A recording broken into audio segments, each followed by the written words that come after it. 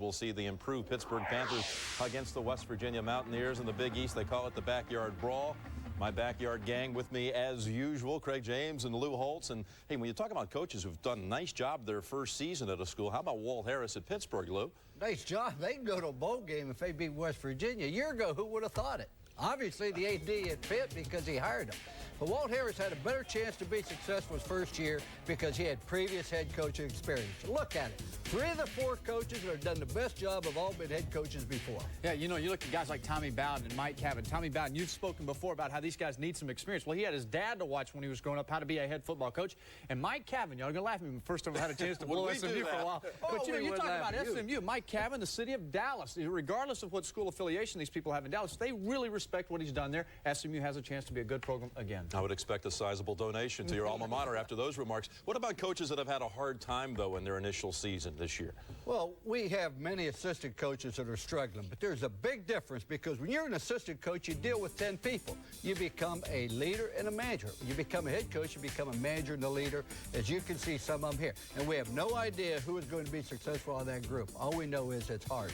Ron Turner at Illinois, I know some of the coaches on his staff. I played for some of those guys. They know how to coach football, but they got to find athletes at Illinois. And you look down the list, Mike DeBose at Alabama. Alabama, I feel like, has a chance in the road. DeBose has a chance to be successful, and I think he will eventually turn this thing around. I think Alabama will turn around, but we have no idea whether a guy's going to be as successful as a head coach or not until he's done it. Yeah, at least they have him, though, a former player there. That's what Alabama needs to turn it around. All right, guys, one final already in today. Texas A&M defeats Texas.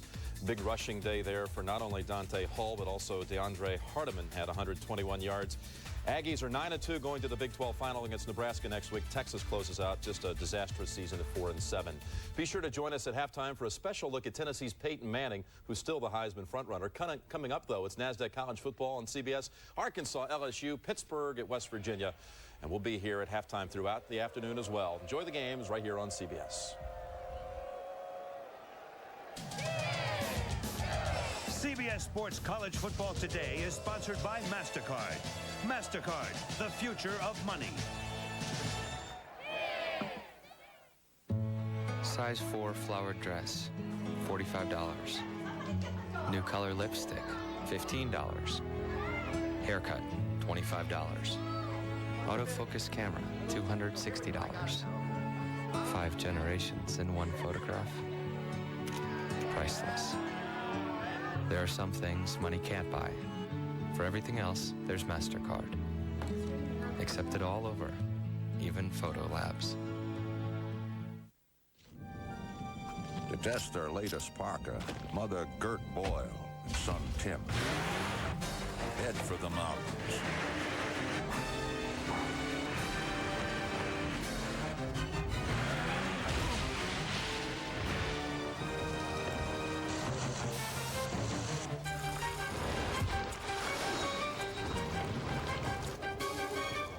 Columbia Sportswear.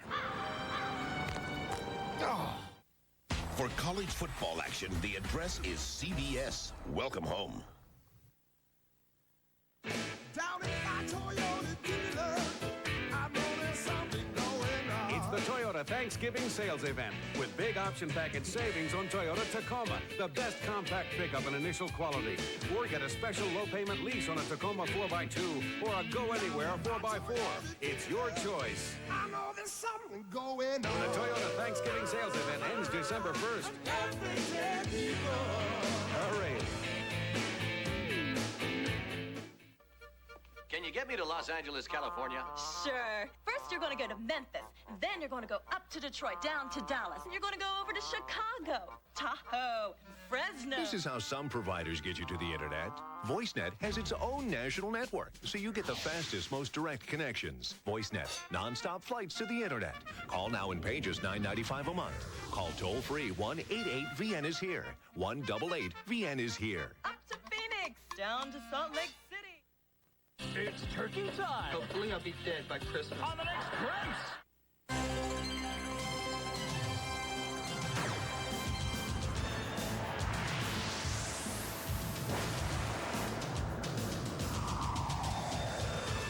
It dates to 1895. It's Pittsburgh and West Virginia, better known as the Backyard Brawl. In its annals, a veritable Hall of Fame from Pop Warner to Sam Hupp. Mike Ditka to Heisman Trophy winner Tony Dorsett, and golden moments like West Virginia's miracle finish 3 years ago. This year, Walt Harris's Pittsburgh team is peaking at the right time. Rifle-armed Pete Gonzalez keyed last week's stunning upset of Virginia Tech, and a win today makes the Panthers bowl eligible. But West Virginia's Mountaineers stand in the way. Famous Amos Zeroué has started next year's Heisman campaign early. And if WVU wins today, Don Nehlen's next splash could come in the Fiesta Bowl. It's the Backyard Brawl, Pittsburgh and West Virginia. NASDAQ College Football on CBS.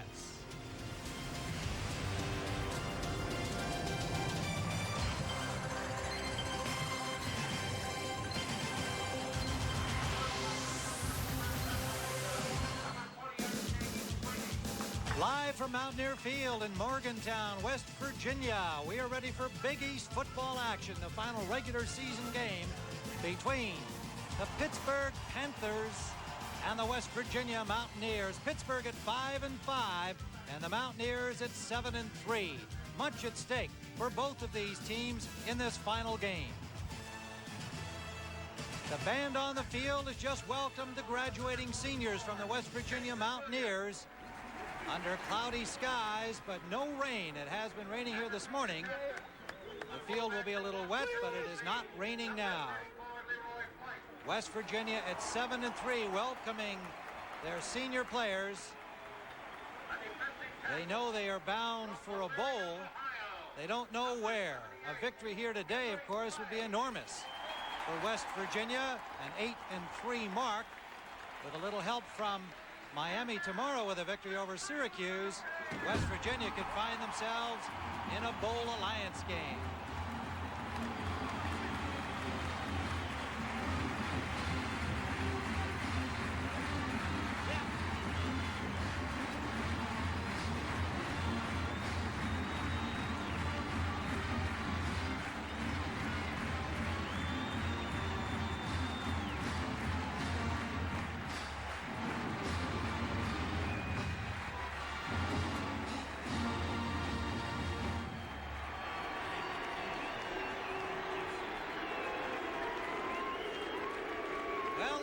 Greet the visitors in this backyard brawl, the Panthers from Pittsburgh.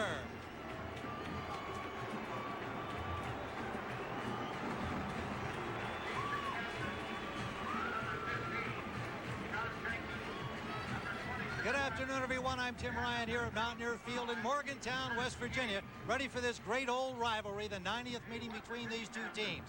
As we said, for West Virginia, a chance to go 8-3, an outstanding season, perhaps a little help tomorrow from Miami, a look at the Fiesta Bowl. For Pittsburgh, a chance at a winning season, and also they become a bowl-eligible team.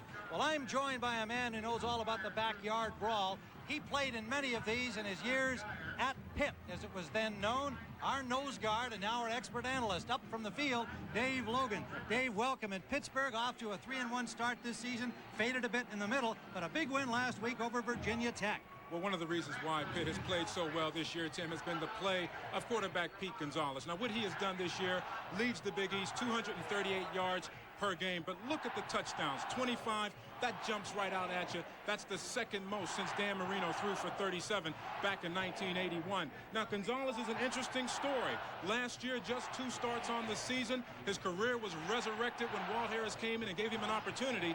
And now look at the way he directs that West Coast offense. Pittsburgh can pass. West Virginia can run, thanks to Amos Zeroué. Oh, boy, he's sensational. You talk about Zeroué, you have to talk about perhaps the favorite for the Heisman Trophy next season. Second in the nation, 154 yards per game. Look at last week, 234, 32 carries. Now, when we talked to the Pitt players, the Pitt coaches, they said, listen, there's no way we're going to stop this guy, but we have to at least contain him. If we fail to do that, it's going to be a long afternoon for Pittsburgh.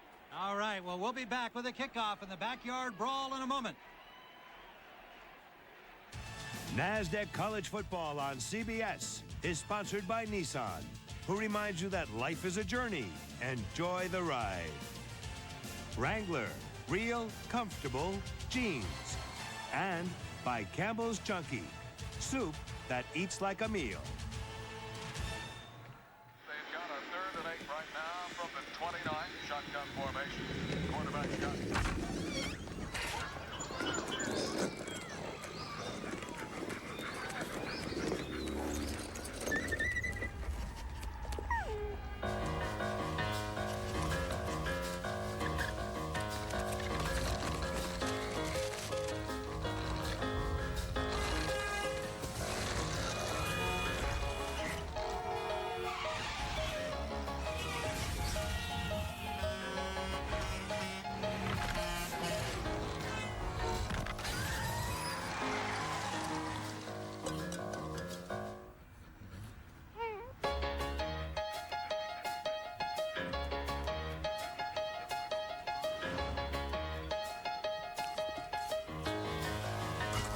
Dogs love Trump.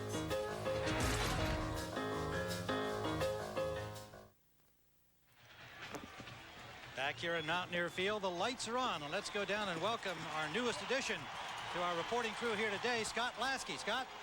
Thanks, Tim. So how did both coaches decide to motivate their team for this long-time rivalry? Well, first-year Pitt coach Walt Harris said he's using a hands-off approach. What he did was have two senior players talk to the team each day during the week to say how important this game would be today. Now, Coach Don Nealon from West Virginia said, you know what? He talked about the rivalry, but when push comes to shove, all the hooting and the hollering doesn't mean a thing. It's all about focus and preparation. Two things he said his team will have come kickoff time. Back to you, Tim. Thank you, Scott. Pitt won the toss. They deferred and elected to kick off. 90 times they will have met at the end of this one. Pittsburgh leads the long series. However, WVU has won the last 5, including a 34-0 shutout last year at Pitt. Grant Cofield will kick it off.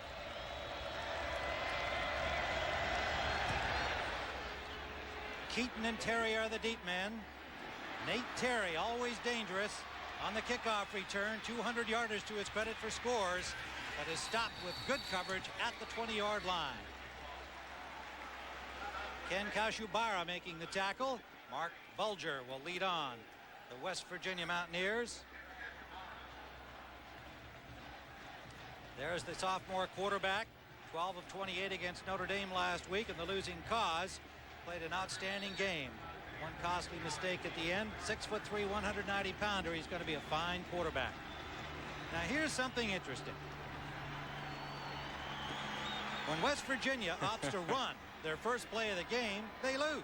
When they throw on the first play, they win. And this is throw. 7-0 against 0-3, and they're throwing. And it's complete to Pat Green, wide receiver number 21. Picked up about 5. It'll leave second down. Let's see if the Ullman Holes are 7-0 when they throw on the first play of the game. Famous Amos Zaraway, the running back, with Leroy White, the fullback. Chad Wable, the tight end. Foreman and Pat Green, the wide receivers. David Saunders, of course, and Corey Ivy both gone with injuries. Page, Dunnigan, DeGrow, Buchanan, and Austin, an experienced and big front line for West Virginia. 4-man front from Pittsburgh. And Zaraway stuffed. Nobody picked up the block. And that is Curtis McGee coming from the safety position, number 35, dropping Famous Amos for a loss on his first carry. Now, when you play against a guy like Zaraway, you have to have force coming from the strong safety. Great open field tackle by Curtis McGee. Smart play. You noticed he didn't try and taking him up high. You went right down low. Hey, a mouse can bring down an elephant if you take him low. He's the leading tackler on Pitt. 111 tackles coming into the game, 74 solos. It leaves 3rd and 8. 3 wides are in. Jerry Porter joins Green and Foreman. On the shotgun. Bulger hits Green, and Green eludes one tackler who slipped on that greasy turf. Has first down at the 45. John Jenkins comes over to get him. Good effort by Pat Green. Take a look at Pat Green on the inside, isolated against McGee. Really just a quick hitch, but McGee loses his footing right there. You've got to stay up, maintain your balance. The turf is going to be a little slippery. Remember, it rained this morning, but that should have been stopped for a loss. Not a loss, but not a first down. You can see the water splashing up there as he skidded along the line, and it's first down with a 23-yard gain to the 45-yard line of the Mountaineers. Zeraway again is stuffed. And that is Julian Graham, the left defensive end, number 45, making the tackle. No gain on the play. Graham is joined by Jeff McCurley and Frank Moore. Marlon Young on the other end, number 92. The linebackers, Phil Clark, very physical, and he'll be a good pass rusher. Roderick Humphrey, solid last week. And in the secondary, Creighton, Jenkins, McGee, and Chuck Brown. I mentioned Roderick Humphrey missed the first 6 games of the season with a leg injury, had 13 tackles against Virginia Tech last week. Once again, Zeraway met right at the line of scrimmage. This time, Jeff McCurley first with a contact, number 90. Now, one thing Pittsburgh is doing very well in the opening play is they're getting off the line. They're getting off their blocks, number one. They're playing very well up and down the line of scrimmage. Good penetration by the guys up front. If they can continue to penetrate and to make Zeraway change directions, linebackers should be able to step in the hole and field.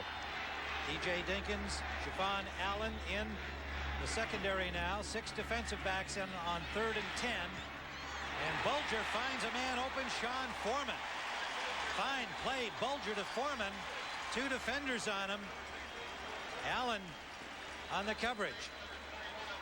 12 yards and a first down. Well, that's just a great catch by Foreman. Again, you look at Bulger roll out to give himself some time. A 2-step pass. There it is. In double coverage, really. Not a bad play by the defender, but that's your go-to guy, Foreman. They're going to go to him every time on 3rd down when it's tough. What a job Foreman and Green have done with the injuries to David Saunders in the preseason.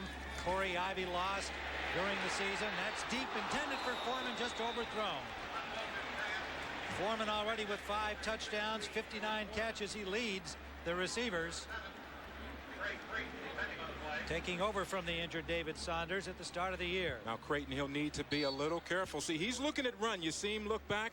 He bit on the play action. Foreman just blows past him. If you can get a better pass by Bulger, that's 6 points. That's what Zeraway will do for you. Creighton just a peek inside. That's all Foreman needed to break loose down the seam. 2nd and 10. 42-yard line of Pittsburgh. Pittsburgh emotionally up for this game. Bulger play action. He's got Foreman open on the corner, and Foreman takes it down the sideline. Knocked out at the 18 by John Jenkins. And it was Trey Creighton again having trouble keeping up with Foreman. 14-yard pickup. Creighton is having some problems. They fake the toss to Zeraway, come back to Foreman. Now you have to break down. That's the 2nd Panther DB we've watched this afternoon not break down properly and make a tackle in the open field. Foreman, the junior from Chesapeake, Virginia. First down, West Virginia opening series. They're at the 18-yard line. Carlos Osegueda in at wide receiver number 80. Zeraway on the short side. Hit at the line, fights off 1 tackle. Now a swarm of Panthers arrive to drive him back. He got a couple on forward progress. Talking with his Pittsburgh team at the Pittsburgh practice the other day in the Steel City, the emotions running high. Not just the rivalry, but the fact that these guys know they've had themselves quite a season. A victory here today ensures a winning season in the first year under Walt Harris and a chance at a bowl opportunity. And they don't like that 5-0 record against them the last 5 years against West Virginia. 10th play of this drive. 4 minutes used up on the clock. Zeraway hit again. So the Panthers have been doing the job so far on Amos Zeraway. Pile up in the middle. And that's what you have to have when Zeraway wants to run up the middle. It's a timing play. He leaps and goes in the air. That's what you have to do. Good force again by the Panthers up front. Excellent play. And that was Damon Gibson getting in, number 94, working in relief here up front. It leaves 3rd down and a long 5. Zeraway's got a little opening this time. Down to the 5 and a first down. McGee and Jenkins, the safeties, stop him there. Great movement by the West Virginia offensive line, giving Zeraway space to run. But this is what happens when you don't break down. You see right there, Jenkins? You go back for a little ride. You have to break down and take on a power back like Zeraway. First and goal, Mountaineers, just outside the 5. And again, Zeraway met behind the line of scrimmage, the charge led by Julian Graham.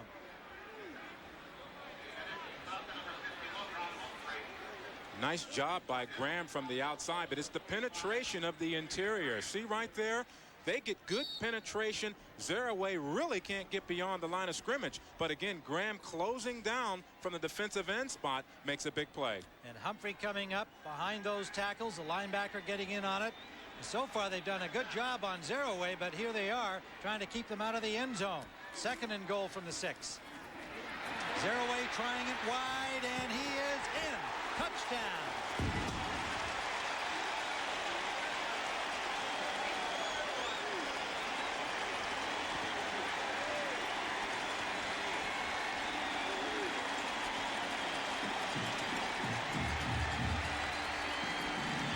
Famous Amos Zeraway opens the scoring for West Virginia.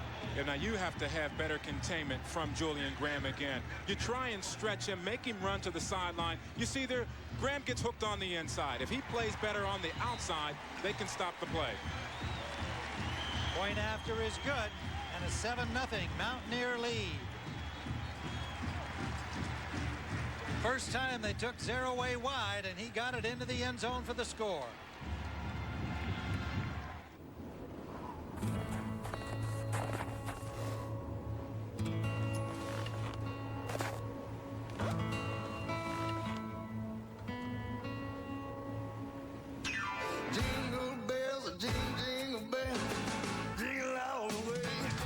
Hope you get everything you want this Christmas, including the Wrangler Cowboy Christmas tape. Free when you buy Wrangler Western wear.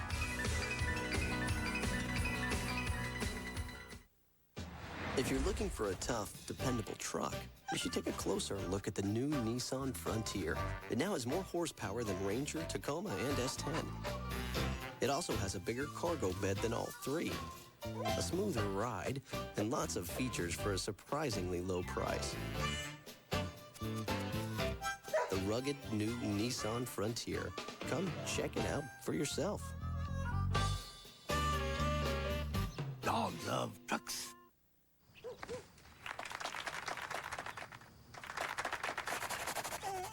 Is your dandruff sending the wrong signals? Get Selsun Power. Doctors recommend Selsun Blue #1. So don't send the wrong signals. Get Selsun Power.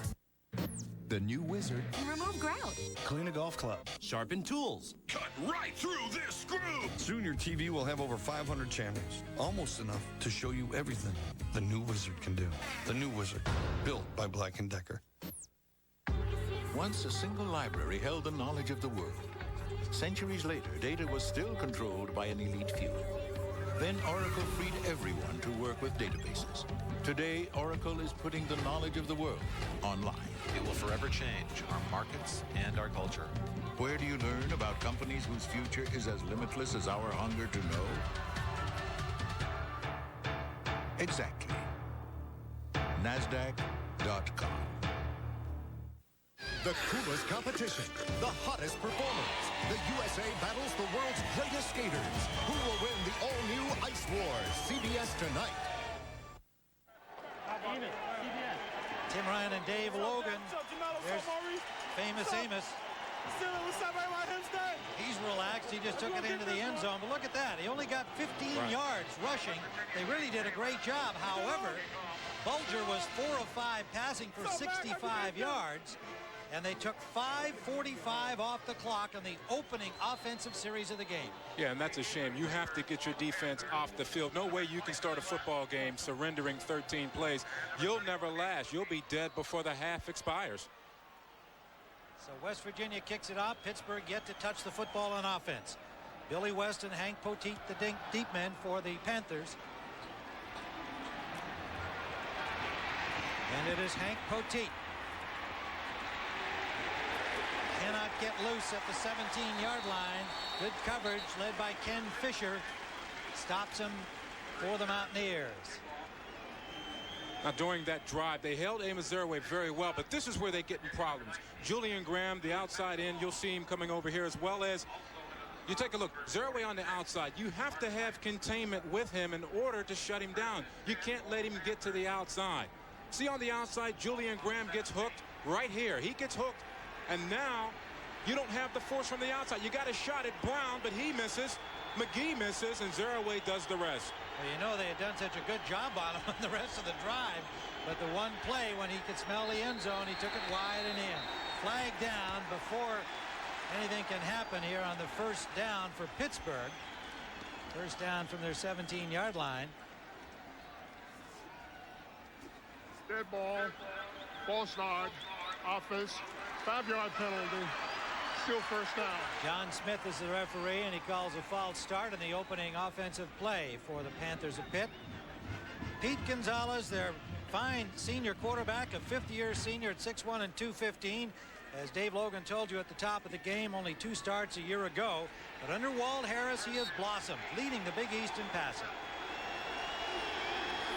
First and 15.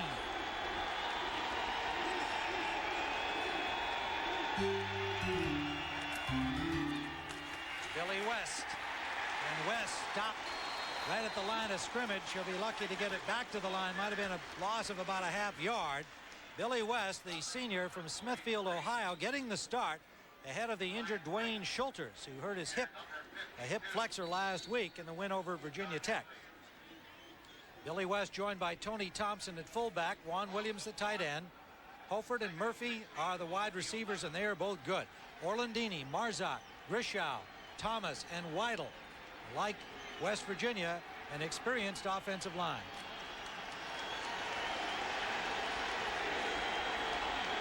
Only 2 seconds left, and Gonzalez will have to take the timeout. They're going to run out of time before getting that play off on 2nd and 15. So we have a timeout on the field. We'll return to Mountaineer Field in a moment.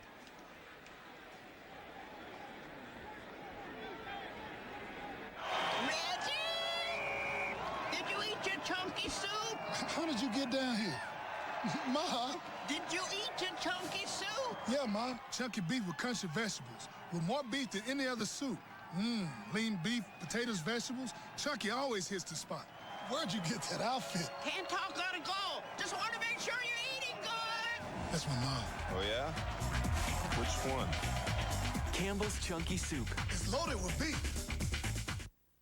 The new Nissan Altima GXE has more horsepower than a Camry LE. It comes with a standard CD player, unlike the Camry. And it's a whole $2,100 less than the Camry. But perhaps the best reason for buying the new Altima? It's not another Camry. The new Nissan Altima.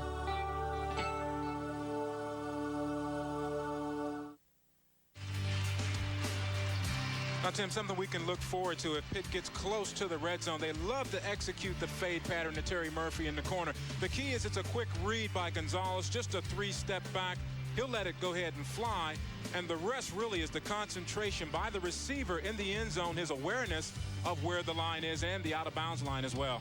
Something that we may see this afternoon if Pitt gets hot. Well, they've got a long way to go. They're at their 11-yard line. A false start to open their first offensive series. And they are 2nd and 11 as a timeout was needed there. They weren't quite ready to get their playoff before time was about to expire. 2nd and 16.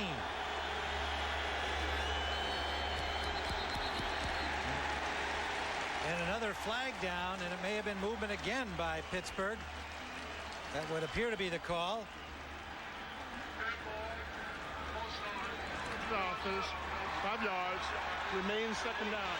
So a somewhat jittery Pitt Panther team here, having trouble getting started on this first series. But Pete Gonzalez, the 5th-year senior from Miami, Florida, son of a Cuban immigrant, his mother from Honduras. She is here today. His father, Jose, passed away some time ago. And he's a very cool customer. If he can get his team to stay cool with him, they'll be okay. Somebody will have to take over.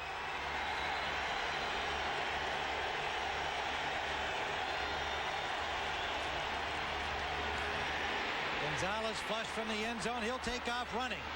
Gets a block from West. Trying to get to the marker. He may have the first down. He does. Good job by Pete Gonzalez. He came in with 127 yards rushing. And he's dangerous once he scrambles. Now, this is what he does best in the West Coast offense. His recognition. He looks downfield. Receivers are covered. Nobody on the outside for West Virginia. They lose containment on the pass rush. And now Gonzalez takes off. It's his recognition of the offense that has made him so dangerous this year for Pittsburgh. 21-yard pickup for the quarterback. They're going to come to measure it. And he has it by more than a football. Well, you know, Tim, this is a defensive lineman's nightmare whenever you have a quarterback like Gonzalez who runs all over the place. Anytime you lose containment, you break it on the outside, the pass rushes and even and distributed in the middle. He's going to find the seam and he's gone. Well, and West Virginia hurting on defense. Their two star linebackers, Damon Cogdell and Gary Stills, both gone with injuries. So that's an area that Pittsburgh will try to attack today. Here's Billy West getting wide. All the way into West Virginia territory at the 46-yard line. Perlo Bastine finally got him. Billy West, the senior running back. 1995 Big East Player of the Year. Now he gets a great block by Barlow in the hole. Now turns on the speed to the outside. You know why he's outrunning West Virginia? Because he's got fresh legs. This is only his second start, really, in 2 years. He's been on the shelf with the knee injury and the play of Schulters. West is like a young colt running out there. That's why he's beating him to the corner. 27-yard gain for the man they call Wild Wild West. Last week against Virginia Tech, 130 yards of rushing after Schulters went down. Play action, good fake. And it is picked up by Tompkins at the 9-yard line.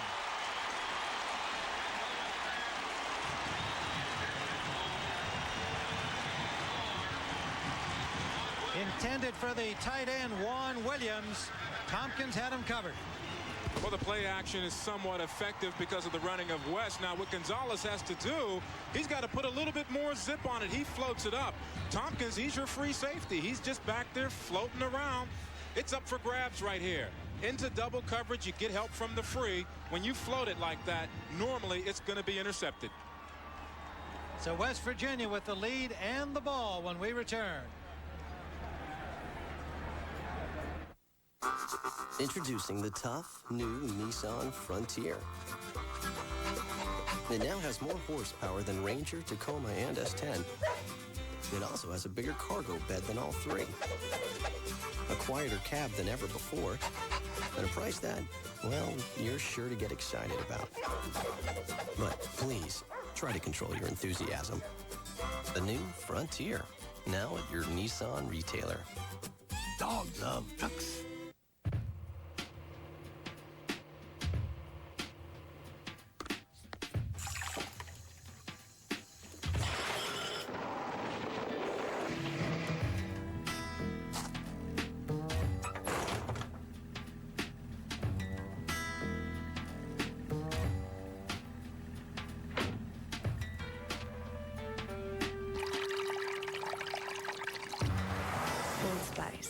It's all in how you use it.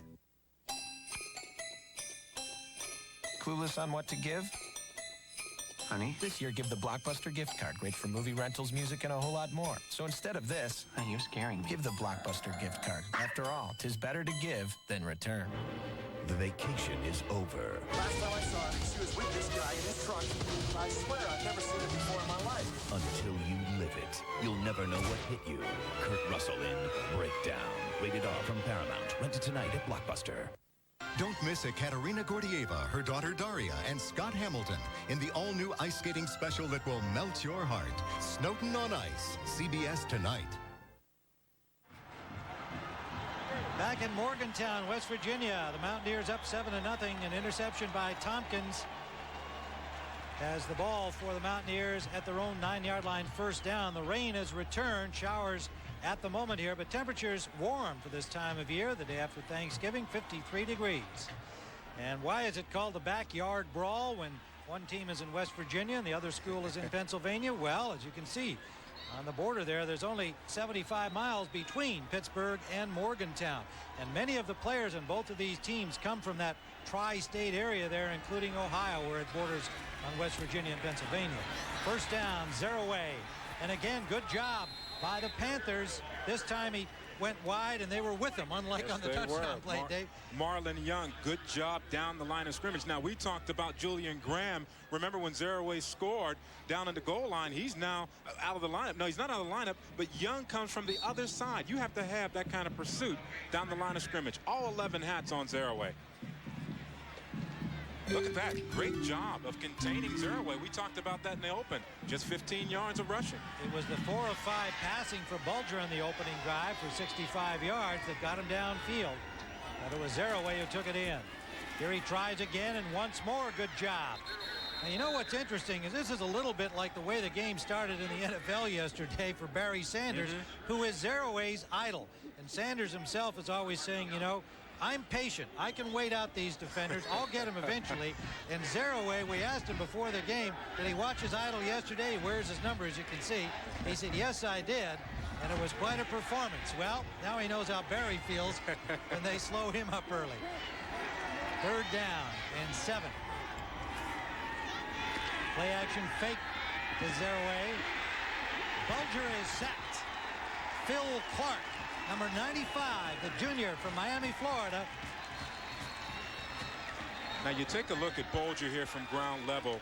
He's got to make a decision on the outside. First of all, the defensive end for Pitt gets hooked, Marlon Young. He's on the inside. Take a look at Bulger. He can actually take off a little bit if he wants to. He's got to make a decision to throw the football, get out of bounds, or do something, but he can't take the sack. But that's a great defensive stand, Tim, for Pittsburgh. Great defensive stand after giving up 13 plays in the initial drive. Julian Graham is the injured Pittsburgh Panther, the sophomore defensive end, number 45. And he, along with all of that front and the linebackers, off to a great start in their effort against Zeraway. He would be a loss. They're a little thin. Jason Sobolewski would likely be the replacement player for him, a senior from Berwick, Pennsylvania. We'll watch and see if he comes on.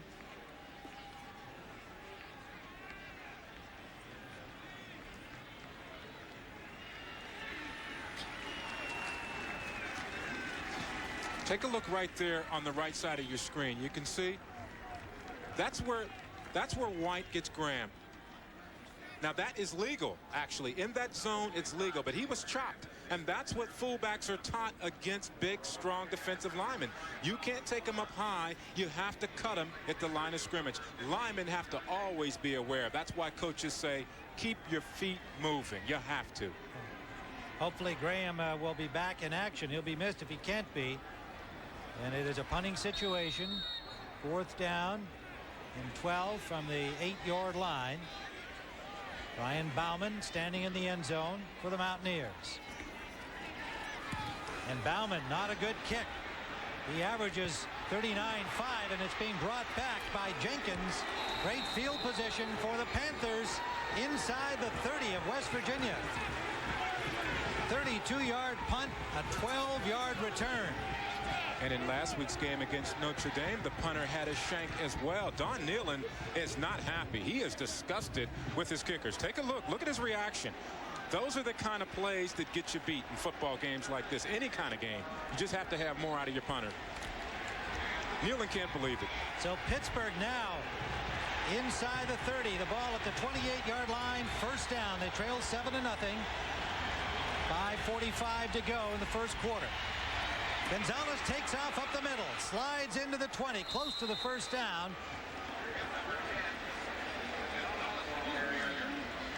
Taking a look at the Mountaineer defense, we mentioned they're hurt and they've got their 2 starting linebackers out, but a very good front. Baum, Thornton, and Henry Slay. Ryan Brady becomes the rush end, replacing the injured Gary Stills. Sweeney, Hadley, and Lippy, the linebackers. Lippy in for the injured Damon Cogdell. Bastine, Tompkins, who has an interception today. Barrett Green and the speedy Nate Terry in the secondary. Second down, a long 3.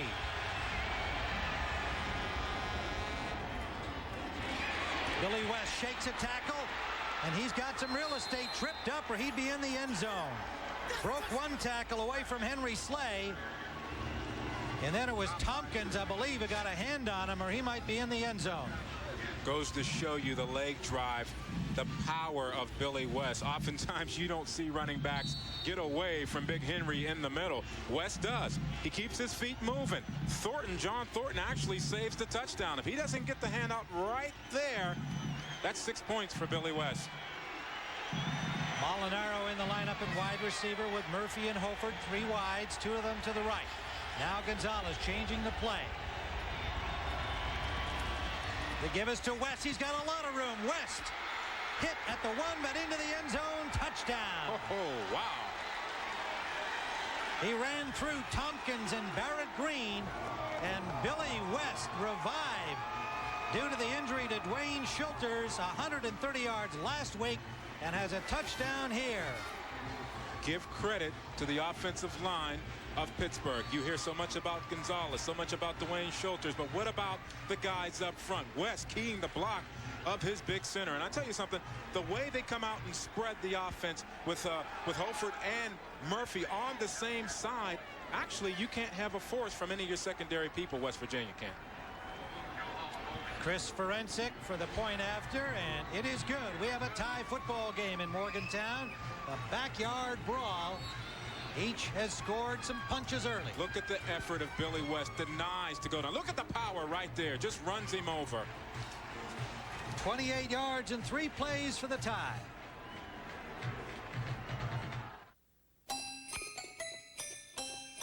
Clueless on what to give? Honey, this year give the Blockbuster gift card. Great for movie rentals, music, and a whole lot more. So instead of this, you're scaring me. Give the Blockbuster gift card. After all, 'tis better to give than return. The vacation is over. Last time I saw him, she was with this guy in his truck. I swear I've never seen it before in my life. Until you live it, you'll never know what hit you. Kurt Russell in Breakdown. Rated R from Paramount. Rented tonight at Blockbuster. I rolled the dice for $8.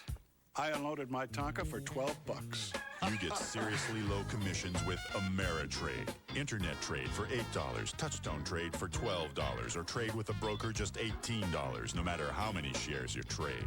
We went to Club Med for $18. Plus, your first 5 trades are commission-free when you open an account. Call 1-800-592-7694 or visit our website.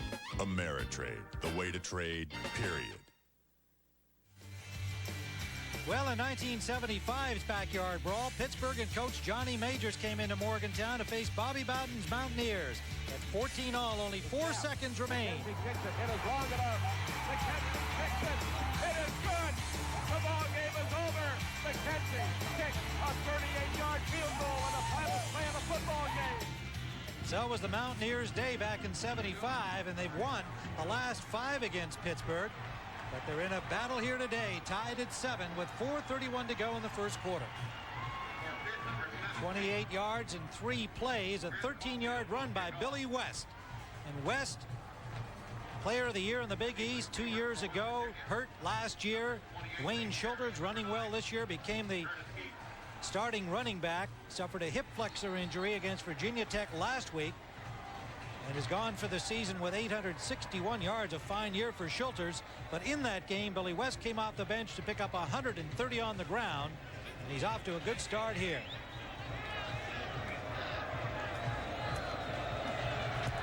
Cofield kicks it off. Comes down at the 9-yard line. Curtis Keaton with it. Away from the first tackler, away from the second. Keaton still going, gets up to the 28-yard line. And let's go down to our reporter, Scott Lasky. Thanks, Tim. Here I am with Coach Johnny Majors, 2-time Panthers head coach. 1975 Backyard Brawl. What's your most memorable moment? Well, it's the only game we lost in the 4 years we were here at that time. The most memorable moment is that we had the game in pretty good shape at one time, but in the last few seconds of the ball game, Bobby Bowden was the head coach. His son caught a wheel pattern that set up a field goal that they beat us in the last play of the game. But the play before that, Joe Avazano, our offensive line coach, who's now the special teams coach of the Dallas Cowboys, got a 15-yard penalty. The only second time assistant coach ever got a 15-yard penalty in any of my coaching careers. And Joe's a great coach, but that helped set it up too. What about Walt Harris? It's his first season here. What's your report card? Walt Harris is an outstanding coach. Walt worked for me for 6 years at the University of Tennessee. He is in the top 1 percentile of the coaches I've been around. He's smart, he's loyal, he's honest, he's a great student of the game, he's serious about his business, and he will do an outstanding job at the University of Pittsburgh. He has a great career ahead of him. He's the type guy I like. And what about today? What's the key for the Panthers today in order to win? Keeping it close and containing Zaraway. If it keeps close, if it stays close, I think Pittsburgh will win the game. The more it stays close, the better their spirit's going to get, because I think they have very good spirit. Thanks a lot, Coach. Back to you, Tim. All right, Scott. Johnny Majors, a lot of fire still in that guy. And they're doing a job so far on Zaraway. Only 22 yards on 11 carries. So they're doing the job on Zaraway thus far with 3:23 to go in the first. And trust a coach to remember the mistake of an assistant coach. Yeah, 20 years ago. Still fresh in his mind. You bet. Johnny Majors, he's still a special assistant to the AD at Pittsburgh and just part of the institution. And he's so happy for Walt Harris, a former protege. 3rd down and 3 for the Mountaineers. Zaraway again shakes off 2 tacklers, but they swarm him down again. There'll be a loss on the play of about a yard.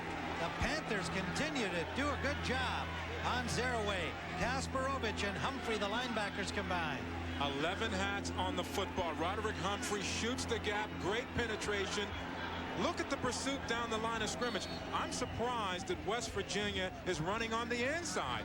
You've got to go to the outside, but give credit to Coyer. Larry Coyer, the defensive coordinator for Pittsburgh, right there in your picture. He's done an excellent job so far. So once again, the Mountaineers will punt. Bauman, and again, he doesn't get a lot of it. This one's a little better. Takes a Mountaineer bounce. And that'll turn out to be not bad. Down to the 25-yard line. And the Panthers will start from there. First down, a 40-yard punt for Bauman. Follow your favorite team all season long on CBS Sportsline. We've got scores, highlights, breaking news, and all kinds of in-depth info. And CBS Sportsline is your online source for stats and all 112 Division 1A teams. Also, check out our key plays of the game. It's all at cbs.sportsline.com. First down from the 25-yard line. And this spirited Panther team in a tie here, 2:11 to go. They were pumped and primed for this game, and they're showing it defensively. Let's see what they do on offense. Ball is caught by Hopert. He's their leading pass catcher, and in fact, he now becomes the record holder for catches in a season for Pittsburgh. You see West Virginia here in the Big East at 4-2, and Pittsburgh at 3-3. West Virginia trying to catch Virginia Tech. They're finished. Their season is finished. Syracuse plays Miami tomorrow.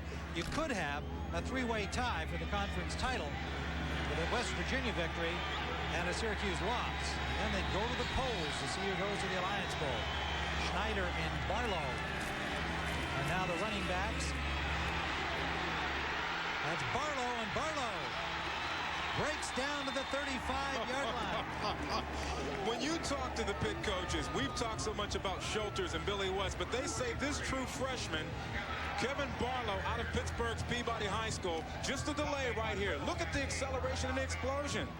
But again, it's the guys up front for Pitt offensively opening up massive holes. Grishow, great block. Barlow sees the key and runs for daylight. That's the first high school we've mentioned today. Is there a reason for that? I think I went there. Well, I hope they remember you.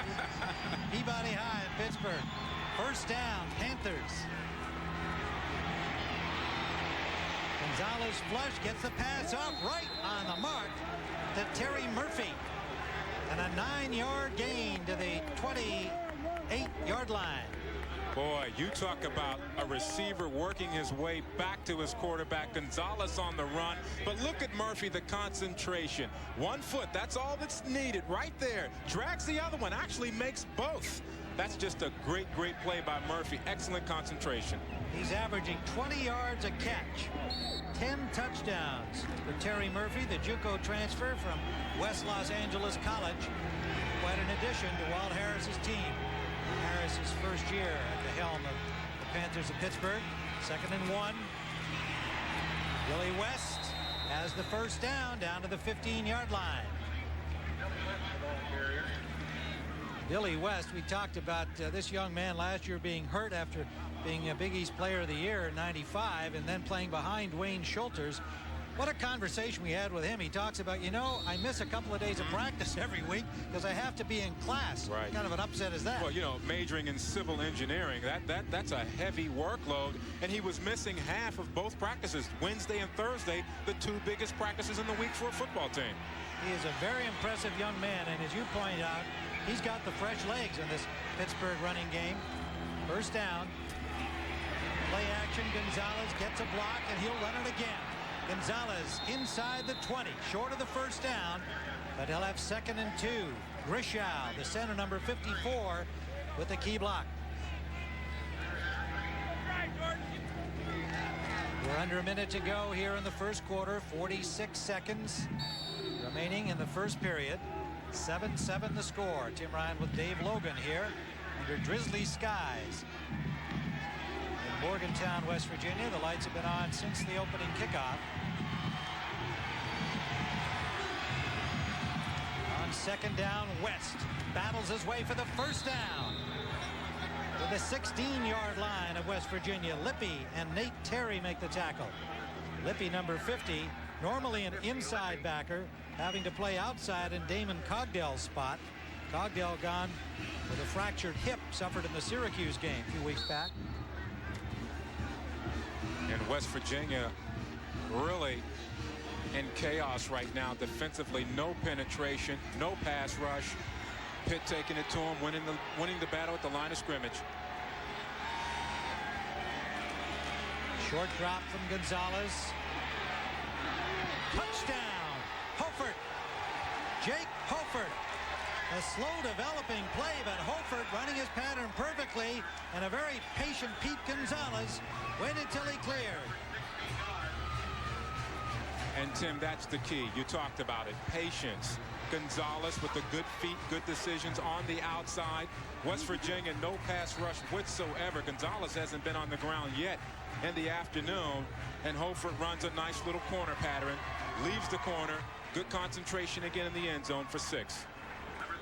And the Pittsburgh contingent making that 75-mile drive, cheering the touchdown for the go-ahead score.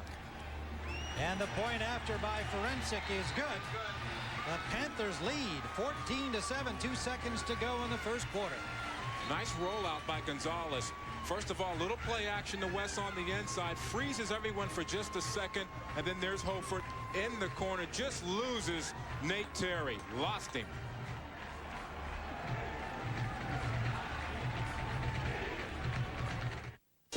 A company most people never heard of is changing the way we fight cancer and kidney failure by inducing the body to produce blood cells.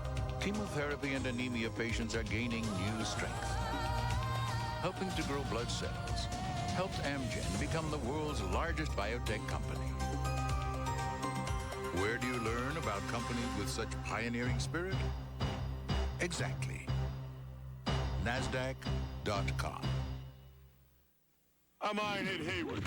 I'm used to challenges, and I challenge you to try Zest Deodorant Body Wash. Now, I hear you snickering. But Ironhead, aren't body washes for ladies? Ow! Listen, chump, Zest doesn't have heavy moisturizers. But Ironhead, what's with this thingy?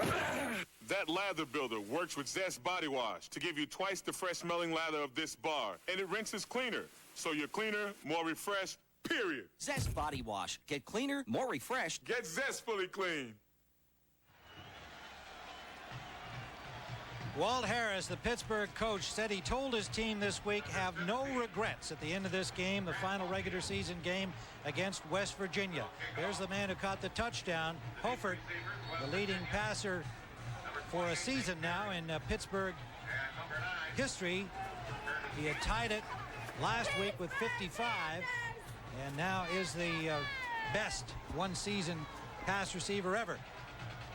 Walt Harris saying to his team, no regrets. Just make sure, even if we lose, that we have given everything out there.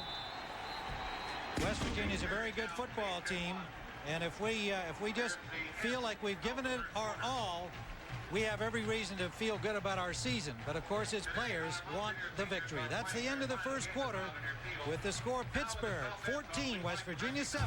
We'll return to Mountaineer Field after this message and a word from your local station.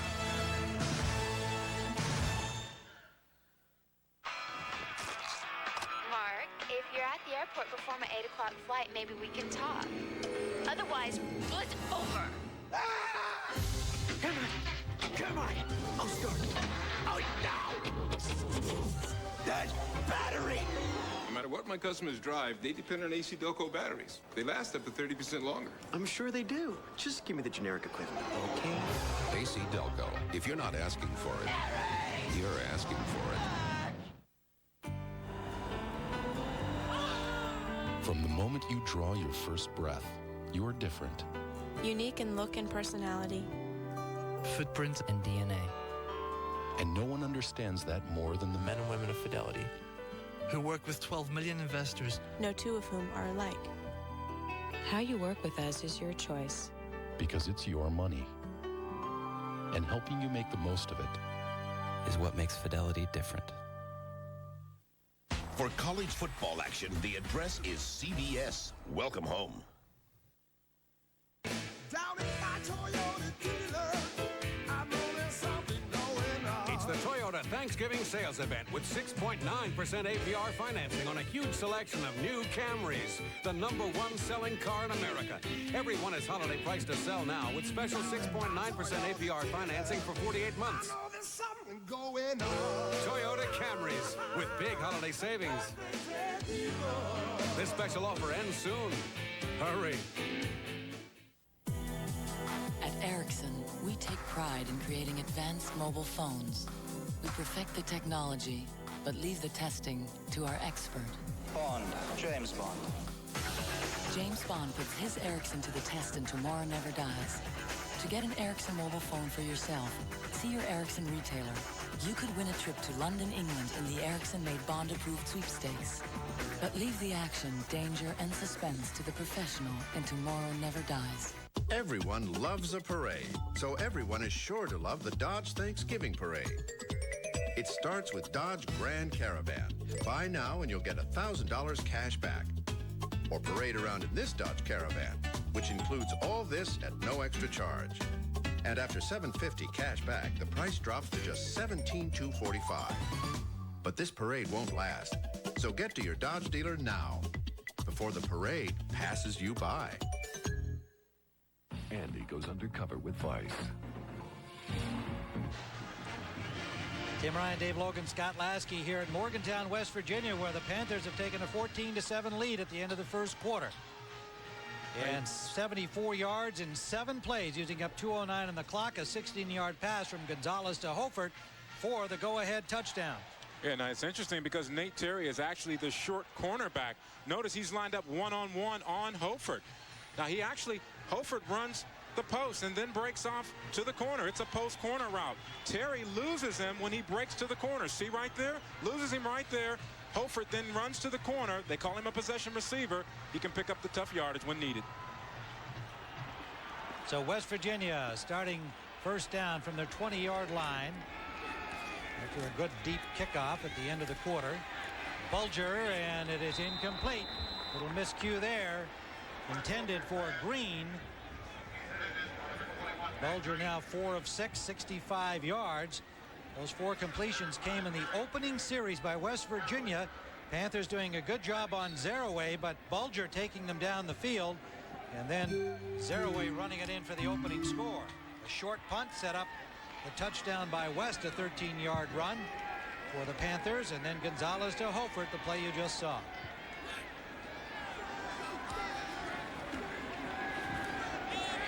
Bulger this time on the mark to Jerry Porter, and a first down, Mountaineers. Jerry Porter, the former quarterback, in fact is still their 3rd string quarterback, the sophomore from Washington, D.C. Now Pitt plays a lot of zones, so they're giving up some pretty good cushion on the outside. Just a nice underneath route.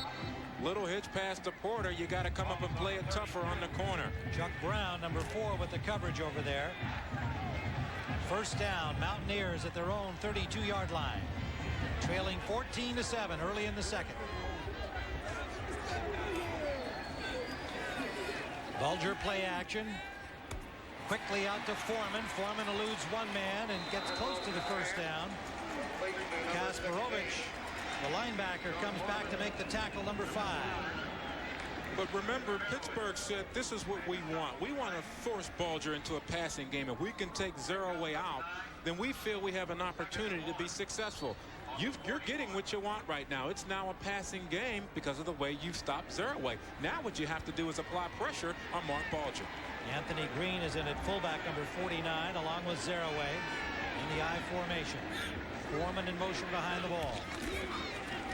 Zeraway has running room. Gets away from 2 tacklers, and Zeraway into Pittsburgh territory at the 48. Got away from McGee, and then Kasparovich and Chuck Brown finally pulled him down. Well, we talked about his speed, his balance. Take a look at the power, upper body strength. You can't arm tackle Amos Zeraway. Take a look. There's 1 Panther, 2 Panthers. You just can't take him up high. If you do so, he's going to run for 15, 20 yards a pop. That's his longest run, 11 yards so far. And Moore leaving the game with an injury. Frank Moore, number 70, the senior from Cape May Courthouse, New Jersey. And you know, Tim, he's their best defensive lineman. They can ill afford to lose Frank Moore. He's playing with a brace on the right knee. He's got torn cartilage in that knee. Kenny Pegram, number 62, a junior from Washington, D.C., comes in for him. First down, Mountaineers. Play action again, and that's complete. Pat Green, about a 9-yard pickup. Troy Creighton, junior college transfer from Palomar College in California, makes the tackle. There is Zimmerl, the offensive coordinator for West Virginia, Dan Zimmerl, with the headsets on in the middle of your screen, calling the plays for West Virginia. Now starting to heat up a little bit of play action because of the running of Zeraway. Frank Moore has returned to the lineup defensively for Pittsburgh, second less than a yard. Zeraway again trying the short side, and they drag him down behind the line. A loss of about a half yard. Marlon Young, number 92, making the tackle on Zeraway. That's just great individual hustle by Marlon Young. He's coming from the opposite side of the field. Second guy in. Yeah. Second guy in. Bottom of the screen. Just great penetration. Take a look. Down the line of scrimmage. Excellent pursuit. Lateral quickness. Boy, that's a big time play. Third down and nearly 3. Zeraway trying to get that first down, and it'll be close. McGee puts the stuff on him. They'll need a measurement on this one. Depending on the spot, it may have been a great defensive effort by the Panthers again to contain Zeraway. That's what they want to do, control him. Now he's got the first down. Amos Zeraway battling, picks up the first down. Look at the rushing yardage. How unusual is that? Pittsburgh 117, West Virginia 32. Normally, Zeraway has 117 yards by himself in the first quarter. 14 times he has outrushed the opposing team on the ground. Play action fake. Bulger off the mark here. Miscue with Green. Green went inside. The pass went outside.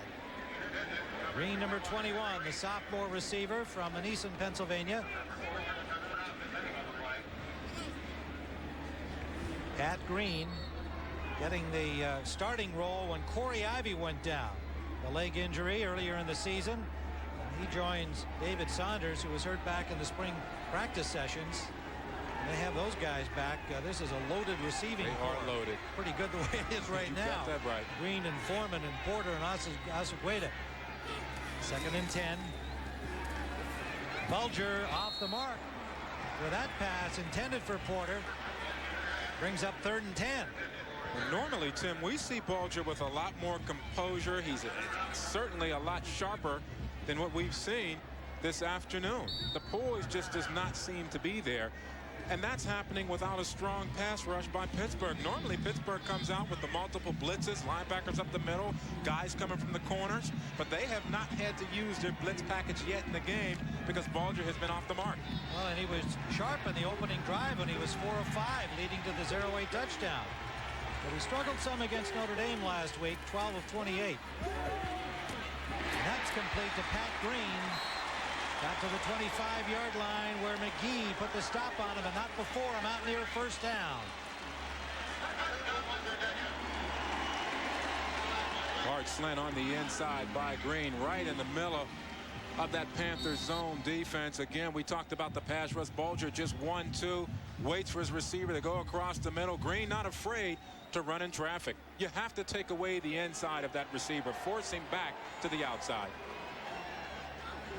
First down, Mountaineers at the 25. Short drop and a connection immediately. Pick up a 5 to Pat Green, number 21.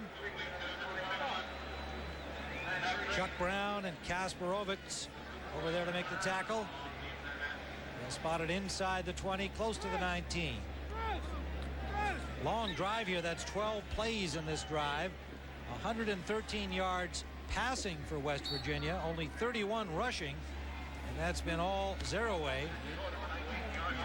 So far, the Panthers have done exactly what they wanted to do.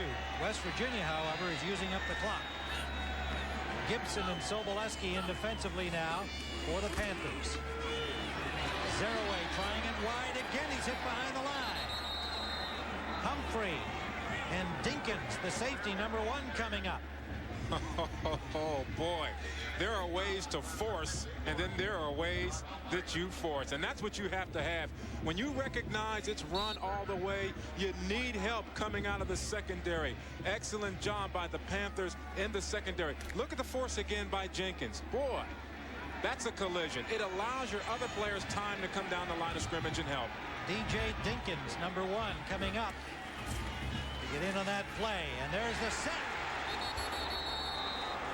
Phil Clark, number 95, bursting in as this offensive line of the Mountaineers having their problems with a fired-up defensive front of Pittsburgh. Now, Clark, your stand-up linebacker up at the top. Take a look right there. Excuse me, right there. There you go.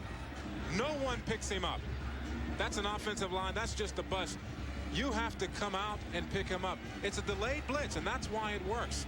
Your offensive linemen step down to the inside, never pick up Clark. This is what the Panthers do best in passing situations. Well, 4th down, and let's see what Don Nehlen's going to do here. They've taken a timeout to talk things over. Line of scrimmage at the 30-yard line of Pittsburgh.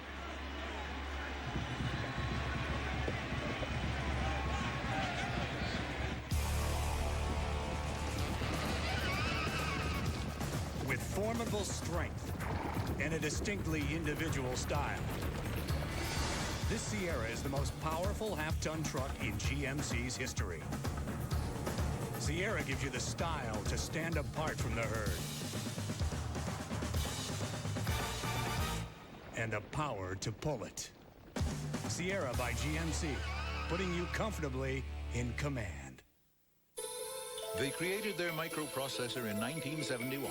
And the faster their chips have performed, the faster their company has grown. Today, the Intel design is the brains behind the majority of the world's PCs. By the 21st century, their chip could execute 2 billion instructions in 1 second. Where do you learn about such fast-thinking companies? Exactly. NASDAQ.com. And over east. Take these back. They're over hard. Try again. I think I liked you better smoking. He's quitting cold turkey. Hey, I'm quitting myself.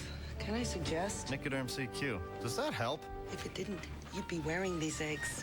With a 24-hour stream of medicine, Nicoderm CQ calms even nasty cravings. It's the power to calm, the power to comfort, the power to quit successfully. You know what? I like you better not smoking. Her psychiatrist convinced her that she had 126 different personalities, including that of a cannibal. How widespread is this kind of nonsense? 60 Minutes, Sunday. 9:40 left in the second. Pittsburgh leading 14-7. Dave Logan, certainly a surprising start by the Panthers, although we must remember they beat Virginia Tech last week. Yeah, and it's still early, but we talked about in the beginning containing Zerway. They've done more than that. They've actually stopped them, and great running by Gonzalez really has kept them in the game.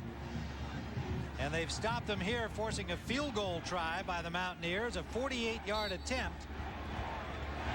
For Jay Taylor, his long is 45 on the season. He's 11 for 13, but as long as 45. Now they've moved it up a bit. It'll be a 47-yard try. Taylor. And it is good. Longest of the season for Jay Taylor. And all of a sudden, I think Nealon is a lot happier with those kickers. Because they were certainly in the doghouse. Well, Taylor with a 47-yard field goal cuts the margin. 14-10. CBS Sports coverage continues after this word from your local station. For college football action, the address is CBS. Welcome home. Everyone loves a parade, so everyone is sure to love the Dodge Thanksgiving Parade. It starts with Dodge Grand Caravan. Buy now and you'll get $1,000 cash back. Or parade around in this Dodge Caravan, which includes all this at no extra charge. And after $750 cash back, the price drops to just $17,245. But this parade won't last, so get to your Dodge dealer now, before the parade passes you by.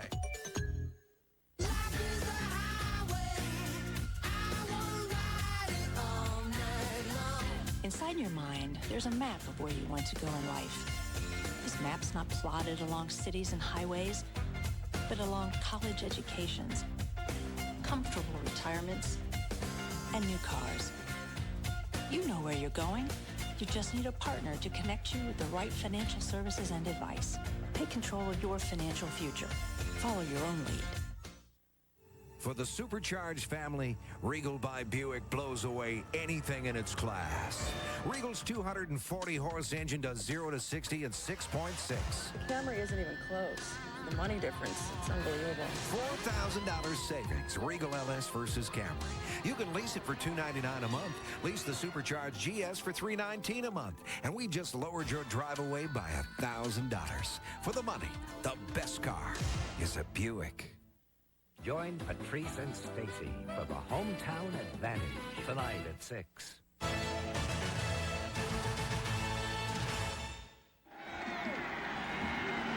Jay Taylor with a 47-yard field goal brings West Virginia to within 4 of Pittsburgh, 14-10. Yeah, it could have been a call there by Chiffon Allen. Really roughed him after the kick. But take a look at Nealon, pumping the fist, saying, you know what, guys?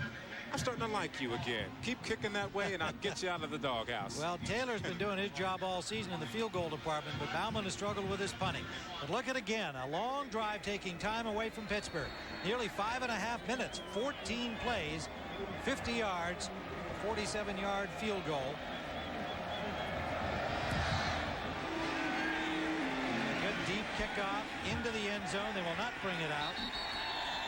And Poteet electing to not bring it out, and so Pittsburgh will start from their 20. Well, tomorrow, doubleheader action here on CBS Sports, Saturday at 12 Eastern.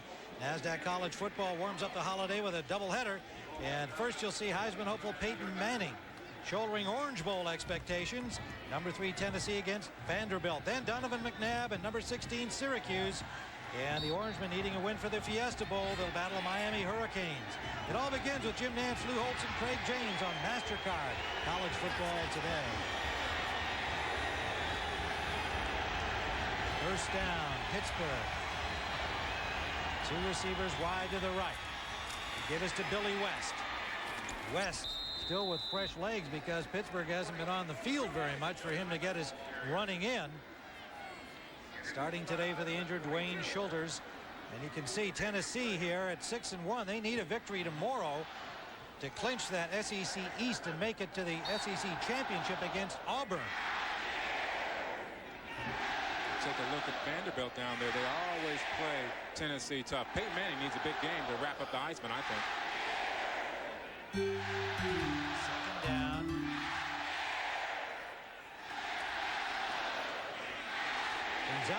trouble, and he is sacked. Henry Slay, his 7th sack of the season.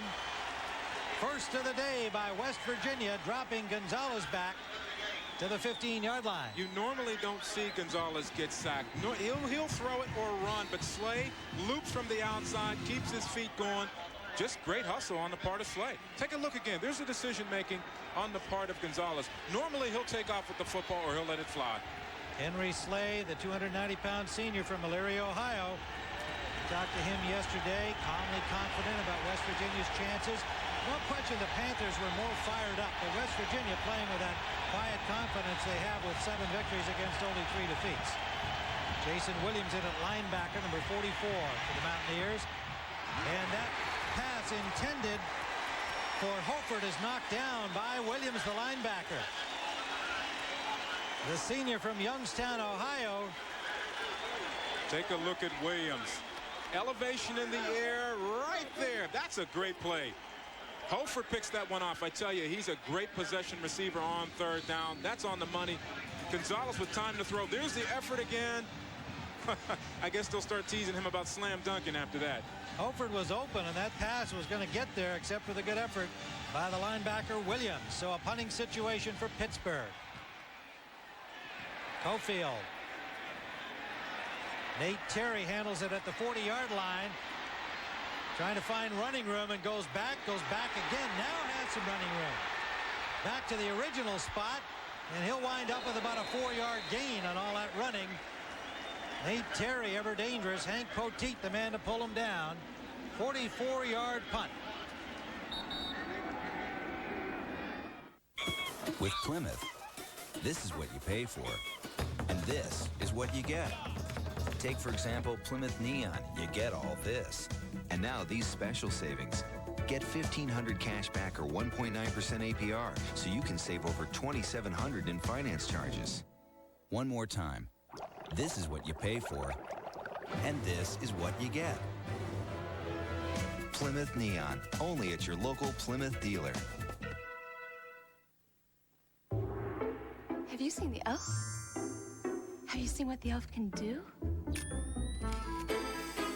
The elf does its magic with advanced photo system film. Presto, it's loaded. Now take super shots in 3 different sizes. The elf even shows you the whole roll on one print. Have you seen all the elves? Elf, the big name in the advanced photo system from Canon. A lot of people my age set off on cruises around the world. Now I set off on a second career. Hi, guys. Of course, my Dean Witter Broker's impeccable investment advice prepared me for any sort of retirement I chose. And I chose to start over with a business of my own. Wait a minute, are you sure you're old enough to be here? That's my idea of a fascinating adventure. At Dean Witter, we measure success one investor at a time. Jim Nantz back in New York coming up on the College Football Today halftime report. Craig and Lou will join me to talk about today's games, and we'll take a closer look at the player who's still the Heisman leader, Tennessee's Peyton Manning, who plays in his last home game tomorrow. That's all coming up at halftime. Now back to the game. Now, thank you, Jim. It's 14-10 Pittsburgh over West Virginia with 7:39 to go here in the first half. Back in 1957, it was the 50th Backyard Brawl on a snowy Thanksgiving weekend. Fullback Larry Krutko put West Virginia on top 7-0. And then this long pass in the 3rd quarter from Ivan Tonsik to Art Gobb put Pittsburgh in a position to tie. The Panthers missed the extra point, and West Virginia wins it 7-6.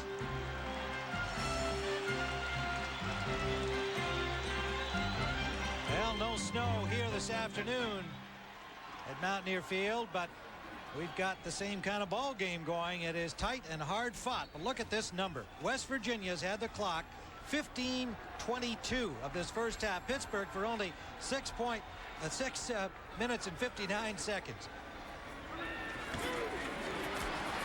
That is White, Leroy White, the fullback, and he may have lost a half a yard on the play depending on the spot. Yeah, little misdirection on the part of West Virginia, trying to get it back to Leroy White, but Kasparovich plays off the block. Out in space, nice open field tackle. Great fundamentals. Former quarterback and safety Eric Kasparovich was a good high school quarterback in Pittsburgh. Short drop by Bulger. He's hit as he releases the ball. It's up there for grabs. And it is picked off by McGee. Humphrey had the hit on Bulger, and he gets up slowly. Curtis McGee comes away with the interception. But it's the hit again, Tim, as you mentioned, by Humphrey. He's the heart and soul of this Pitt Panther defense. Take a look again at Humphreys right there. One pump by Bulger is too much. Now it's a floater. And when it's up like that, your secondary should come away with it. Nice interception by McGee. Take a look at the hit again by Humphreys on Bulger's. One pump right there. That's all a defender needs. More time to come in with velocity. Put him on the ground. Second interception of the game, one for each team. Tompkins picked one off in the first quarter for West Virginia. Play action. Gonzalez going deep. And it is incomplete, intended for Murphy. Good coverage on him by Perlo Bastine. Stride for stride, broke it up as the ball came down. That's a great play by Bastine. You really have to play the receiver, not the ball. He runs with him. And again, that one is up for grabs again. But I like the call by Harris. One more look. It's a dogfight for it. But you have to let a defense know that we will go for it all. That'll loosen up any secondary. 2nd and 10. Panthers at their own 42. Crowd getting into it here. Not a sellout today. Some of the students home for Thanksgiving weekend, but those who are here are very much into it. Kevin Barlow, the freshman running back. Kevin Barlow, the ball carrier. That was made. And really, Barlow is the future for this Pittsburgh backfield. Young man has a lot of strength. He's going to get bigger. He's only 225 now, but they say he's going to grow. All he has to do is keep his head focused, and he should be a good one. Mountaineer Field, under the lights, gray skies, some showers off and on during this football game, but temperatures warm in the high 50s. Murphy, Molinaro, and Hofert, 3 wides in, 2 of them to the right. 3rd down. All kinds of movement, and let's see who initiated it. Henry Slay appeared to jump, but he may have been drawn.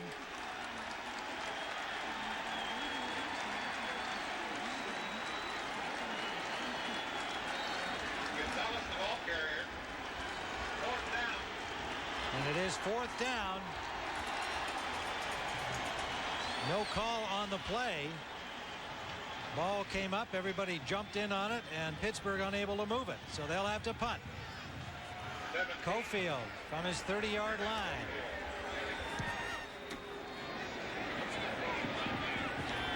Taken at the 22-yard line by Nate Terry. And they chop him down at the 29-yard line. Will return to Mountaineer Field with the score Pittsburgh 14-10.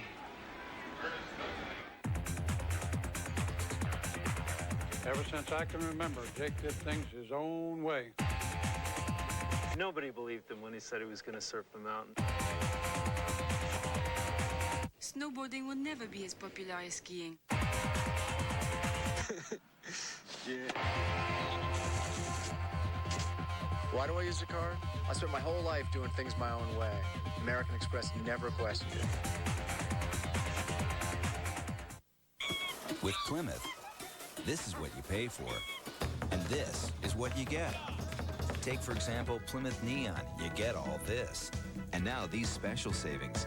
Get $1,500 cash back or 1.9% APR, so you can save over $2,700 in finance charges. One more time.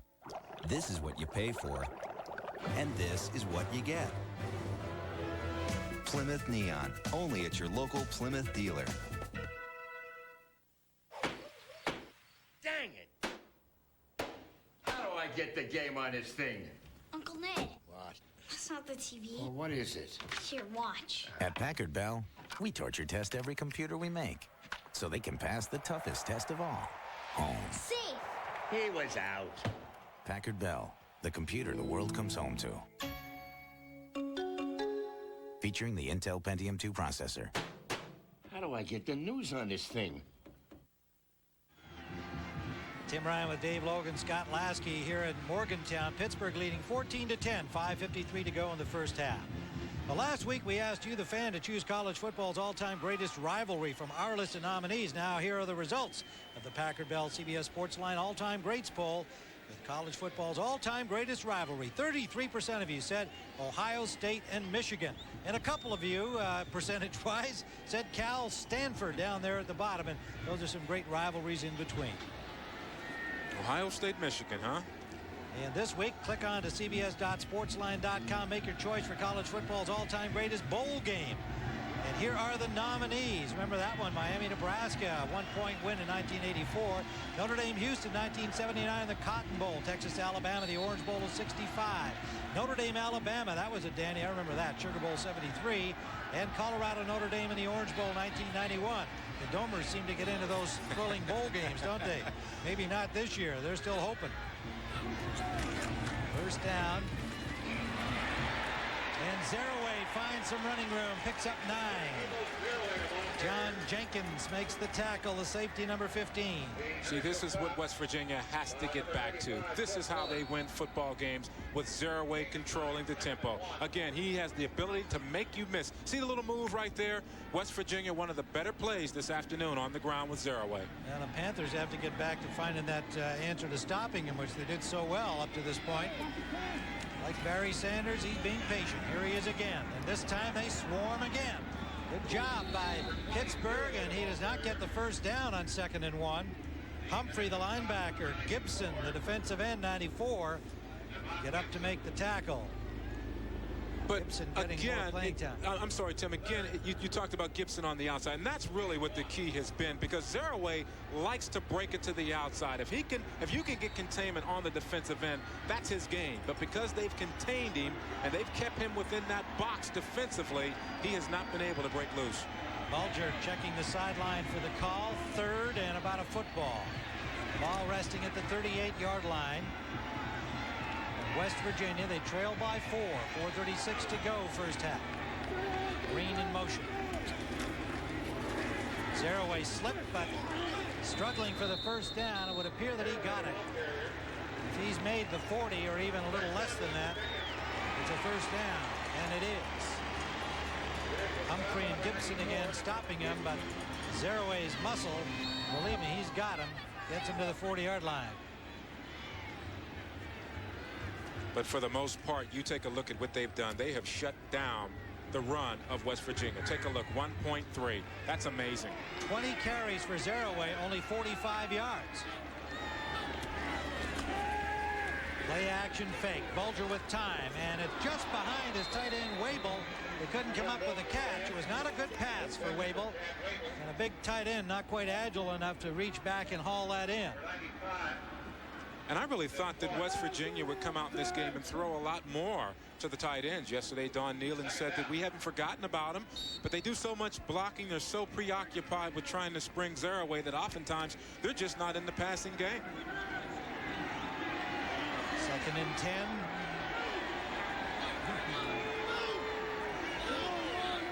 Pittsburgh stunting, trying to show blitz. Zeraway met at the corner. Oh, boy. John Jenkins, the senior safety, coming up to put the hit on him. You know, they say this guy may not be fast enough for the pros, but boy, I like the way he plays, tough enough. Jenkins. He's tough, he's smart, and he wants to play. And as he says, I'm all Pitt. This is John Jenkins, the safety on the right. Take a look right there. Watch him on the force. You need all 11 to come up and stick your face in. Look at Jenkins. Right in the seam, picture-perfect tackle. 3rd down. Big defensive play here for Pittsburgh. And it is caught for the first down by Pat Green. Bulger finding Pat Green. Down to the 40-yard line. Dallas spotted at the 42, it would appear. I'll make it, the 47-yard line. 47-yard line. First down, West Virginia trailing by 4 with 3:14 remaining in the first half.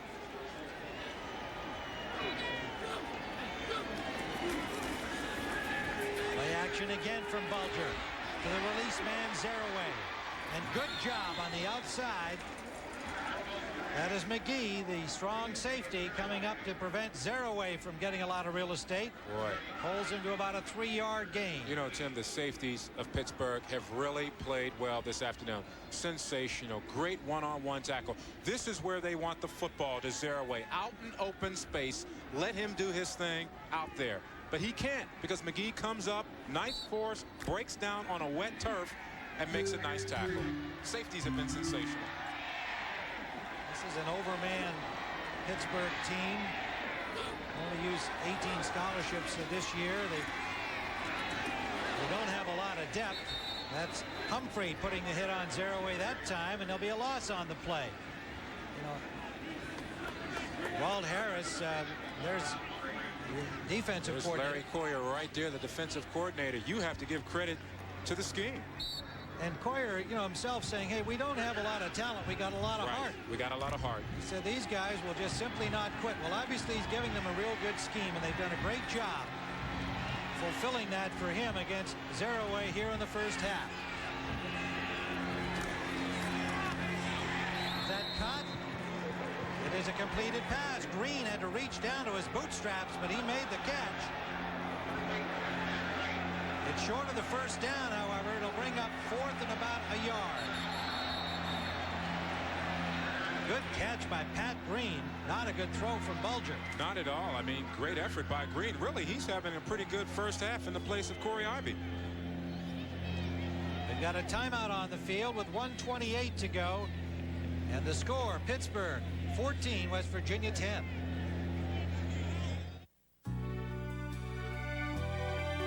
It doesn't matter if you work for a big company or a startup.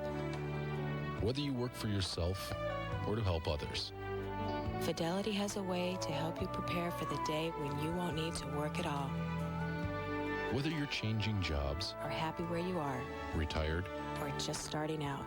more people trust their retirement plans to Fidelity than any other company. It's your retirement. It's our job to help you make the most of it. I thought quarterbacks were the smart ones. That's right. Ooh, he hasn't shaved. But it hurts. Another foam shaver. Hey, he didn't know about Edge Pro Gel. New Edge, Reg? This is New Edge Pro Gel, and it's a moisturizing formula, so it protects better than the foam. It doesn't hurt. Would I let you get hurt? New Edge Pro Gel. Save your skin. All right, and now he is beautiful, just like me. Pittsburgh on top of West Virginia 14-10. The Mountaineers have one timeout remaining.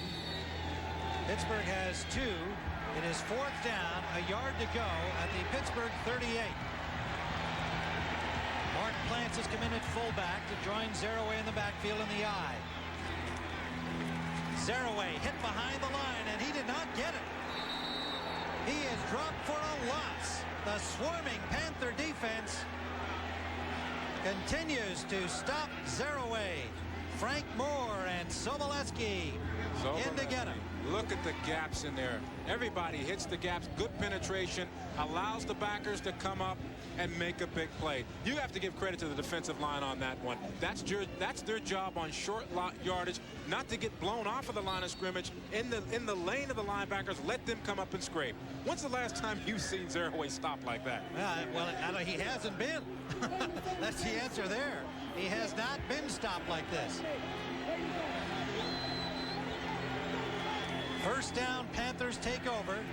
Good time for Gonzalez, but good coverage downfield, and he runs it. Good move. And a first down to the 40-yard line of West Virginia. Nate Terry gets him there. Gonzalez has only thrown 6 times in this first half, and that's because the ball has belonged to West Virginia most of the way. 21-yard run by Gonzalez. Good protection again, and that's complete to Murphy. Murphy for the first down, Pittsburgh, to the 27-yard line. Panthers in the hurry-up. 13-yard gain. Gonzalez changing the call or making sure his wide receivers have the one they want.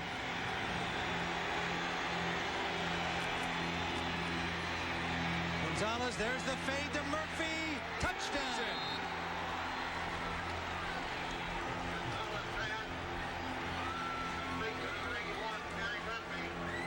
Remember earlier, we talked about Pitt when they get close to that red zone. They like to execute that fade to Terry Murphy in the corner. Gonzalez with time to throw. Just a quick two-step, three-step drop, and it's gone. 27 yards. The 11th touchdown of the season for Terry Murphy. And the Panthers widen their lead. Remember, they're 5-5. A victory makes them eligible for a bowl game and assures them a winning season in the regular season, and they want it badly. Forensic. Point after is good. And a 21-10 lead with 52 seconds remaining. Walt Harris, ever enthusiastic, greets his team of Fighting Panthers. Now, the cornerback, Perlor Bastien, is looking on the inside. He thought Murphy would go to the inside on the slant. Loses him. Murphy just blows past him, arm over. Look at the throw by Gonzalez on the money. Just his 7th pass of the first half, but it's good for a score.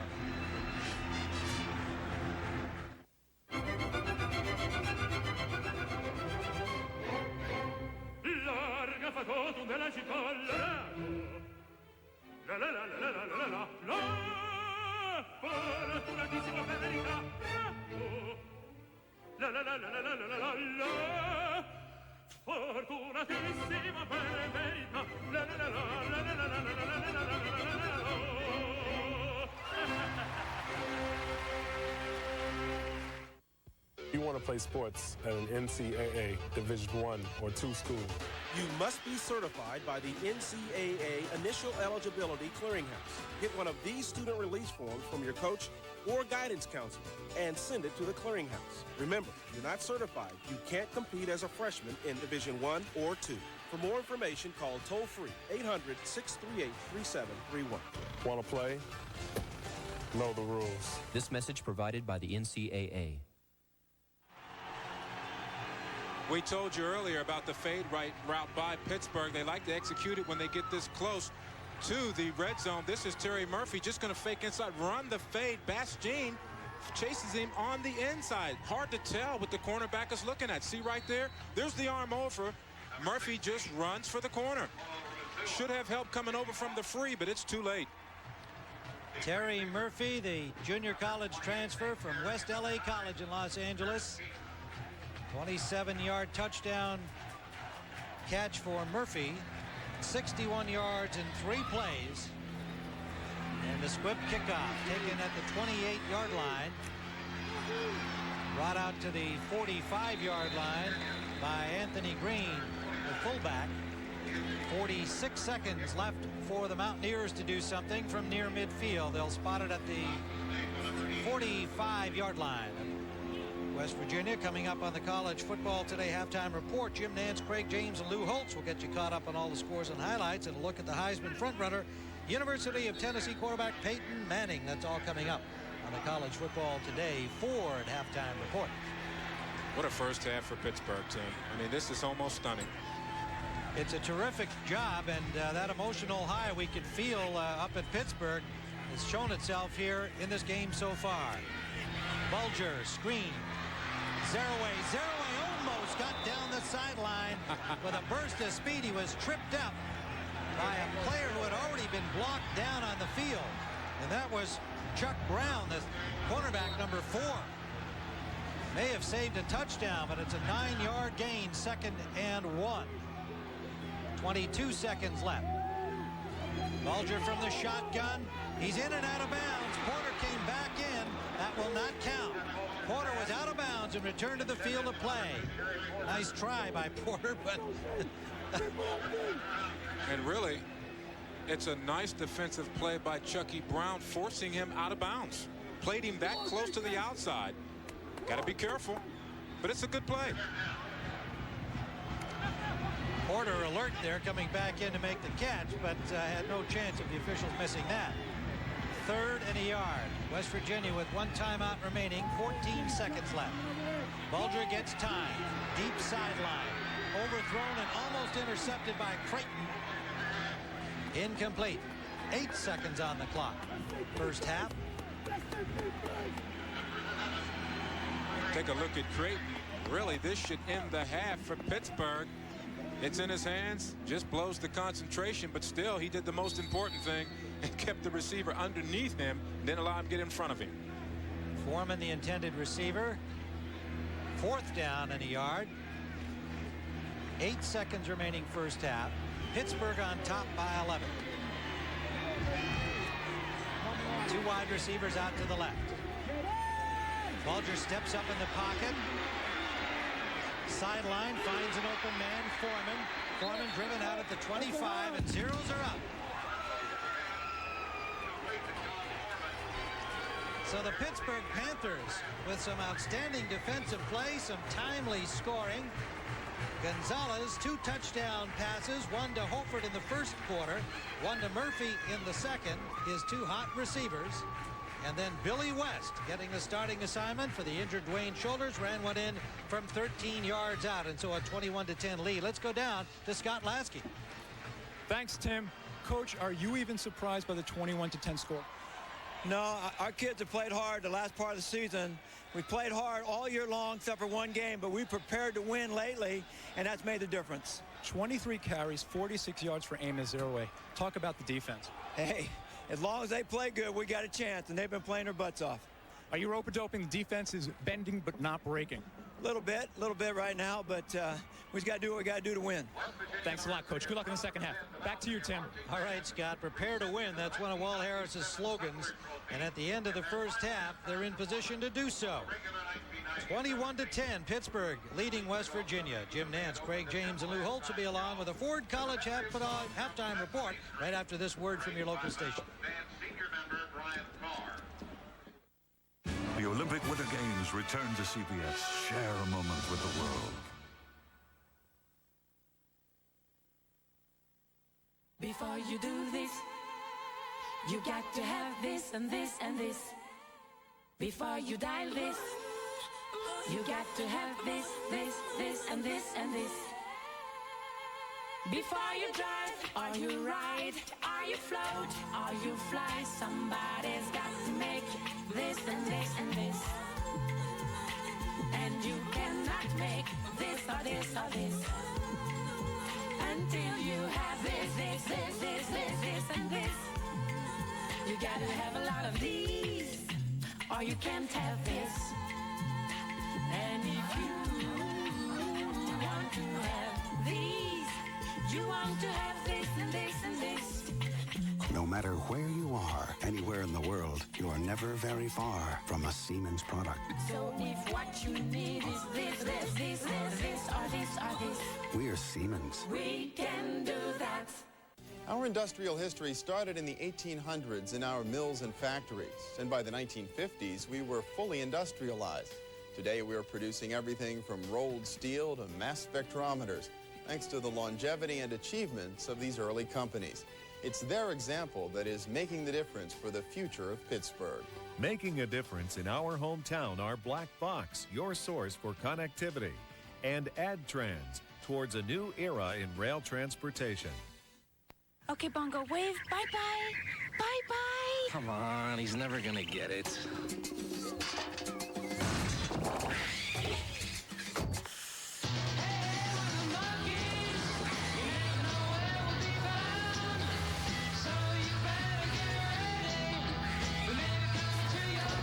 Will you look at that?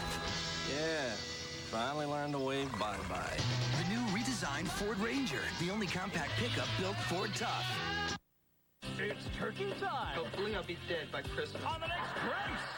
Football Today Ford Division Halftime Report is sponsored by Ford Division. And welcome to the College Football Today Ford Halftime Report. Jim Nantz in New York. And at halftime, Pittsburgh outrushing West Virginia by 90 yards and holding Zeroaway in check. 23 carries, 46 total yards. Craig and Lou alongside our other game today on CBS featuring LSU and Arkansas. And the Razorbacks decided underdogs going hog wild on a couple of plays in the first half. Very competitive today, Craig. Yes, in the battle for the Golden Boot. After another LSU score, quarterback Click Sterner finds Anthony Lucas on an 80-yard scoring pass. Now, LSU's plus 12 this year in turnover ratio. Sterner's got to be very smart and find the right receivers, which he's done most of the season. Tiger running back, though, Kevin Falk, when you got a team that gets the ball back to your offense, he slashes his way to the end zone. This guy's an excellent runner. I was with him a couple of weeks ago, and he told me, he goes, I'm a great slasher. I'm not a power running back, and I do believe the man. 102 yards in the first half for Falk.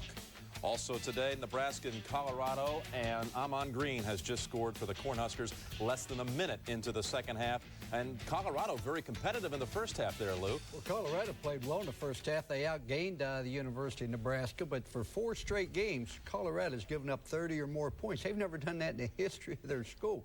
They have played a very difficult schedule. Their teams have won approximately 68% of their games. But Colorado cannot be strong enough to stop Nebraska on a consistent basis. Well, Nebraska undefeated going into the Big 12 championship game next week against Texas A&M, and the Aggies won today against the arch-rival Longhorns, winning in a downpour there in College Station. Man, you talk about ugly, too. This was a bad game, but if you got a guy that can run the ball, the nation's leading rusher, Ricky Williams, they hand him the football and let him take over. 7-0 Longhorns, but Makovic just does not have the defense. Sir Parker took care of the defense at Texas today, takes it in for the touchdown, made it 7-6, and then they hand it off again. The rain kept coming down, kept getting ugly and everything else, so Sir Parker again for another touchdown. The Aggies made it 21-6. They go on to win the ballgame 27-16. Makovic probably finished at Texas. Aggies 9-2 and Texas 4-7.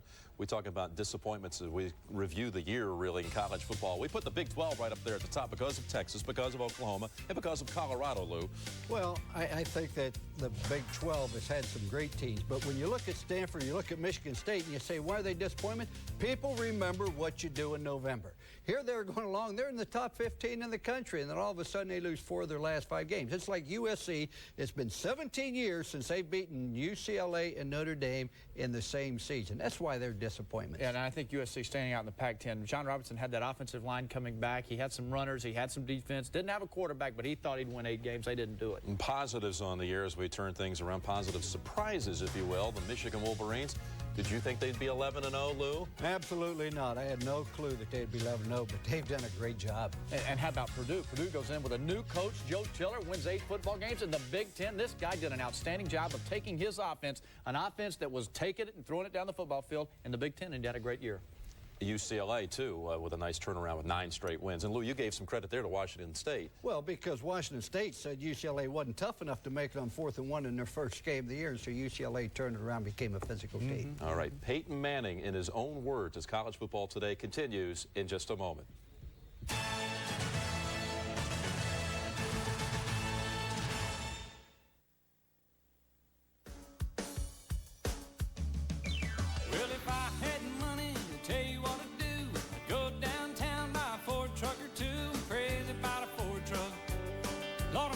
About a Ford truck. I'm gonna buy me a Ford truck and cruise it up and down the road. I'm gonna buy me a Ford truck and cruise it up and down the road. For the last 50 years, there's only been one truck built Ford tough. You know, when you're coughing and your head aches, every mattress says, lie down, rest. But the boss says, Hustle! Sale starts in 10 minutes. yeah, sure.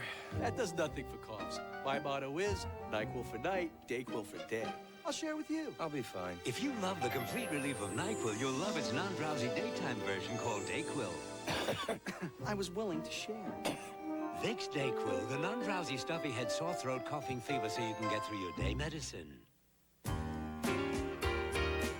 You call that brushing your teeth?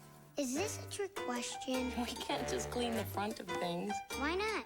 That's all you see. The dentist told Mommy problems can start where we can't see. Introducing the Crest Multi-Clean Toothbrush. It not only cleans deep between teeth, its cup-shaped design surrounds and helps clean all around every tooth, even some places you can't see. Mom, you don't miss a thing. New Crest Multi-Clean. Fits between to get teeth clean. Everybody knows the old rules of photography. I hope that's the right film for direct sunlight. But new Kodak Gold Max breaks them all. Using the same film in here? Why not? New Kodak Gold Max makes just about any light the right light. And now, the shot shot. And that shot will never come out. Of course it will. And all in the same roll of film. So ignore the rules. Too dark! Just remember, if this film isn't in your camera, imagine the pictures you'd miss. New Kodak Gold Max.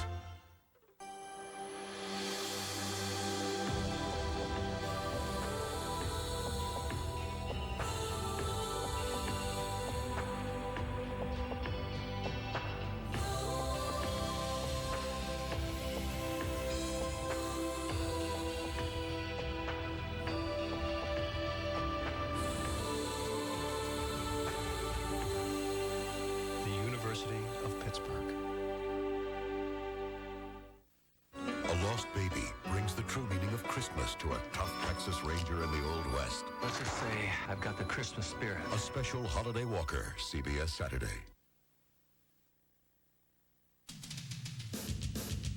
The College Football Today Ford Division Halftime Report is sponsored by Ford Division.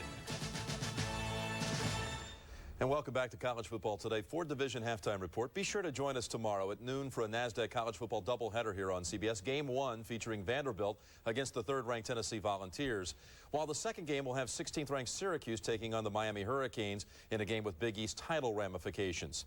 First, he gave us the news. He'll be back for his senior season, and in all likelihood, he will receive the Heisman Trophy. It's a story of promises fulfilled and a legacy continued. The story is Peyton Manning's.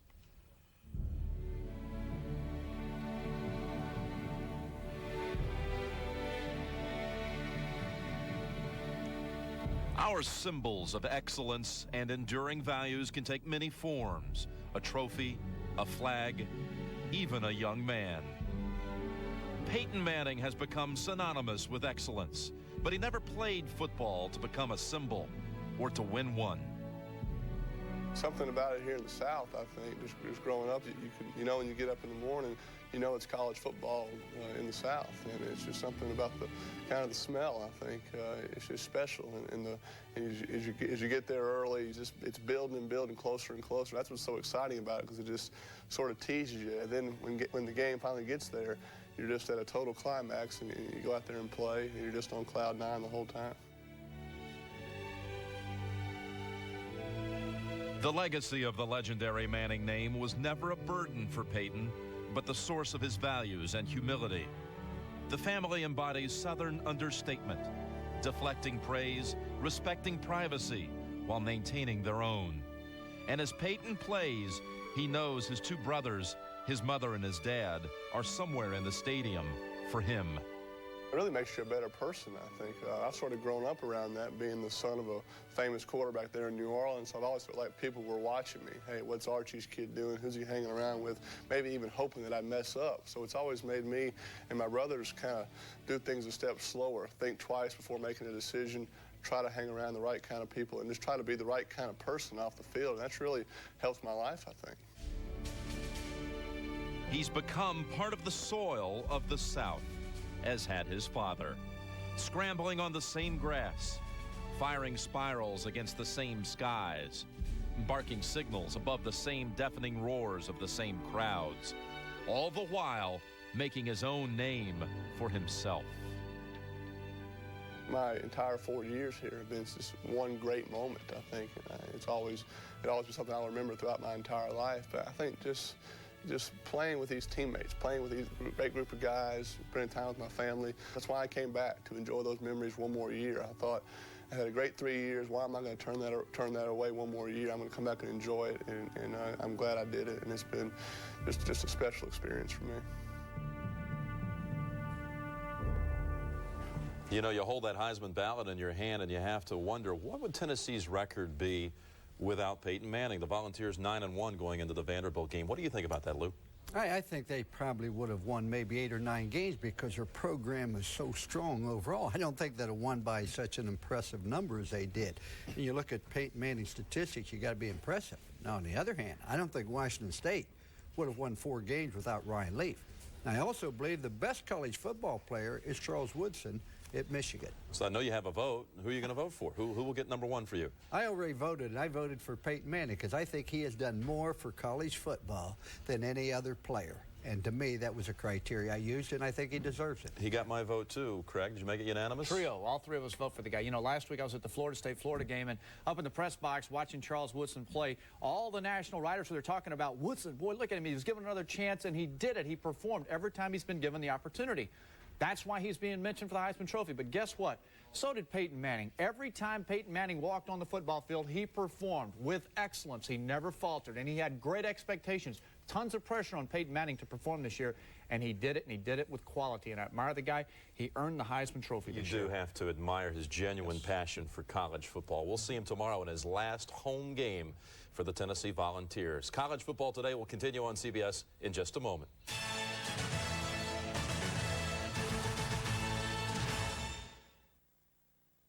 In 1984, two computer scientists envisioned the impossible, a seamless network of computer networks. They invented the router, and Cisco Systems was born. Out of Cisco came internetworking, and now directing millions of messages a day. Their equipment makes the internet possible. Cisco will be there as web users soar to 200 million by the year 2000. Where do you learn about companies so integrated into the future? Exactly. NASDAQ.com. 12-hour days, endless nights, no weekends to call their own.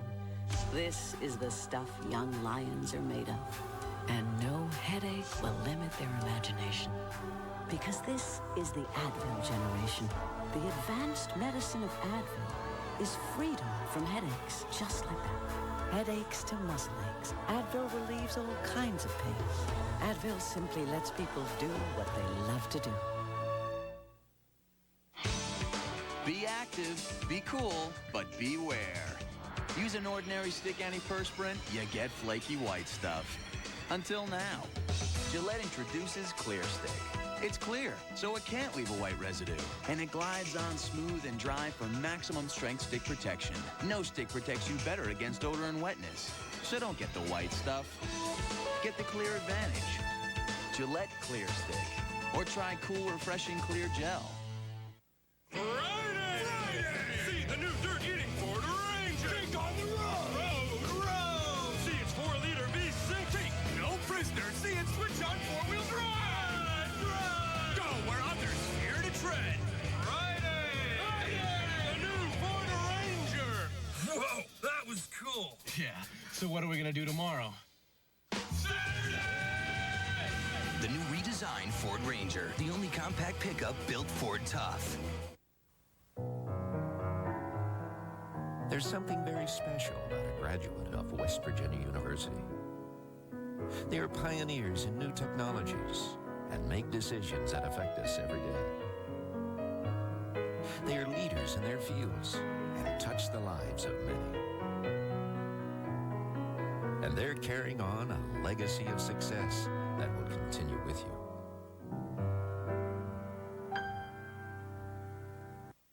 Every 4 years, the mountains come alive and we experience something magical. The world's greatest athletes produce memories that last a lifetime. And soon a new generation of Olympians will shatter records and scale new heights in pursuit of their dreams. The Olympic Winter Games return to CBS.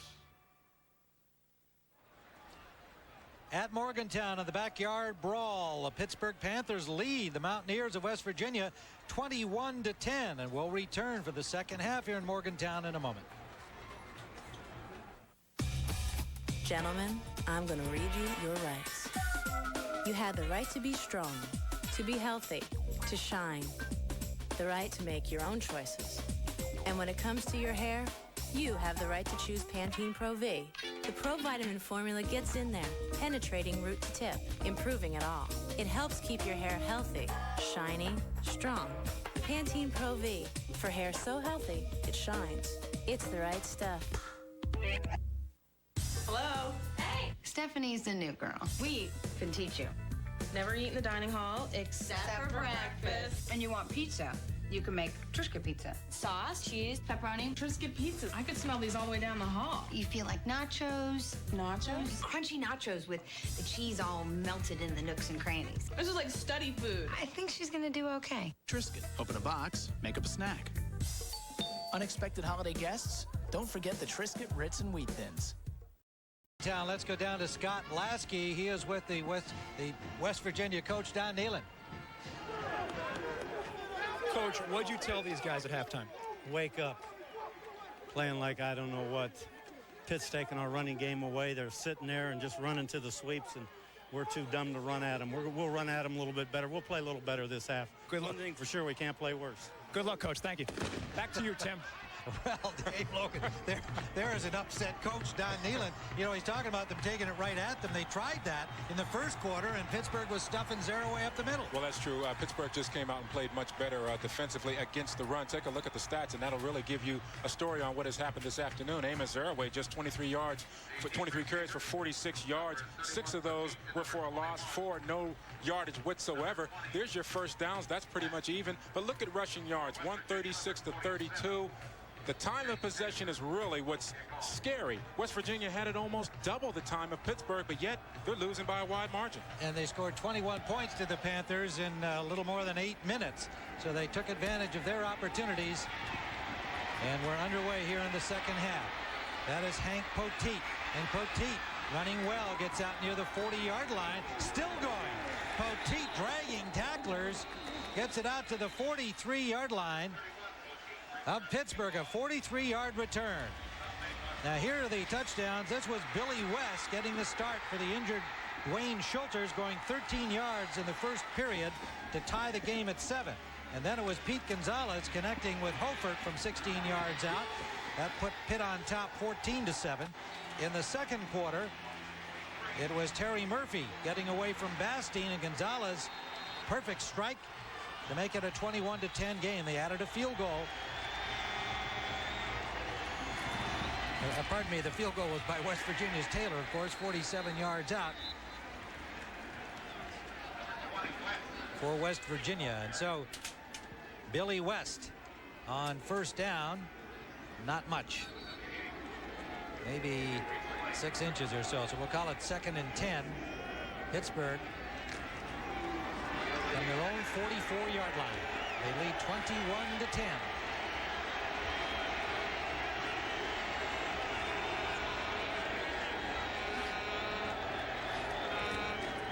Gonzalez gives it to West. West running hard. It's inside the 50 into West Virginia territory at the 48. Perlo Bastine makes the tackle there. You take a look at what Pittsburgh is doing in the second half. They come right back out on the ground. They know they need more time on the field. They've been able to pass, so now they work on the running game. But who would have ever thought that Gonzalez would have more rushing yards at this point than Zaraway? But again, it's a long afternoon, and I don't count him out yet. Well, and he will have the patience of his idol Barry Sanders. 3rd down and a yard. Pittsburgh. Play action. Pressure on Gonzalez. Eludes the rush. And can't elude it for good. He is dropped at the 41-yard line. And it was Bob Baum, the left defensive end, number 45, who pulled down Gonzalez for a loss of 11 yards. And this is exactly what West Virginia needed. A much stronger pass rush. Looked as though Gonzalez wanted to set up some kind of screen. I think it's a bust all the way. Now he's trying to get to the outside, but he can't outrun Bob Bond. No way. Good contained by Bond. Senior from Latrobe, Pennsylvania, with a burst of speed there from the big man. Cofield into punt, hits it from the 31-yard line. Good kick. Backs up Nate Terry inside his 10. And he is buried at the 15-yard line. 49-yard punt by Cofield, a 7-yard return, and John Marzuk down to make the tackle for the Panthers of Pittsburgh. Forward progress spot will be at the 16-yard line. West Virginia gathered around their coaching staff, preparing to try and get back into this ball game. Down 11. First possession in the second half. Mark Bulger, the sophomore quarterback. Not the best first half for Mark Bulger, but I look for them to come out and try and establish it on the ground early.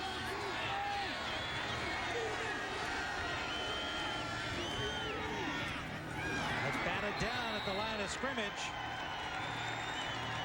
Intended out the right side. Porter, I believe. Somebody got a hand on it. Marlon Young need a guess here. Yeah, 1-2 by Bulger. That's what you're taught defensively. You're not going to get there on a two-step pass drop. You have to get up in the air as a young lineman. That's what you're taught. Just high ball and try and impair the vision. Good job by Marlon Young. Tied up by the blocker. Got the hand up. 2nd and 10. Zeraway in the middle, and he's got a little room. The linebacker shuts it down. He breaks that tackle and gets the first down. Famous Amos Zeraway. Curtis McGee, the man to finally get him. Now Pitt had a shot in the hole, but you can't relax on him. The energy level is just poor. Little shake and bake on Chuck Brown right there. Shakes him like a fly and gets to the outside. You can't relax on Amos Zeraway at any time. Just because you held him to 46 in the first half means nothing. First down, Mountaineers at their 27. Zeraway again, straight ahead, just what Don Nealon said. And Zeraway has another first down to the 39-yard line. John Jenkins gets him there. Well, finally, they're getting a little room for him at the point of attack, and he then is doing his own thing. Much better blocking by the offensive line of West Virginia, but there's another missed tackle, an arm tackle. But again, it's the way he changes directions. He doesn't have to go up the middle because that's where the play is designed. In fact, he said a year ago, that's where I would have always gone, where the coaches say for me to go. He said, this year, I'm going where I want to go. Doing my own thing, and nobody arguing. First down play. Naked bootleg, they love that, and it's complete to Green.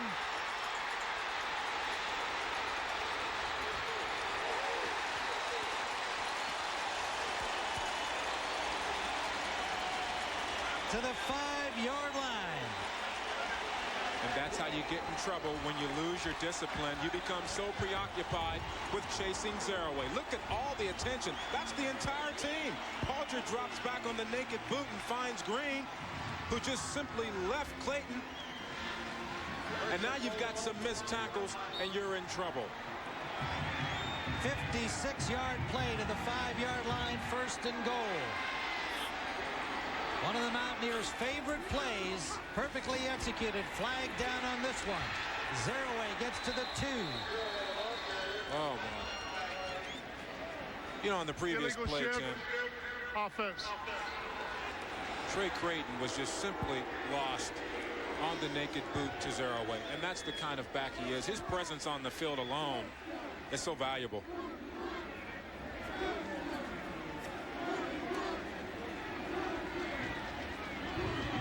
Penalty is against the Mountaineers. John Smith, the referee. Illegal shift. Offense. 2 offensive players in motion. No reset. 5-yard penalty. Remains first down. Little eager on the 1st and goal play from the 5. And backs it up to the 10. And they have a nifty variation on that play that we may well see in this game. A little Statue of Liberty to Zeraway. This is Zeraway, ran into his own blocker, but breaks a tackle and fights to the goal line. Touchdown.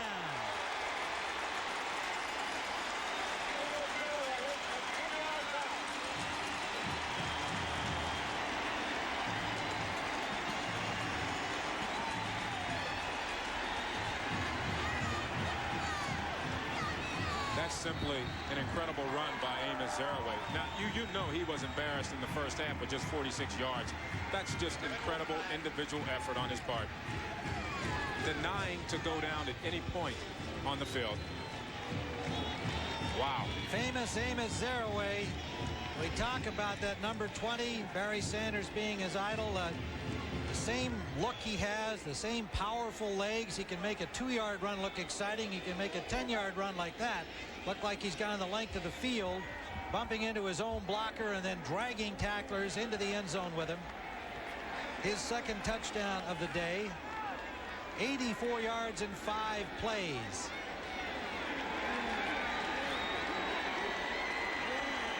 It looks as though West Virginia wants to go for 2. Bulger has come onto the field. 21-16. They'll go for the 2-point try. Roderick Humphrey, the linebacker, number 51, was injured on the touchdown play. We'll try and get a report on him from the Pittsburgh bench.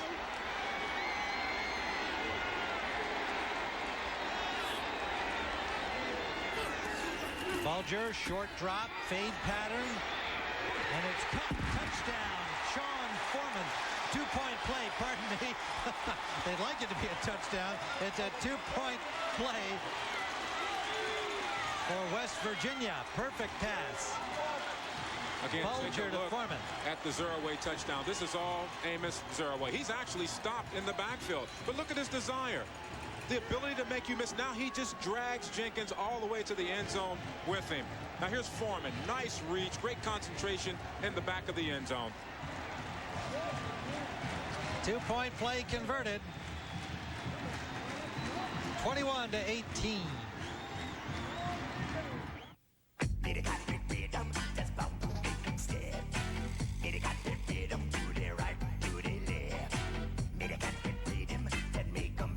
Your kids give you plenty to worry about.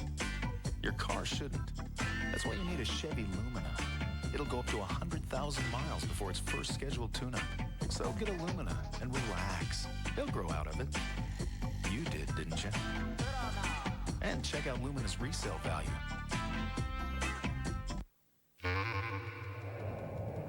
Where is thought?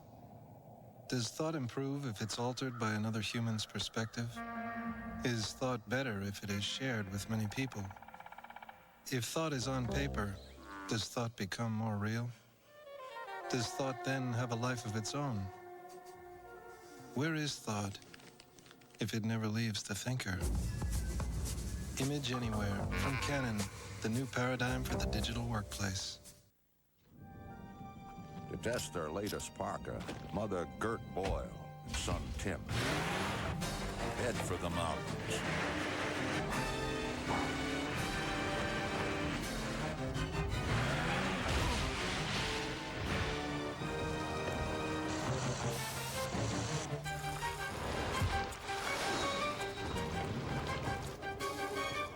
Columbia Sportswear. Oh. The United States doesn't exist! No law. You are nothing but a drifter who found a bag of mail. No future. I challenge the leadership of the Klan! No way they're going to stop a man from fighting to bring a nation together. You want a war? From the Academy Award-winning director of Dances with Wolves, Kevin Costner. You hear me? Postman, I said ride! The Postman. Starts Thursday, December 25th. Mountaineer coach Don Nealon was upset at halftime, and his team came out flying. 21-18 the score now, as Amos Zeraway had runs of 11, 12, and 10 yards for the score. And then the 2-point conversion, Bulger to Foreman, bringing them to within 3. 84 yards in 5 plays. 1:23 on the clock, and it was famous Amos doing his thing.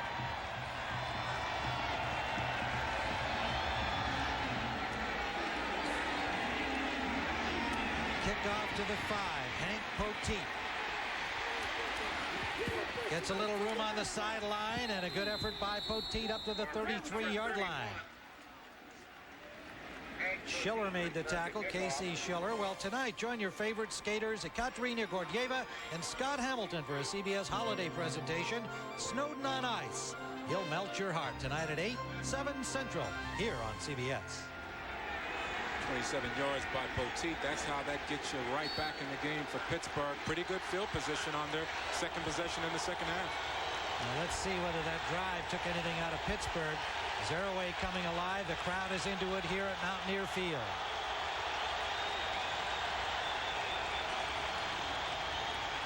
Billy West got a couple over the 35 to the 36-yard line. Steve Lippy, the linebacker, number 50, The inside linebacker now playing outside for the injured Damon Cogdell.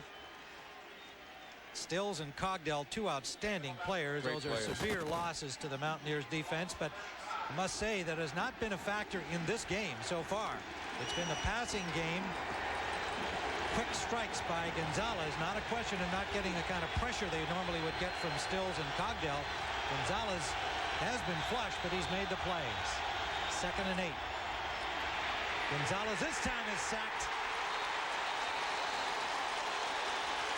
3rd of the day by the Mountaineers, dropping him back to the 29-yard line. You can see the pocket collapsing there. In the first half, Gonzalez was able to step up because he had a hole in the middle and take off and run. But now the pass rush is a lot more even up front. Hard blitzing from the outside. Nowhere for Gonzalez to step up and throw the football. Garrett Green coming from the safety spot to make the tackle and the sack.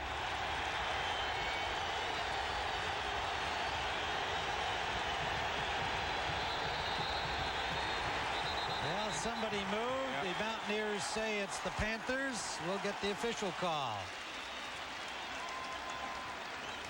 The Panthers were just plenty pumped up in the first half. The Mountaineers were flat. Dead ball, offsides, defense. And now a little overeager effort on the part of the Mountaineers, an offside call. And the crowd trying to get the Mountaineers to the same emotional pitch that the Panthers brought into this game. Great point, Tim. Because really this crowd was taking a nap. They were asleep. And with Zaraway and West Virginia in the second half, they're alive again, and it could get really rowdy and tough for Gonzalez now. There is more at stake for Pittsburgh, obviously. They're trying to get to 6-5 and be eligible for a bowl. West Virginia's going somewhere. They know that. They need a win from Miami tomorrow over Syracuse. Syracuse favored, of course, in order to get a three-way tie for the Big East Conference Championship. So I'm sure Don Nehlen is saying, you know, you guys are the better team, and he must have given them what for at halftime, and he's got them working. Hofert made the catch at the sideline, and Don Nehlen thinks maybe he went out and came back in. Let's take a look. Actually, he did. But pushed out. He's forced out, comes back in, and that's one that was missed. But certainly he was forced out. Well, he was pushed out. That's unlike being steered out. Right. Gonzalez, play action. Pressure on him, had to throw it away. Henry Slay had the heat on him.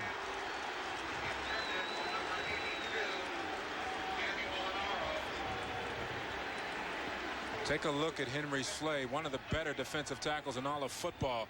You may not get the sack, but believe me, Gonzalez feels that. He wants the flag. He's saying, look, the ball's gone. I got rid of it. But that's what Steve Dunlap wants to see. He's the defensive coordinator for West Virginia. He wants to see someone like Slay take over the ball game defensively. Here's a look at Dunlap. Consecutive starts for Henry Slay.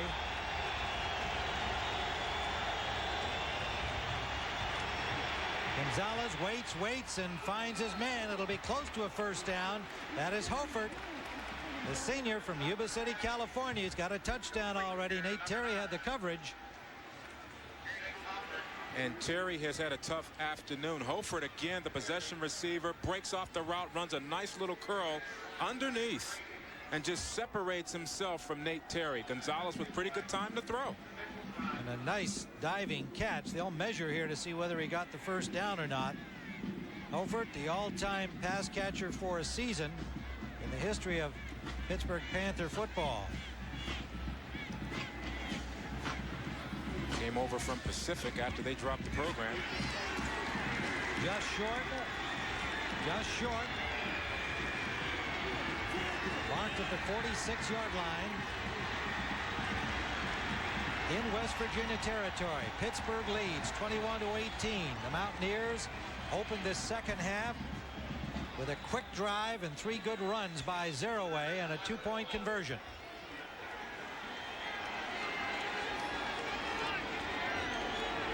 Third down, less than a yard.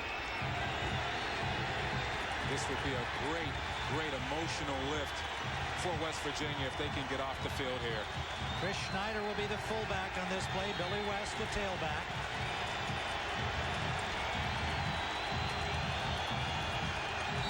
Gonzalez making sure his linemen have the count. He dives and makes the first down.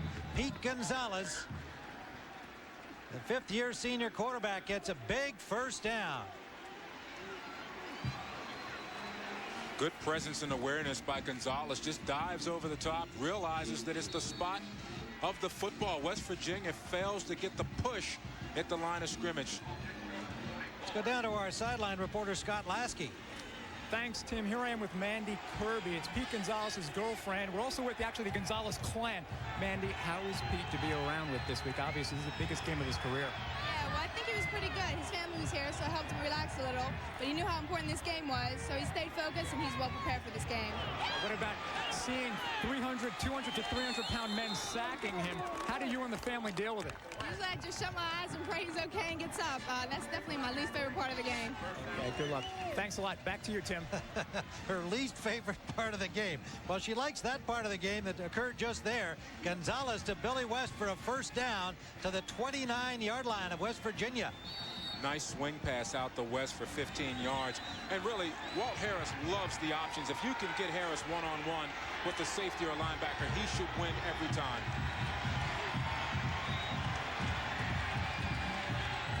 Mountaineers show corner blitz. They come with it. Straight ahead by West. He drags tacklers inside the 25. You know, these two running backs are very similar in style and size. Two short guys, really, 5'10". West goes at 210 pounds. Zeraway at 200. Both with a lot of leg drive. Oh, great leg drive by West. Look at that. Denies to go down. We talked to Billy West, and he says, look, I know my degree is in civil engineering, but my game, I want to play football. I want to go play pro football. I'm not through yet. I need a great game this afternoon. 69 yards, 11 carries, 2nd and 5. That's West again. Gets 2, maybe 3, depending on the spot. What Billy West does not have that Zeraway has is that breakaway speed, although he is no slouch when it comes to running in the open field. But Zeraway's just got that special ingredient, not to mention that wonderful feet that he has. Look at what Pittsburgh is now doing. 10th play, they shoot up 4:05 off the clock. Pretty good drive. This is what West Virginia did to Pittsburgh in the first half. Whoops. Gonzalez pulled back to either make an audible or check the count, change the count with his players, and that drew West Virginia over. He was lucky to get the ball. He had to reach back in, or that would have been a fumble. Now let's see how they rule this. West Virginia definitely jumped, but were they drawn? Dead ball, offside, defense. That's against the defense.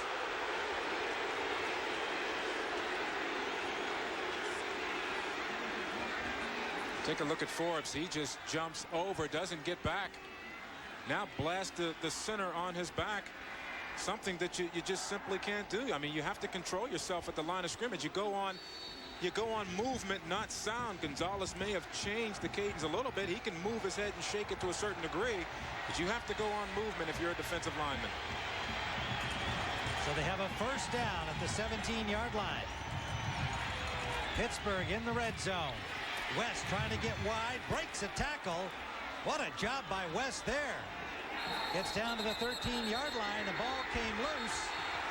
West Virginia says they have it. A flag is down. A flag is down. So several things can occur here. He may have been ruled down before the ball came loose. And then additionally, there's a penalty on the play. Meanwhile, the Mountaineers grabbed it. West Virginia saying they've got it, and they look pretty confident this time. Overhearing the official discussion, here's John Smith. We have a change of possession. Fumble recovered by West Virginia. We have a dead ball, personal foul charged to West Virginia. The penalty is assessed at the distance to the goal. First down. Well, it's Mountaineer ball. The personal foul occurred after the Mountaineers had gained possession of Billy West's fumble. Well, let's take a look at the fumble. Here it comes right here by West, spinning for extra yardage. Hard to tell if he was down. I thought a knee hit the ground. The ball pops out. Certainly it's recovered by West Virginia. Take a look. Here's where the penalty occurs. That's on Green and Hofford. Watch what happens after the play on the fumble recovery. Just a push from behind, right in front of the official, and you can forget it. That's just a bonehead play by Barrett Green. You can't get away with that in front of the official. But it is Mountaineer ball, and Bulger from the goal line going deep. And that is incomplete, overthrowing Foreman. Chuck Brown had the coverage on him. So frequently a team will try to go deep after they've made a fumble recovery or grabbed an interception. They tried it there. But Brown was stride for stride with Foreman. Play action on first down from your own end zone. That's pretty dangerous. You get caught back there too deep, you're in a lot of trouble. 2nd and 10. West Virginia down by 3. 6:19 to go, third quarter. Zerouay gets about 6 before he's driven back. They're making some openings for him at the point of attack, and Zerouay is taking advantage. McGee and Clark make the tackle. Zerouay starting to heat things up. Take a look in the first half. 23 rushes, 46 yards, 1 TD. Look at what he's doing just in this third quarter. 4 rushes for 39 and 1 touchdown. So the more he touches the ball, the stronger he's going to get throughout the game. Third down, a long 4.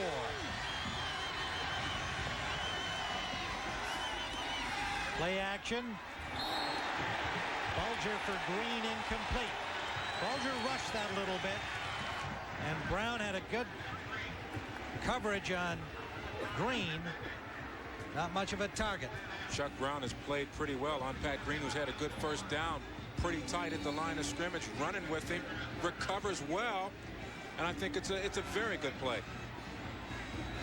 So the Panthers hold West Virginia, forcing this punt from the end zone. Bauman, again, not a long punt for him, and it is caught at the 47-yard line by John Jenkins. 34-yard punt by Bauman, and so Pittsburgh will start inside the 50.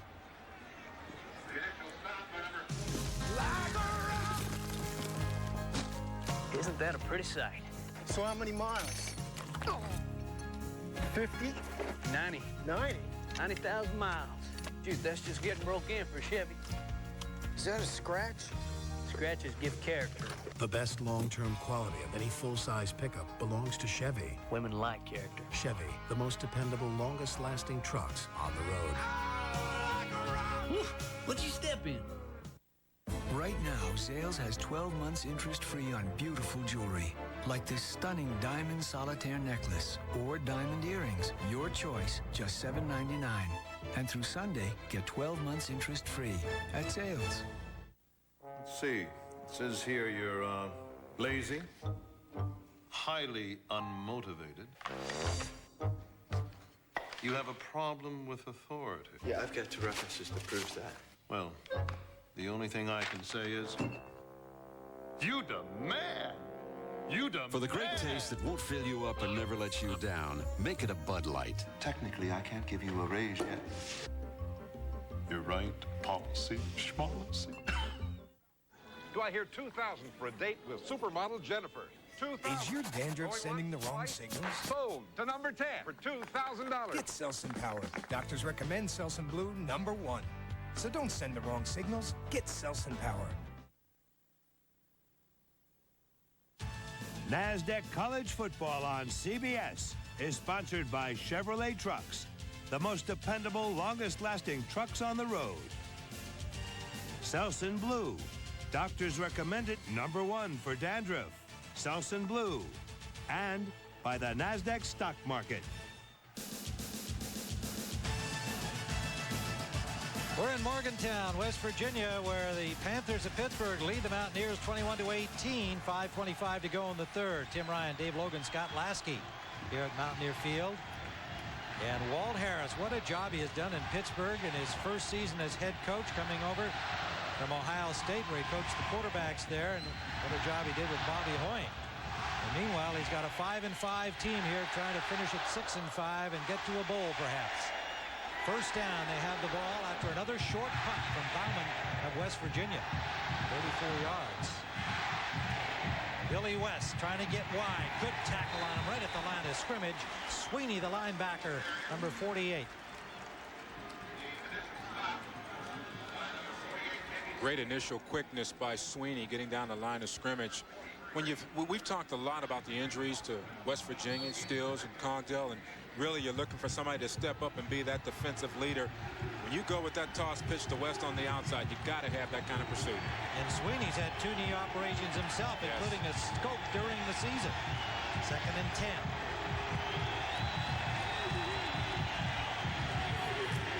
Gonzalez gets a little time.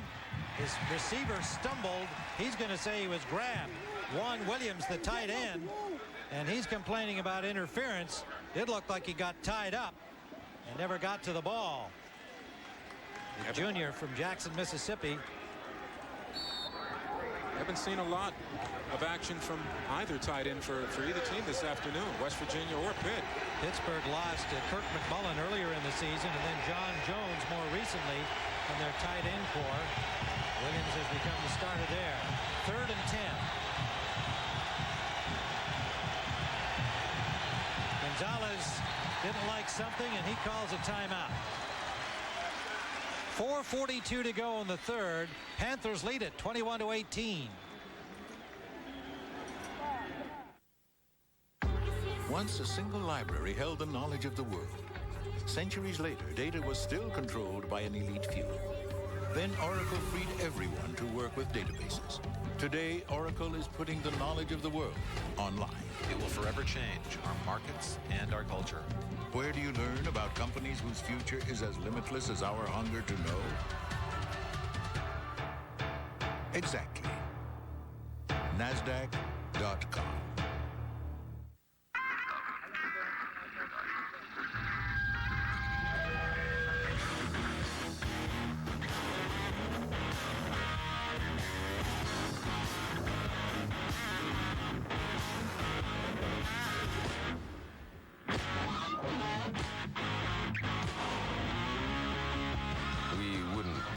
Trying this in just any car.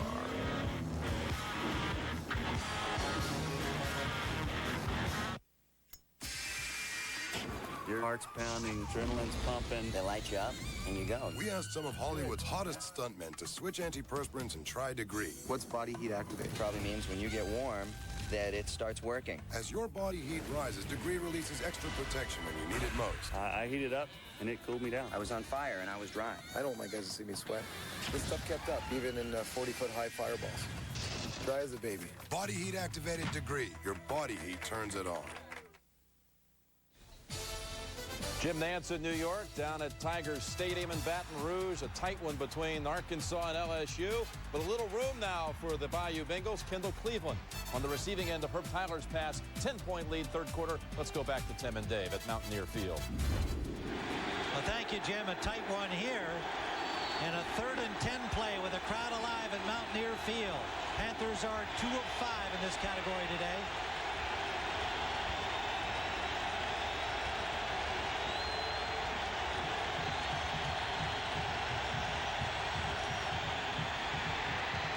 A little swing for West, Barlow, and Barlow is stopped short of the first down. He gets close to the 40-yard line. Kevin Barlow, the true freshman from Pittsburgh Peabody High, but a flag down way back behind the line of scrimmage, and it's going to be against West Virginia. Gonzalez took a hit after he let the ball go. Huge call here against the Mountaineers. They had stopped Barlow about 3 yards short of the first down. Personal foul, roughing the passer, defense, 15 yards, assessed from the end of the run, first down. Mountaineers had a huge rush on. Great rush. Rushing Gonzalez to get the ball off to Barlow. And obviously somebody got to Gonzalez after he had released it. It was Jamie Sweeney, actually, that hit him afterwards. And it's a shame because it was a pretty good blitz. The ball was high, and Barlow wasn't able to take it on the run like he wanted to. First down at the 25, Panthers.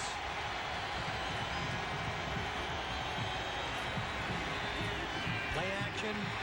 Gonzalez steps up, flushed again. He'll run it. Slides to the 20-yard line, a gain of 5. Lippy covered him there.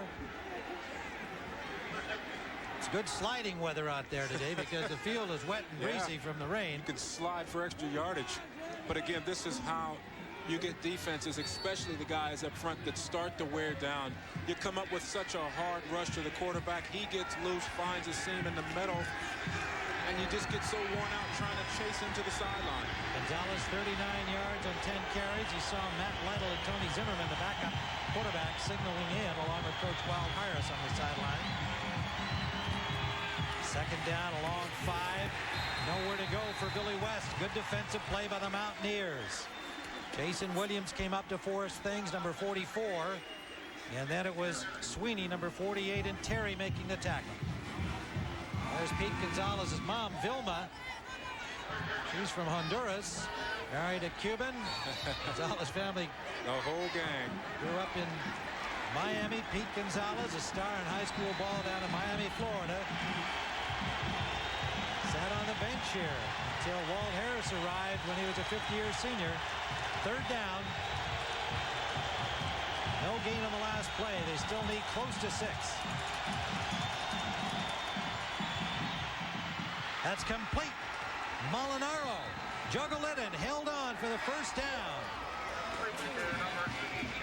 West Virginia gambling on third down with the corner blitz. You know you're in man coverage when you do that. No help on Molinaro. Just falls inside for a nice curl route. Pretty good juggling catch as well. Here's West Virginia hard on the outside. Just a nothing but a slant.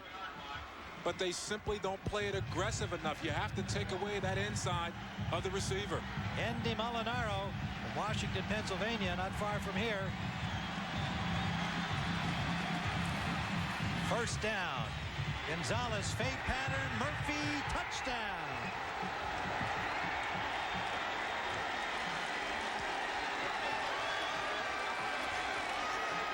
The second time this afternoon Murphy has hurt West Virginia in the corner of the end zone. And remember, I talked about the running of Gonzalez. If you take a look on the replay, nice post corner route by Terry Murphy, but no pass rush whatsoever by West Virginia because they are simply out of gas at the line of scrimmage. Gonzalez, with all the time in the world, can step up in the pocket and throw a strike to Murphy. Forensic will attempt the point after.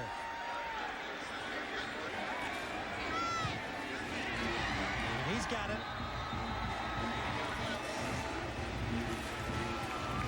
Terry Forensic Murphy had 2 points after blocked last week against Virginia Tech, but he's made them all today. Isolation on Murphy, the post corner seam, break it off right there. Again, the defender lost every single time. Perlo Bastien. There's a reaction from his girlfriend. She's loving it. So the Panthers open the lead again, 28-18. You're buying a car. You know exactly which cars you want and which cars you don't want. But there are still cars out there that you don't know that you do want. Recently, Oldsmobile has come out with so many new models, they might not be on your list yet. They should be. So before you buy, find out all you can. Come to Oldsmobile's 100th anniversary premiere and test one. Or call toll-free to find out.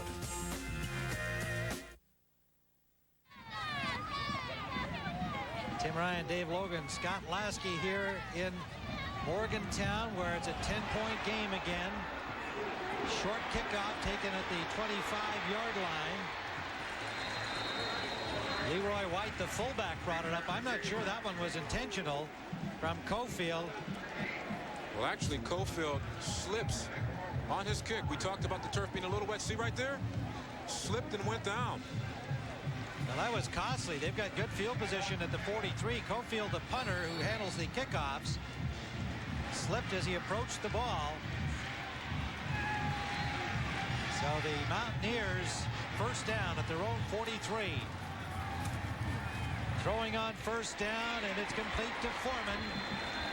Creighton came up to make the tackle, but it'll be close to a first down. Panthers with the help of a roughing penalty. Key penalty in the drive. It wound up 48 yards in 7 plays, a 9-yard scoring pass to Murphy. His second touchdown of the day. And Murphy came into the game with 10 touchdowns. Makes it 12 for the season. Second, less than a yard. Zeraway. Hit by Dinkins, keeps on trucking down to the 30-yard line. Now, we sung the safety's praises in the first half. What a good game they played coming up. But now take a look. They come up and simply miss. You can't put a shoulder into this guy. They'll never learn. They want to deliver a lick. DJ Dinkins, take a look. I'm just as tough as you. I'm going to lower the wood. No, you're not. You have to wrap him up and get him on the ground, or you stand no chance. Zeraway over 100 yards. That's the 13th time that he's had a 100-yard game in his young career, and he's going wide to the right this time, forced out at the 25. When he goes 100, West Virginia is 11-1. The only time that didn't occur was last week against Notre Dame.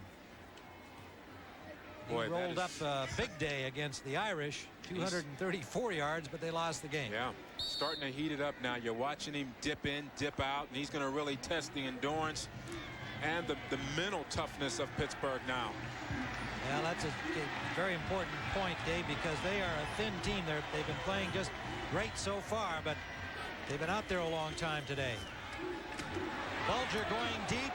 Good coverage, almost picked off in the end zone. Creighton had the coverage. Intended for Sean Foreman.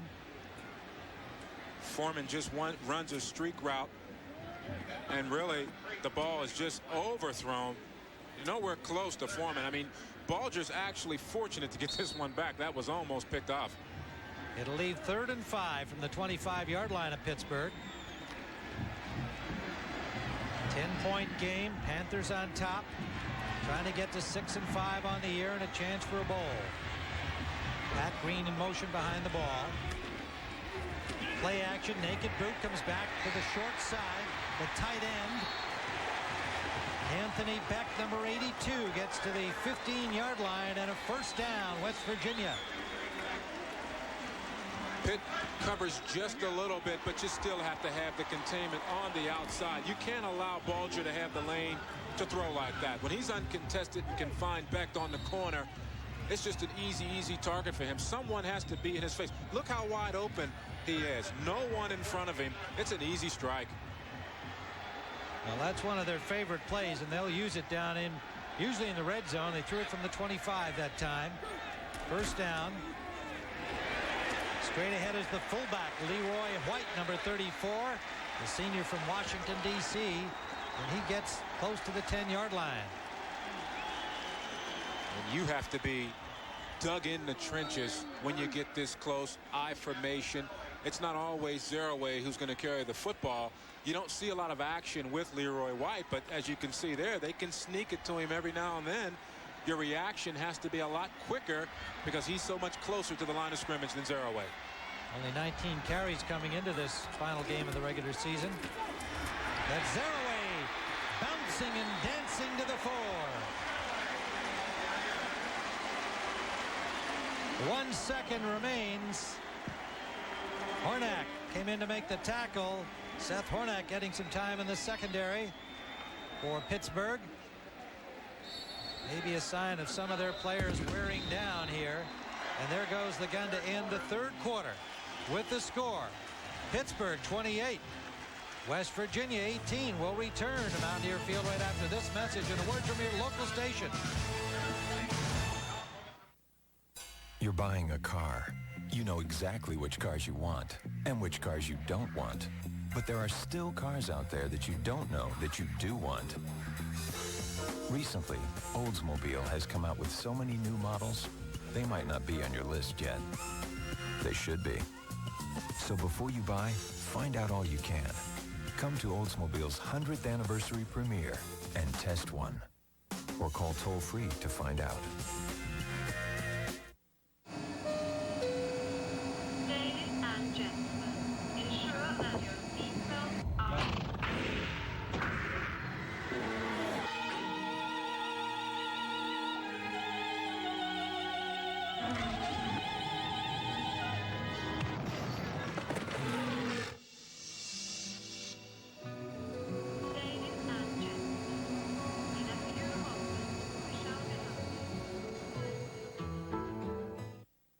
Tonight, get ready to go crazy. Dave's got the Late Show in the bag with the hilarious Jon Stewart, an abominable holiday treat, and some unwanted pests. Tonight. For college football action, the address is CBS. Welcome home. I'm from Crafton, and I did better at Don Allen. I'm from Mount Washington, and I did better at Don Allen. It's true. You will do better at Don Allen. Better on the special edition Pontiac Grand Am GT. They're specially ordered, they're generously equipped, and with $1,250 cash or trade down, you can buy, not lease. Buy this car for $199 a month. We did do better at Don Allen. The $199 a month Pontiac Grand Am. You will do better at the Big Don Allen Auto Complex, Bomb at Liberty in Bloomfield. Do your weekends make you wanna... think there's nothing to do in this town? Funny. Looks like there's something around every corner. What do you need, a personal invitation? How about a ticket? The new Ticket. Every Friday in all Tribune Review publications. Ticket is your guide to everything Pittsburgh has to offer. Movies, symphony, theater, concerts, club life, after hours. So don't stay. This Friday, pick up a ticket and get out.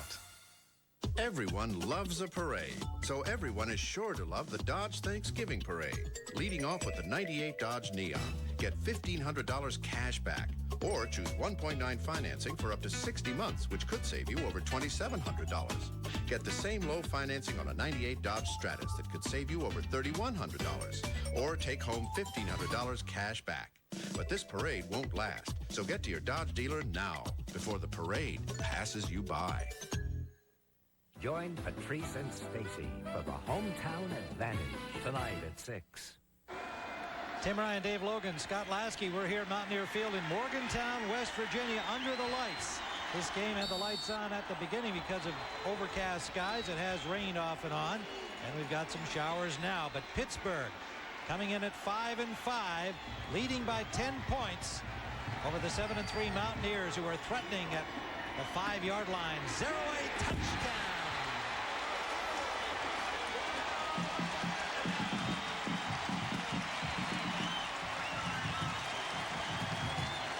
Zero 31 carries for Zeraway, now with 120 yards and 3 touchdowns. And a little slow to get up, Dave. Yeah, you know, he's been banged and bumped up and bruised, so he says, but you always see him rush for over 150 yards. I think that the Pitt defensive line is starting to wear down now. You're starting to see a lot of arm tackles and a lot of reaching. No one playing it tough at the line of scrimmage.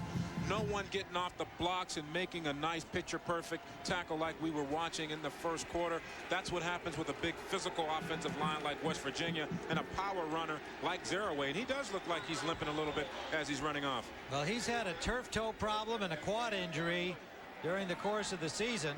Missed only 1 game. But he has been playing hurt.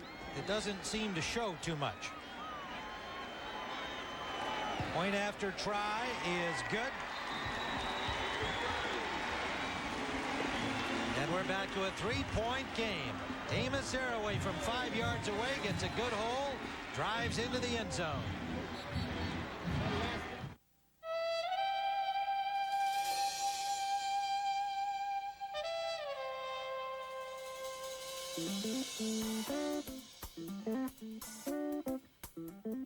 I got this car for me. But if anyone takes notice, that's okay too. Aurora, defy convention. And now you can lease the Aurora for just $3.99 a month. See your Oldsmobile retailer for details. And over Easter. Take these back. They're over hard. Try again. I think I liked you better smoking. He's quitting cold turkey.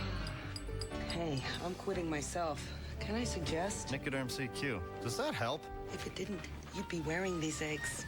With a 24-hour stream of medicine, Nicoderm CQ calms even nasty cravings. It's the power to calm, the power to comfort, the power to quit successfully. You know what? I like you better not smoking. Okay, there we go. Who's on the line? My voice is my life. A sore throat? Death. Because I talk for a living. We're on the air. I do talk radio. Caller after caller after caller. So when I get a sore throat, I count on Chloraseptic. 5 sprays and its powerful ingredient delivers pain relief on contact. Pain relief that penetrates. Pain relief that's long-lasting. It's a free country, but oh, please. We got a live one. Vicks Chloraseptic. 5 sprays for instant relief that stays. Yesterday on Ice Wars, Team World skated out to an early lead as first Victor Petrenko, then jumping Joseph Sabovchik, and finally Kurt Browning completed triple axel combinations, while the seemingly automatic American Brian Boitano missed his. On the ladies' side, Oksana Bayul stole the show, delivering a powerful performance. The U.S. team will need strong showings from Nancy Kerrigan and Paul Wiley if they want to defend their title in Ice Wars 4. You'll see the conclusion tonight in prime time, 9 Eastern, here on CBS.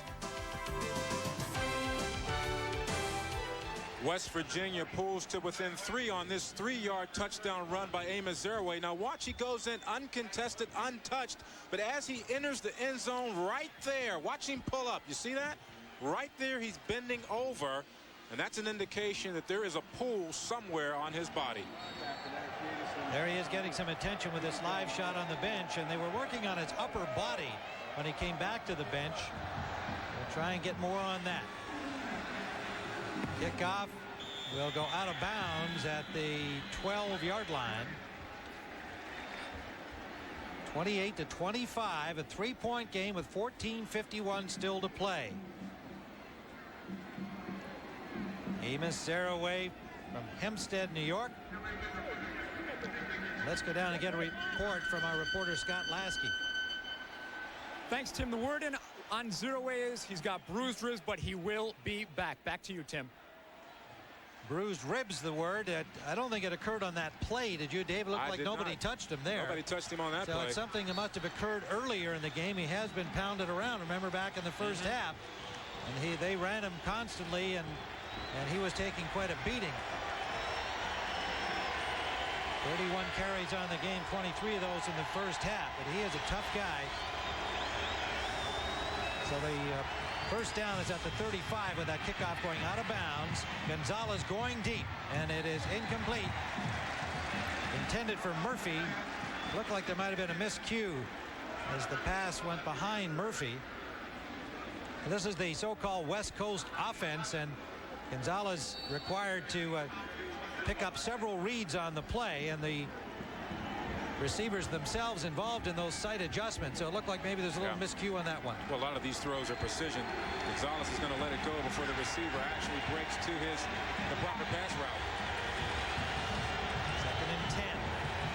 On the 35 of Pittsburgh. They lead by 3. Billy West trying to get wide, and he slips. Ran into his own blocker and then slipped down. There'll be a loss of 6 on the play. Let's go to Jim Nantz for an update on college basketball today. Well, Tim, we've seen Pete Gonzalez with a big arm, but how about Matt Harpring of Georgia Tech down in Puerto Rico at the end of the 3rd quarter? He drills it from 3-quarter court. 2:53 to go, and Tech leads St. John's by 9. Let's go back there to Tim and Dave. Wow, get that guy out on the football field. Some shot. Our season premiere of college football is next week on CBS with Kentucky and Indiana, 2 of the big names in college basketball. 3rd down, 15, Pittsburgh here at the 30. Gonzalez, inbounds are out. Yes. Great catch. Hoffert made a great catch, and they rule him inbounds. Remember, you need only 1 foot in with possession of the ball in college football. Take a look. You be the judge on this one. I mean, the catch is right on the money. That's an excellent reception. That's why they call him the possession receiver. He doesn't like to be called that. He says, I'm a lot more. But look at the concentration. laying your body out. That's super. You can't do anything as a defender. I mean, great coverage, but what can you do? Jake Hoffert from Yuba City, California. He's got 8 touchdowns on the season. Yuba City, California. That's Molinaro. First down, Pittsburgh. Marching.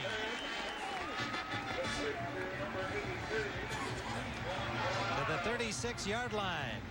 They don't use him a great deal, but when he's in the game, he normally makes something happen. Had a touchdown last week against Virginia Tech, a 40-yarder from Gonzalez. Colonel Bastine had the coverage, made the tackle. That's a 17-yard gain. Panthers driving.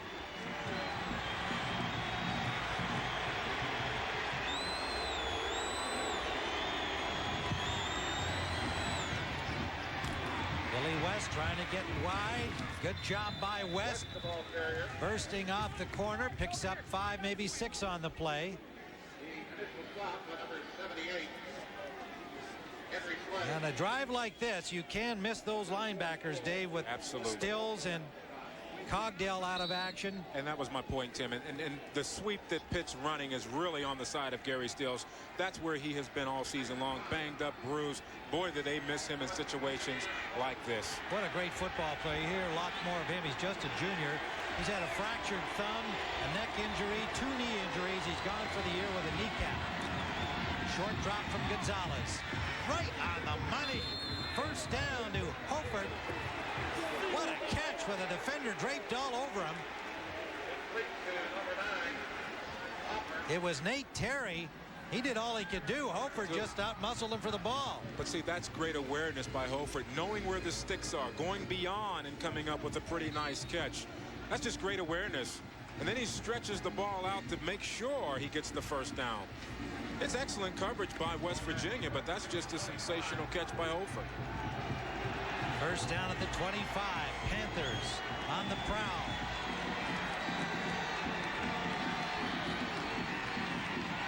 Gonzalez flushed, and he just goes out of bounds. There was good coverage downfield. He had nobody to throw to. That's one of the things that's been impressive about a guy who's really only had 1 full year of college experience, 2 previous starts, but he is so poised and experienced as 5th-year senior. He's adapted so well to Walt Harris's scheme. And Walt Harris said he won the job because he studied more than the other guys. He spent 20 hours a week trying to adapt to this West Coast offense, and that's why he's the starter. And watching the likes of Steve Young and Joe Montana and other West Coast offense quarterbacks, Brett Favre, he watches them every day. 4th sack. That was ruled a sack as he was forced out of bounds. 4th sack by Mountaineers. West. He gets about 4, and then he just ran into a traffic pile up there. He might have had some more. Sweeney gets credit for the tackle. He was fighting off a block. Well, here's a look at the Big East Conference standings. Syracuse and Miami play tomorrow. West Virginia could get a share of first place and the championship if they win, and Syracuse would lose to Miami tomorrow. Virginia Tech has finished their season at 5-2. For Pittsburgh, 6 wins makes them eligible for a postseason bowl.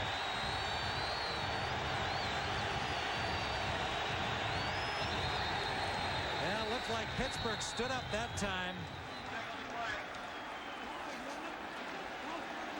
That's where you have to maintain your poise. Keep your head offensively. You get this close, you get a productive drive going.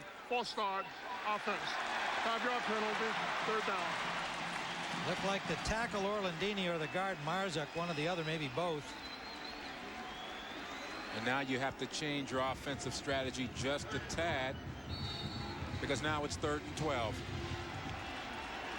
Walt Harris says we prepared to win, and after this game we want our players to have no regrets. Well, I'd say no matter what happens, they should have none. 3rd down and 12. Don Nealon sure fired up his troops in the locker at halftime.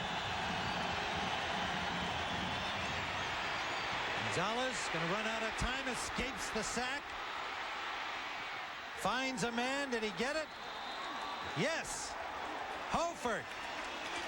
What a job by Gonzalez. And credit to Hoffert, who is glue-fingered out there. An 18-yard gain and a first down. Holford has made 3 excellent plays in this drive, 3 excellent catches, but it's the ability of Gonzalez to avoid a hard rush. Hangs in the pocket and delivers it, but look at the hit that he takes. Leveled. Now here's the catch by Holford, trying to help his receiver out of a tough situation. Works back to the football. Heads up alert play by Holford. And had to go down for it again. His 7th catch, 82 yards. Billy West hit by Henry Slay, got inside the 10 to about the 9, maybe the 8-yard line, depending on the spot. It's going to be at the 9. Great Gonzalez, job, boy, he looked like he was going down there, and he made a great move away from the rusher. They had a double blitz on from the corner, and how he escaped that, I have no idea. Well, the Big East leading passer, 15 of 21, 191 on the yardage count and 3 touchdowns. 2nd down and goal from the 9.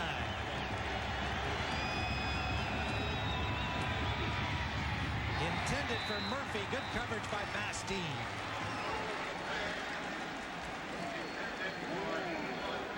Nice job by Bastine on the inside. Pittsburgh wants to go with the hard slant to Murphy. He had the inside. Really had the good body position on Bastine, but a pretty good play by Perlo, excuse me. One thing this drive has done is it has kept Zeraway on the bench. When you've got those bruised ribs, it's hard to keep yourself warm and heated up in the game. Well, I think that's helped Pittsburgh, too, keeping Zeraway on the bench. Absolutely. 3-point lead, 3rd down. Huge play. Gonzalez to the end zone. Touchdown. Juan Williams, the tight end.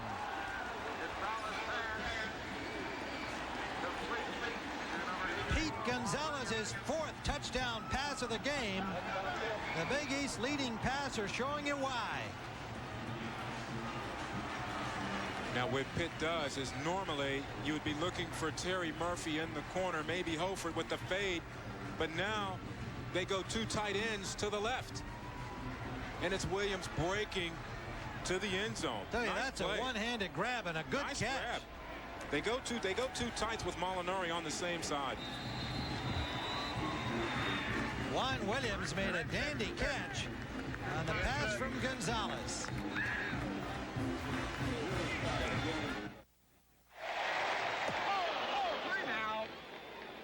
What are you thinking about out here? I don't know. I just don't think this perm looks natural. Perm? You think you've got problems? Take a look at these split ends.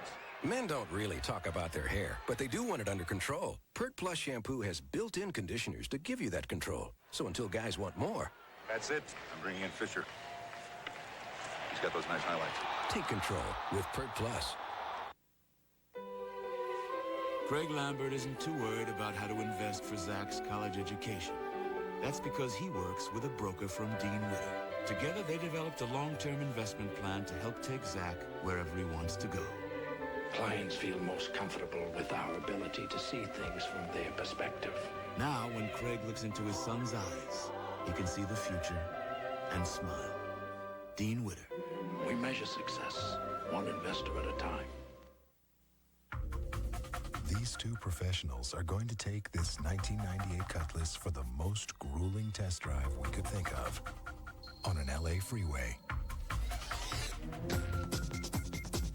Well, with a CD player, easy-to-reach cup holders, leather-trimmed interior, and a powerful V6, this Cutlass passes quite nicely. The Oldsmobile Cutlass, totally rethought.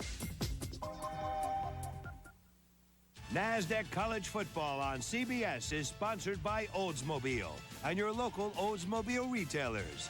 Pert Plus, the shampoo that conditions too, for simply great hair, simply. And by MasterCard. There are some things in life money can't buy. For everything else, there's MasterCard. Pretty good clutch play by Gonzalez. Now here you have Molinaro out here. And again, Juan Williams, the tight end, who we can't see in the screen at this point. But now take a look. One flares out. Molinaro cuts to the inside. Excuse me, Williams to the inside. Right there. and that's your touchdown. The confusion was that they had two receivers to the same side. But look at the shots Gonzalez has been taking. That's not too bad, but he gets up and says, hey, I'm the man, and I think he's pointing upwards. That could be for his father. His father, Jose, died not too long ago. Pete Gonzalez to Juan Williams. A 10-point lead for Pittsburgh. Short kickoff is taken by Curtis Keaton. Flag is down. Keaton battles his way up over the 30 to the 35-yard line. Grant Cofield, the kicker, pushed him out of bounds. Keaton, the backup to Amos Zaraway. And the penalty is against the receiving team. John Smith, the referee. Here's the call. During the return, illegal block in the back and above the waist. Return team. The 10 yards will be assessed from the spot of the foul. First down. So they'll mark it back at the 13-yard line. Today's NASDAQ Scholar Athlete of the Game is Brian Pucanis of West Virginia. NASDAQ's commitment to the investment in our future is shown today by donating $1,000 to West Virginia's General Scholarship Foundation. Congratulations, Brian Pucanis. They've got 3 pre-med students on this team. This is a bright bunch of young men. Zaraway back in the lineup for West Virginia. First down from their own 13. Bulger, screen pass for Zaraway. Zaraway is dropped immediately. Good play defensively. Let's go down now to Scott Lasky. Thanks, Tim. I'm here with the Gator Bowl chairman, John Harrison. Now, do you automatically go with the second-place team from the Big East? You do have the second pick overall from the conference. That's correct, Scott. We have the second pick. That does not necessarily mean we will take the second-place team. Until Syracuse-Miami game's over with tomorrow and Virginia Tech-Virginia, our selection committee will meet on Monday and then make a decision based on the outcomes of those games, and this one today. Pittsburgh's been pretty impressive. What do you think of them? Pittsburgh's done a very good job. It just appears that whoever has the ball is scoring, and who has it at the end may win the ball game. Okay, thanks a lot, John. Back to you, Tim. All right, Scott. Pat Green made the catch there from Bulger, and they'll mark it near the first down marker. 8:56 remaining in regulation time. A 10-point game. Pittsburgh on top. 35-25. Bulger 19 of 31, 239 yards plus this 10. If it's a 10, we'll find out in a moment. 249. Here's the bowl picture. Big East #1 goes to the Alliance Bowl, and Atlantic Coast Conference #2 against Big East #2 in the Gator Bowl. That's why we just found out the word from the Gator Bowl people there. And Big East #3 will be in the CarQuest Bowl. Big East #4 in the Liberty Bowl versus Southern Mississippi. Of course, 2, 3, and 4, those are invitations from the bowls involved. They're not necessarily the way they finish in the conference. Pittsburgh trying to be one of those. 6 victories would give them the eligibility to go to a bowl. Zaraway gets a gain of about 2 on the play, leaving 2nd and 8. If Miami were to upset Syracuse tomorrow, you could see 5 Big East teams in the bowl game activity. Yeah, wouldn't that be? Yes, especially after all the flack the conference has taken this season. 2nd and 8. Bulger. That's complete to Porter. Porter dove back and just picked that right off the turf. Good job by Jerry Porter, the sophomore from Washington, D.C. Pretty good catch. Nice comeback route by Porter. Again, when you go that low, oh, that's a little questionable there. Well, I said he did scoop it off the carpet. First down. West Virginia trailing by 10. Clock still giving them ample time. 7:54 to go. That's complete to Foreman, Sean Foreman. The junior from Chesapeake, Virginia. Their leading receiver in the absence of David Saunders. Corey Ivy. Foreman's been having an outstanding year. And really, if they want to make a move in these last 7 minutes, they're going to have to go to Sean Foreman, because Zeraway, in my opinion, does not seem to be 100% the last 2 times he has carried the football. They're going to have to go vertical in order to get back in this. 6 catches, 87 yards for Foreman. Zeraway just came out. They've got 3 wide receivers on the field. That's usually what they do in that situation. They're going deep for Green, and it is caught by Green. Touchdown. Curtis McGee had a chance to intercept the ball, went right through his hands, and Green, great concentration, brings them back to within 6. To within 4, pardon me.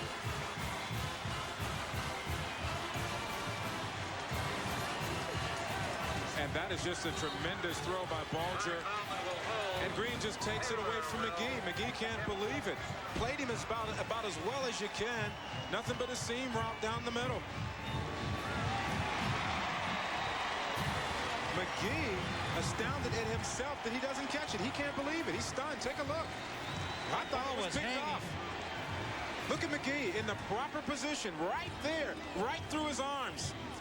But give credit to Green, because a lot of times with that kind of interference, a receiver will drop the football. 7:23 to go, and it's a 3-point game again. Size 4 flowered dress, $45. New color lipstick, $15. Haircut, $25. Autofocus camera, $260. 5 generations in one photograph.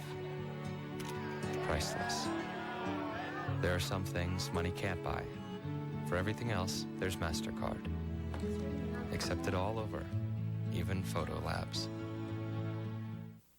You're buying a car.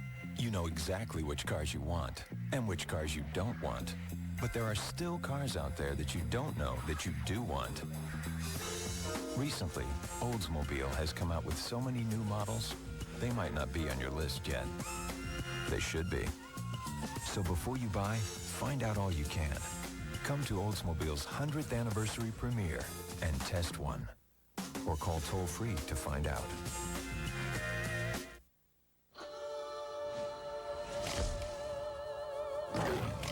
Get ready to get creative.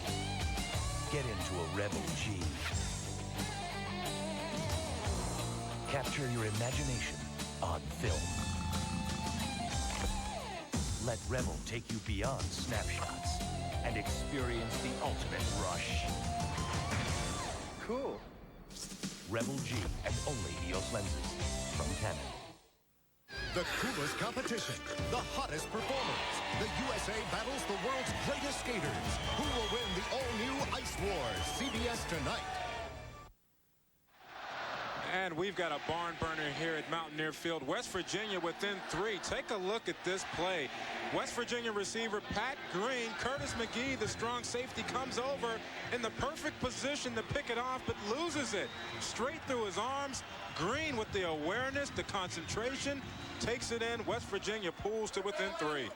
Pat Green has 10 catches now, 191 yards and a touchdown.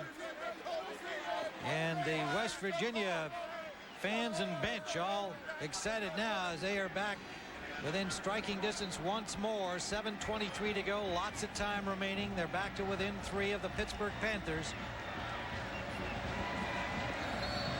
The most catches Green has ever made in one game, and the most yardage he's picked up in one contest. They've just got a great receiving corps when you consider they're missing Saunders and Corey Ivy. Hank Poteet out to the 22-yard line. And a reminder that tomorrow on CBS, Tennessee's Peyton Manning plays his final regular season game. Last week against Kentucky, Manning's performance had Heisman written all over it. He threw for over 500 yards and 5 touchdowns. So be sure to join us tomorrow for the final game of Peyton Manning's career. Doubleheader starts with the Vols hosting Vandy at noon Eastern, followed at approximately 3:30 by Syracuse and Miami. Great doubleheader. NASDAQ College Football tomorrow on CBS. All begins at 12 Eastern. Should be some game, Vandy and Tennessee, Tim. Vanderbilt, pretty good defense and always plays Tennessee tough football. Pittsburgh has taken a timeout. That'll leave them with one. 23-yard line, first down play, and we'll take this break and return to Mountaineer Field in a moment. Guess the plows missed this road. Good thing we're in this sport ute. Okay, she'll slow down, pull the lever, and clunk. We're in four-wheel drive nirvana. Come on, take me there now. Well, what's she waiting for? Why isn't she pulling the lever? Slow down and pull the lever. Hello? Relax. The Oldsmobile Bravada's got the exclusive Smart Track system. It automatically reacts to changing road conditions. No levers, no buttons, no need to worry. I feel like I'm talking to myself. The new Bravada. It knows the road. We all know how much help buddies can be. Look good. You all right on that? So get the new Workmate. The powerful clamp that can go anywhere and hold anything. Oh. The new Workmate. Breeze feels good, doesn't it? Built by Black & Decker. I like being in control. With this new Dinerex, I control the cause of my dandruff every day. New Dinerex Advanced Formula. Its medicine doesn't just treat the symptoms. It controls a leading cause of dandruff called Peel Valley. Now that's serious control. New Dinerex Advanced Formula. Once again, Honda is going someplace other ATVs may not want to follow. Someplace other ATV makers would really prefer not to go. No down payment and 7.9% financing on a new Foreman 400, 4Trax 300 4x4, 4Trax 300 and Recon. Now the best ATVs on Earth also come with one of the best deals on Earth. They'll be battling for bowl bids. Vanderbilt visits Peyton's Place for his final home game. Then Donovan McNabb and streaking Syracuse meet Miami. Tomorrow on CBS, Just Watch. The color of college football. We're here at Mountaineer Field, Morgantown, West Virginia, and this crowd really into this one. And for good reason. 35-32 Pittsburgh. They have a first down at their own 23-yard line. Pete Gonzalez has 4 touchdown passes already today. Quick flare out the right side to Molinaro. Molinaro will be close to a first down. The ball came loose. Mountaineers say they have it. That'll depend on the whistle. And it is going to be Pittsburgh ball and a first down, Panthers. There's a lot of options out of that West Coast offense. It's not always your go-to guys. You got the 4 receivers sitting out there. You pick one, the one that's open. Nice little flare pass to Molinaro, and he picks up valuable yardage. Schneider comes in. Molinaro goes out, back to 2 wide receivers. In the I formation, Billy West, the tailback. West with 84 yards on 19 carries so far. Play action fake. Gonzalez just gets it off, and it's nearly picked up. He was hit as he released the ball. Ryan Brady had the rush on number 43. He's in the spot normally held down by the great Gary Stills. And that's what you need, that kind of pressure. It's crunch time. Take a look. Standing up is Brady right there. Nice swim move all the way around, keeps his feet moving, beats a pretty good tackle in Orlandini, and that causes the short throw. Gonzalez 17 of 25 on the afternoon. 2nd and 10. Ball at the 34-yard line of Pittsburgh. 2 wides to the left. Short drop. Rifles it out for Murphy, who makes the catch. Gain of about 7 on the play. For a report, let's go down to the sideline and Scott Lasky. Thanks, Tim. You know, earlier this week we talked to defensive coordinator for West Virginia, Steve Dunlap, and he said, you know, Pittsburgh isn't the most talented team, but they believe. Well, guess what the team slogan is? We'll see if we believe by the end of today. Back to you, Tim. They have had an emotional high throughout this game, but West Virginia's Mountaineers have risen here in the second half. Helped by this crowd. Gonzalez gets time, has a man open. That is Hofert, and he has a first down. The ball came loose. Mountaineer ball, unless play was whistled dead. Mountaineers have it. Hofert made the grab, ran with the ball, and Gary Tompkins took it away. West Virginia first down at their own 37. And Holford, normally a good receiver with good hands, runs a little bit too casual with the football. Right in the middle of the zone. Take a look here. Just simply doesn't protect it. Has the 2 yards, has the 2 hands on it. But it's just a great hit. Super hit. I take that back. Terry, great that was job of protection. It's Nate Terry who comes up and Tompkins. with the super hit. And Tompkins came up with a loose ball. So it's first down, West Virginia. Bulger out to Pat Green, his 11th catch of the day, a gain of about 3. Boy, you have to be careful when you go with some of those outs like that. If you're going to throw it, it has to be on the money. You float one or get baited by a corner or a safety, and it's going to be off the races for 6 points. But you notice they've slowed down their pace in this series. They're going to try and throw underneath just a little bit, take some time off the clock before they strike deep. 3-point game. Pittsburgh on top. Mountaineer ball. Bulger out the left side, and that one is dropped. And it was Foreman, a rare drop for him. Sean Foreman, leading pass receiver, and he's been solid today. Just a short hitch to Foreman. Maybe a little eager to start running, Dave, you think? That's all, sure. Can't blame him. White comes in at fullback. Out comes Arroway on third down. This is normal proceedings for West Virginia when they go to their 3 wides. Hornack is in for McGee in the secondary. Shotgun, Bulger.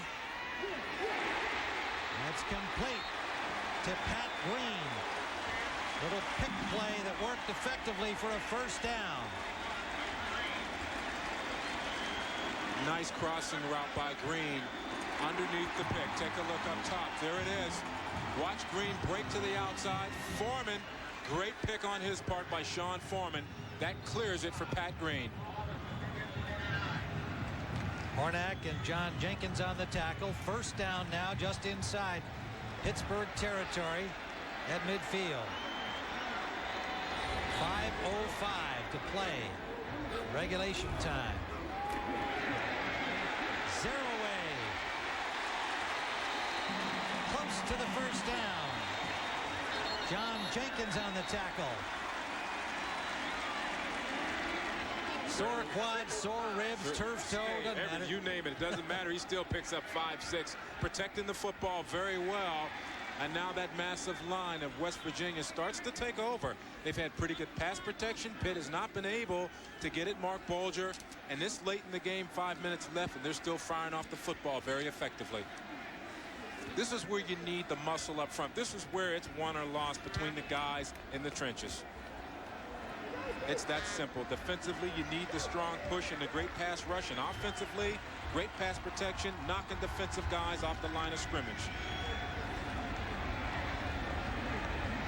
An official timeout called, and they're going to measure this one. Ball inside the 40-yard line of Pittsburgh. 5 minutes exactly remaining in regulation time.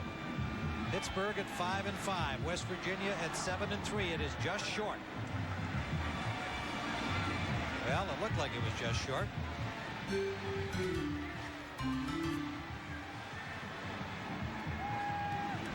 And I can't see anything on this play, but if you need that amount of yardage, which is very few, and I've got a guy sitting back there that is a locomotive on this field.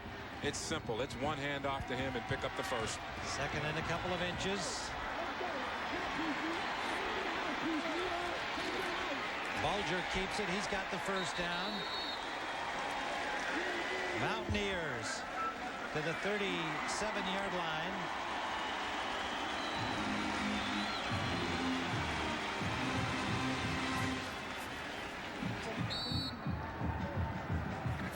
And there's Pat Green. Take a look at his numbers. Ties a West Virginia record. Receptions, 205, and he was supposed to be the backup to Corey Ivy. Yeah, they are loaded at wide receiver when they get healthy. That'll be next year now. Whoops. Solomon Page was downfield about 4 yards. Before anything happened, he drew a lot of yellow. Page, the sophomore from Pittsburgh, Pennsylvania. His coaches call him the best athlete on that offensive line, and 6'6", 285. He's going to be something. Dead ball, false start, offense, 5-yard penalty, still first down. Picture him when he's a senior. Yeah. Take a look at Solomon Page. They say that he is perhaps right there. There's Solomon right there. They say he is actually the best in terms of talent. Just a little bit too quick. Wants to get out there on the linebacker and draw some space for Zeraway. But they like him, Tim. They like him a great deal. They say within time he should be a great one. 1st and 15. Ball now marked back at the 38-yard line.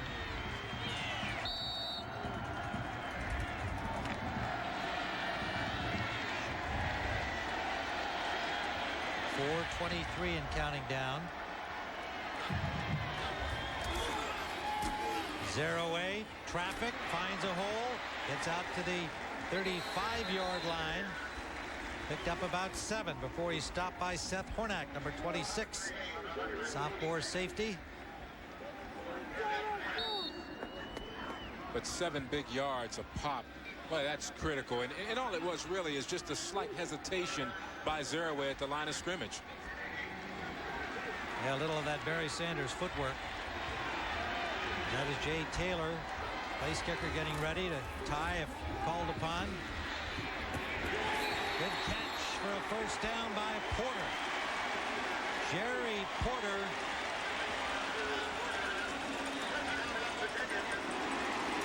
The converted quarterback. Take a look at Porter once again. He runs the comeback just about as well as anybody on this roster. Drives back the defender all the way in the secondary, comes back for the football, stays low to the turf, and Bulger has a way of putting it down there where no one can get to it but Porter. Look at that. Colorado battle Nebraska. Boy, that's the same battle. kind of game as here, but Nebraska prevails. And Nebraska probably won't catch Michigan as a result of being pressed by Colorado for that #1 spot. And that is Zeraway, stopped by Jenkins and Hornack, but not before he gets inside the 20. 3:09 and counting down. It'll leave 2nd and 4. West Virginia driving in the red zone. 3 minutes and counting down. And you keep it on the ground right now if you're West Virginia. No need to put it up until it's absolutely necessary. Stay with Zeraway on the ground. 142 yards, 35 carries for Zeraway. Stifled in the first half. Has been the main man here in the second. Zeraway again. He'll be stopped short of the first down by Frank Moore. And if you're, I'm sorry, Tim, if you're Pittsburgh, at this point, there's no sense in you trying to blitz on run blitzing to stop him. You just got to play it tougher at the line of scrimmage, because the minute you show blitz package, Mark Bulger's going to check out of that, and someone could be in a position to get beat one-on-one. You just have to get tougher at the line of scrimmage. You may walk your backers up, but if you think it's past, you got to get out of there. Credit to the West Virginia offensive line that really gathered themselves together in the second half after Pittsburgh had dominated the line of scrimmage in the first half. Zeraway this time is stuffed short of the first down. It'll be 4th and a yard to go. 1:51 to play. We talked about it being one at the line of scrimmage. Take a look at the surface, the penetration Pittsburgh gets. Great job of controlling the line of scrimmage and sending Zeraway backwards. Frank Moore with the initial contact. Humphrey and Coakley, the linebackers, coming up. You have to kick in this situation. You go for 3 and the tie. This is Jay Taylor. 34-yard try from the hash mark. And Taylor is good.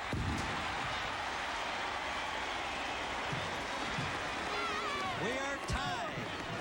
1:19 left. Regulation time. And that's what this rivalry is all about. You think Don Nehlen wasn't worried? His kickers. Look at Zimmer up here. Take a look. The offensive coordinator, Dan Zimmer. You think he's not worried? Take a look at Taylor here. He's like, oh, thank you. Because he knows that the kickers have not performed well. That's a clutch kick, though. Give him credit. Well, Taylor has 2 of 2 today, and he's 13 of 15 on the season. And he has tied it up at 35 all. Now let's turn the clock back to 1994 for an offensive battle between Pitt and West Virginia with only 40 seconds left. Pitt marches down the field and takes the lead on this pass. The Panthers thought they had the game, but 24 seconds remain.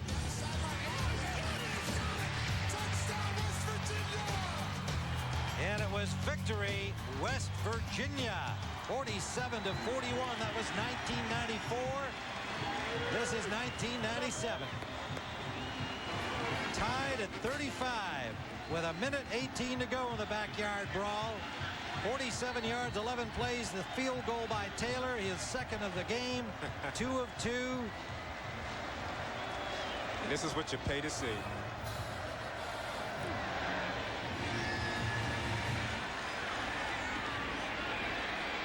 Hank Poteet from the 8. Out to the 25-yard line.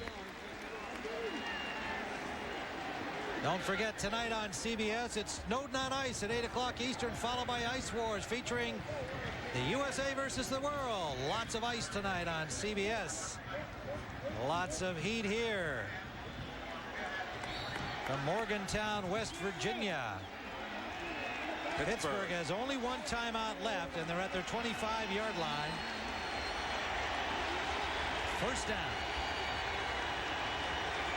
Remember, Gonzalez with 4 touchdown passes already. 2 wides to the right. And that one he throws out of bounds as the coverage was good along the sideline. Good tight coverage by West Virginia. Gonzalez is not going to gamble on this one because if all else fails, you always can work to go into overtime, but you're not going to throw it across the middle or do something foolish to give it back to West Virginia, who would have pretty good field position and an opportunity to kick for the win. Evan Barlow was the intended receiver, well covered on the sideline. Holford goes to the left, Murphy to the right. 2nd and 10. Out of the pro set. Gonzalez steps up in the traffic, eludes one tackler, gets to the 30-yard line, a gain of 5. 58 and counting down. Pittsburgh with one timeout to call here in regulation time. That's a pretty decent seam for Gonzalez because West Virginia, they're going to rush 4 and the rest are going to back up. So if he can get past the initial 4 front linemen, he may have some space out there.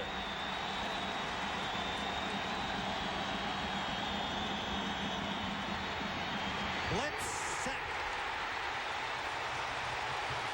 Nate Terry off the corner.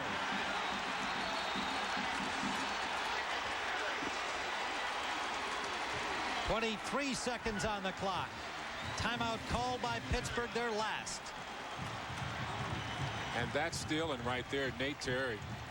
All away from the safety position. Someone has to really step up and put a hat on him. You have to fan out if you're an offensive lineman.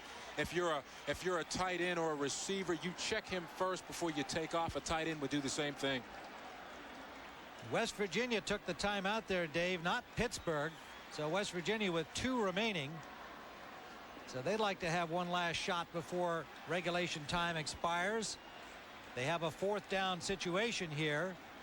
So the Mountaineers took the timeout. Pittsburgh has 1 remaining. They have the ball, but it's 4th down. After the game, get on the road to the national championship at our FedEx Orange Bowl site. You'll find exclusive audio and video highlights, historic anecdotes, and a complete Division I analysis.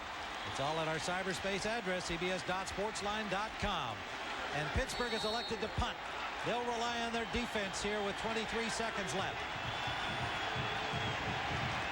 Grant Cofield standing at his 5, hits it from the 10. And it's a good kick. Nate Terry at the 45, shakes off a tackler, and Terry, great effort, gets to the 45 of Pittsburgh. 12 seconds left. And West Virginia has time for maybe 1, and that's all.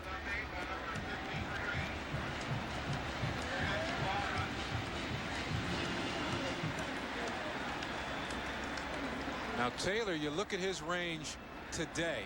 He's made 1 from 34 and 1 from, I believe, 47. So Yep. that's been his longest this season. Yep. So that's what you're working against in these last 12 seconds.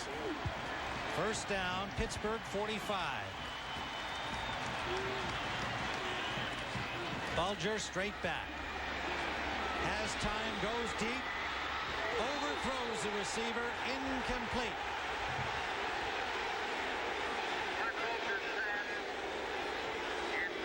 Crowd wanted an interference call. Green, the intended receiver.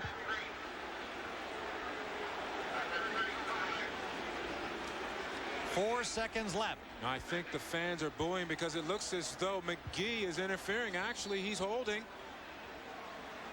There's contact definitely made on the end of the play, but nothing called. West Virginia with the gutsy strike, going for it all with 12 seconds left. Now they're down to 4.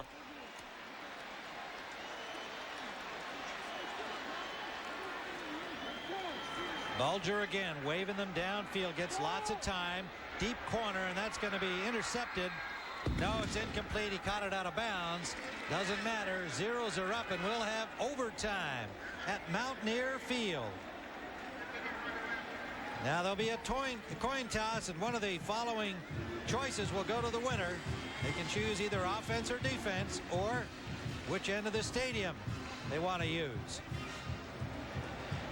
Then each team will have a series of downs, untimed, each team having possession of the ball. They'll start at the 25-yard line. And I'm really surprised that West Virginia, with 12 seconds left, went for it all, went for the win. I'm thinking maybe something shortened underneath, and then you have a shot at the field goal. Well, there's the look at the overtime rules with the coin toss, and we'll see who wins it. Whoever wins makes one of those two choices. Then the play begins on the opponent's 25. Each team has the ball until it scores or fails to make a first down. Overtime. Okay. John Smith. Possession by both teams equals 1 period. Okay. The winner of the coin toss, I will explain your options. Okay. If you have any questions, ask me now. Otherwise, here we go. Okay, Captain, you want to call it? Same as we did in the beginning of the game. I'll toss it, I'll catch it, you make a choice in the air. You ready? Heads. You toss heads. It is a head. You run the toss. Now, here are your options. To be on offense or defense, or which end of the field? You want to play defense. You want to play defense. Okay, now which end of the ball you want to play to that end? So you're going to play the ball first and 10 on the 25 down there. Okay, gentlemen? Go back to your respective sides. So Pittsburgh will play defense. West Virginia will have the ball first when we return to Mountaineer Field in a moment. You're buying a car. You know exactly which cars you want and which cars you don't want. But there are still cars out there that you don't know that you do want. Recently, Oldsmobile has come out with so many new models, they might not be on your list yet. They should be. So before you buy, find out all you can. Come to Oldsmobile's 100th anniversary premiere and test one. Or call toll-free to find out. I rolled the dice for $8. I unloaded my Tonka for $12. You get seriously low commissions with Ameritrade. Internet trade for $8, touchstone trade for $12, or trade with a broker just $18, no matter how many shares you trade. We went to Club Med for $18. Plus, your first 5 trades are commission-free when you open an account. Call 1-800-592-7694 or visit our website. Ameritrade, the way to trade, period. Dang it! How do I get the game on this thing? Uncle Ned. What? That's not the TV. Well, what is it? Here, watch. At Packard Bell, we torture test every computer we make so they can pass the toughest test of all, home. Safe. He was out. Packard Bell, the computer the world comes home to. Featuring the Intel Pentium 2 processor. How do I get the news on this thing? Pittsburgh chose to defend because, of course, in college overtime situations, each team will have at least one possession, and they want to find out what the other team does against them. That's why they made the choice. They won the toss, they had the choice, and they chose to defend.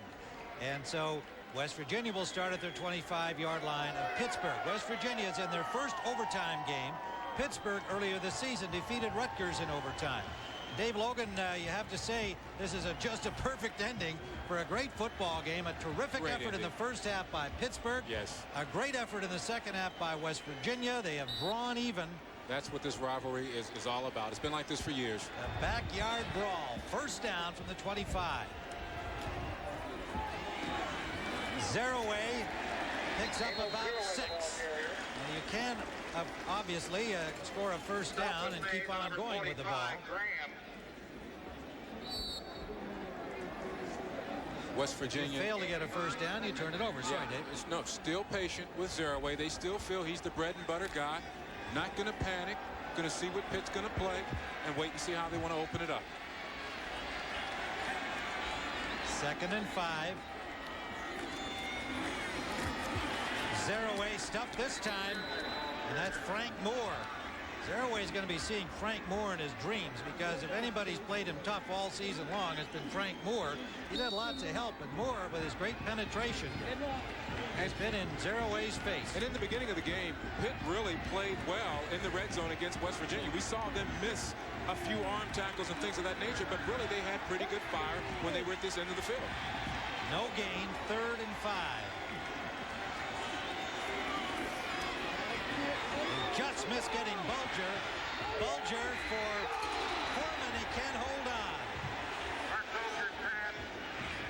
Creighton on the coverage. The ball was there a little bit high. Foreman couldn't haul it in. Well, it's the naked boot again. This time Pitt does not get filled. Bulger does not have the great velocity on the football. See what happens? Now watch Foreman again. He goes up high, just can't come down with it. But again, it's the pressure from Pitt that made Bulger throw off that back heel. He couldn't plant, set, and fire. That was Julian Graham, and they'll go for the field goal here. Taylor's got 2 already today. That's from the 27, and it's wide. Jay Taylor was 2 of 2, and he missed a 37-yarder.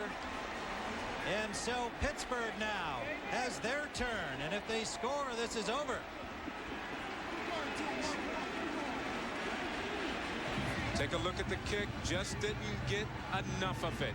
How do you make one from 34, make one from 47, and miss from that area? Take a look at the Pitt people. They're like, yeah, the strategy works. Great defense. Now all we need is to punch it in, and we're back on Highway 79 going north. So now they'll play at the same end of the field. That was the choice of West Virginia, to choose the end of the field where the contest would take place. Pittsburgh, first down at the 25.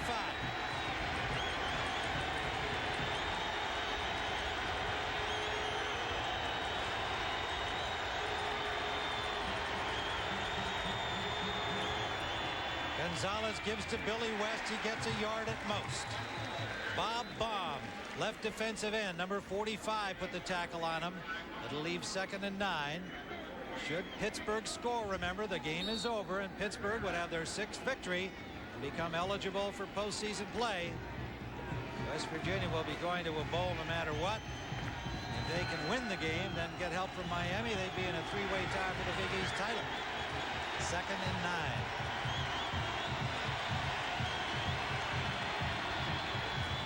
West again, and again he is stuffed. Got a yard, maybe. Baum once more. Now you have to wonder how conservative Pitt actually is in this series. I mean, they're a throwing offense, West Coast offense. Spread them out with Pete Gonzalez and let it fly. That's been successful for them all afternoon. I think they're playing for field position, get something up the middle, get a break, a missed tackle, and kick the 3 and win. They don't want to put it up and gamble. Forensic, the field goal kicker, is 6 of 8 on the season with a long of 38.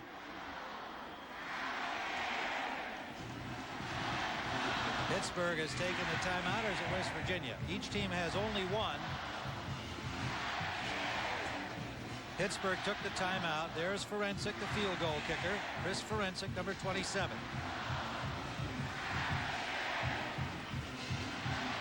Interesting how West Virginia started their series in overtime. 2 dives up the middle to Zeraway. Nothing fancy, very conservative. Then threw to Foreman and missed. Pitt's come back with the same scenario. Billy West up the middle. Very conservative.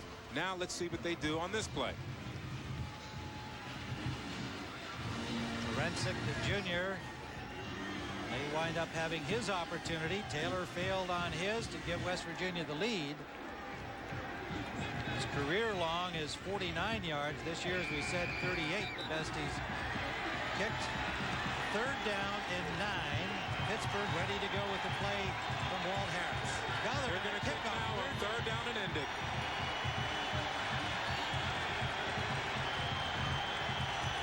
They're going to kick on third down. Forensic, and it's blocked.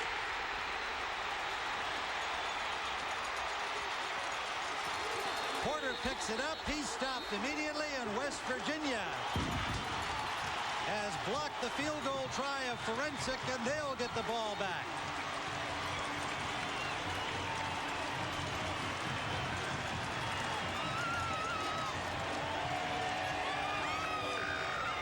It looked like somebody in the linebacker position made a big leap. There it is right there. And that's Porter. It's Porter who goes out and gets the ball himself. He blocked it, got a piece of it, and the ball went out of bounds. By rule, a scrimmage kick that crosses the line, goes out of bounds, belongs to the receiving team. The first period is over. Now there's the answer there in terms of possession. John Smith. It goes to the receiving team, that being West Virginia.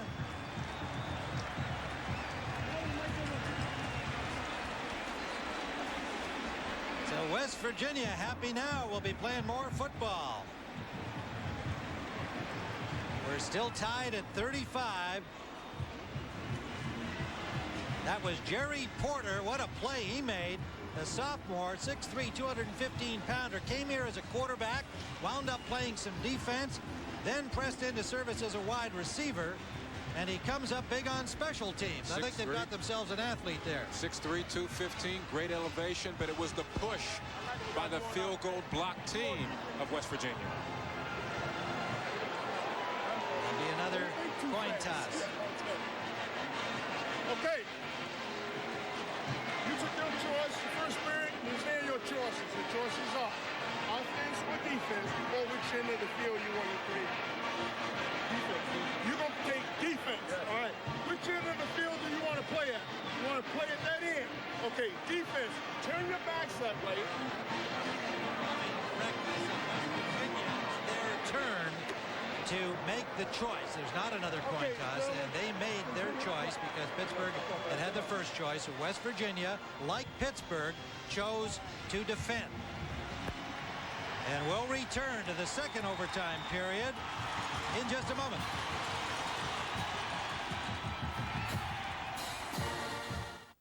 Monday. I saw police beat Deshaun Hopkins. How far will the precinct go?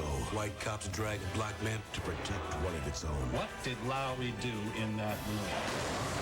This guy is bad. I said stuff I didn't want to. So you know. It's going down. What the hell's going on? Don't miss Brooklyn South. CBS Monday. Tuesday, an American fighter is downed over enemy airspace. He's gone, sir. Now can harm keep it out of terrorist hands. We'll have to outfly him. Chang, then sold for sex. Women are chained to the floor. Their survival depends on one U.S. attorney. Please help me. David Caruso is Michael Hayes. And I'm in trouble. can Danny Aiello keep a fashion designer from getting burned? This is a business matter. Keep out of it. Not a chance in hell. Della Ventura, following Jag and Michael Hayes, CBS Tuesday. Can Don keep Cheech from being hung out to dry in a dirty money laundering scheme? Doesn't anybody have that damn money? I don't know, but we got a lot of underwear. All new Nash, CBS next Friday. We're back at Mountaineer Field. Most of the crowd here on their feet as we begin the second overtime period. It was West Virginia's turn to choose whether they wanted offense or defense. They chose defense. Pittsburgh chose this end of the field, opposite to the first period. First down from the 25, two wides to the left. Short drop, flare pass, caught, good reaction. Molinaro made the catch, and it was Barrett Green Now, made the tackle. In the first overtime, you have to wonder why Pitt kicks on third down. I mean, if it's a matter of field position, you've got one more yard to at least try and get closer to the end zone, especially when you don't have a kicker that has a great leg. That's something that I would like to know from Walt Harris. Well, Forensic had a long of 38 this year, but a career long of 49, and I guess he felt, let's get it over with, he can make it. Second down and 13, a loss on the play of 3.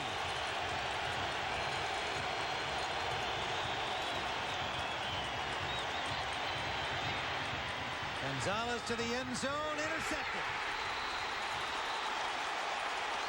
Dave Lightcap, who plays on the dime team of the six-back secondary. Dave Lightcap, a junior from Wilmington, Delaware, comes up with the interception in the end zone. See, when you're this close, you can't spread out an offense the way you want to if you were on the 50-yard line or so. I mean, you can't float it up like that, and that's a mistake on the part of Gonzalez. Sure, Jake Holford is a good possession receiver, but you're throwing into double coverage, and it's a floater. And whenever you do that, the odds are in favor of the defense coming up with a big pick. You have to zip it in there. Now West Virginia, their offensive opportunity that could end the game. First down at the 25.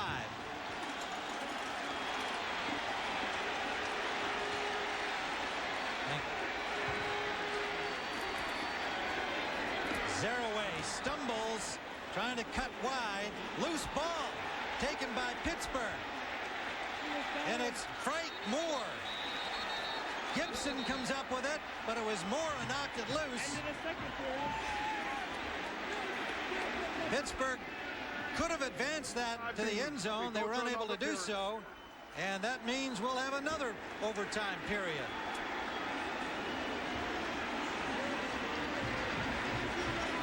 And West Virginia, again, going back to Zeraway, back to the well. Take a look at Zeraway on the outside.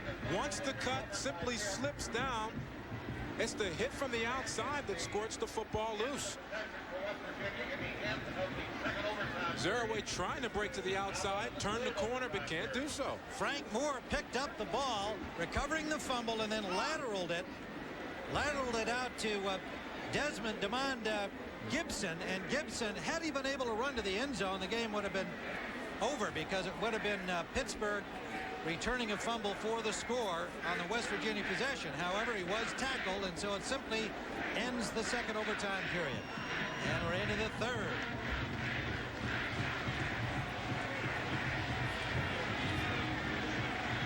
Now Pittsburgh will have the choice here, either to play offense or defense, or to choose the end of the field. Third overtime period. Big change. If you score a touchdown, you have to go for 2. Understand? You have to go for 2. Okay, Pittsburgh, we're back to you. You play defense. Which end of the field do you want to scrimmage on? Okay, turn the back here on defense. Pittsburgh has chosen defense again. West Virginia has chosen the end of the field. They did in the first period, which is to our left. And as John Smith said, if you score a touchdown, you must go for 2 in the third overtime period. We'll be back with it. You're buying a car. You know exactly which cars you want and which cars you don't want. But there are still cars out there that you don't know that you do want.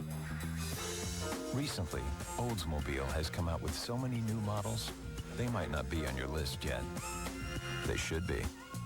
So before you buy, find out all you can. Come to Oldsmobile's 100th anniversary premiere and test one. Or call toll-free to find out. I rolled the dice for $8. I unloaded my Tonka for $12. You get seriously low commissions with Ameritrade. Internet trade for $8, touchstone trade for $12, or trade with a broker just $18, no matter how many shares you trade. We went to Club Med for $18. Plus, your first 5 trades are commission-free when you open an account. Call 1-800-592-7694 or visit our website. Ameritrade, the way to trade, period.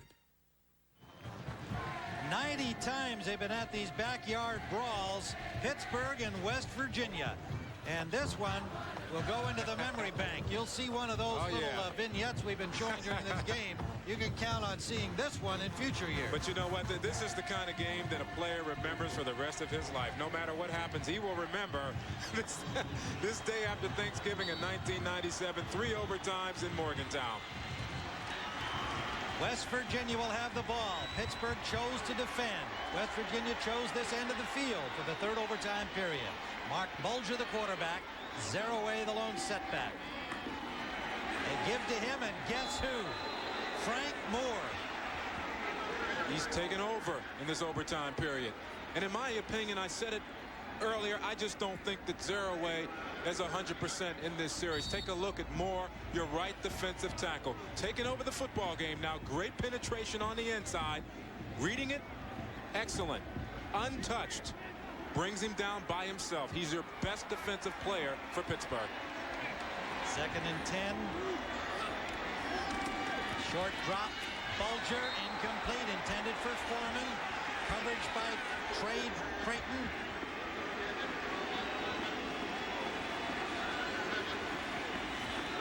Foreman complaining about they're looking for interference. I don't think so. No? No.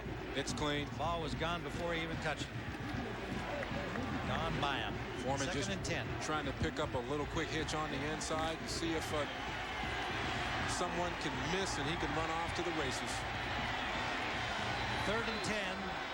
Zeroaway, the lone setback.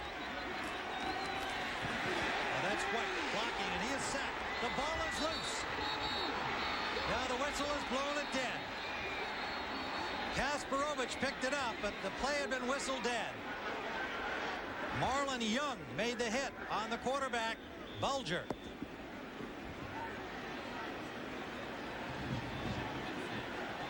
We'll take a look at Mark Bulger trying to roll to the outside. Here comes from the outside Young.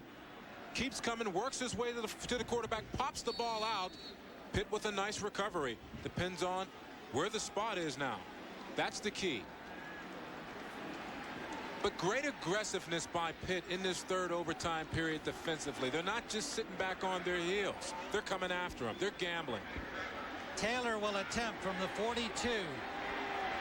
It'll be a 52-yard try. His career long is 47. That was earlier in this game.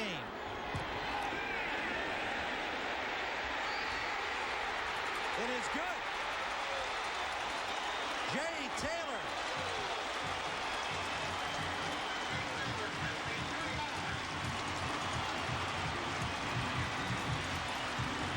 My, oh my.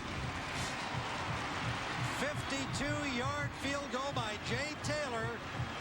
And West Virginia's on top, but now it is Pittsburgh's try from the 25. Take a look at the kick. Everything is perfect in this scenario. Great snap, great hold, great leg drive. There's the reaction of Taylor. I'm the man. We got him. It's been tough for the kickers of West Virginia. Take a look at Nealon. So upset with Taylor earlier. There you go, son. You're my man.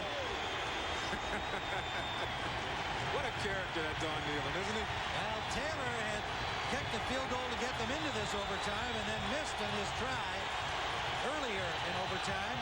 It's Pittsburgh's turn from the 25.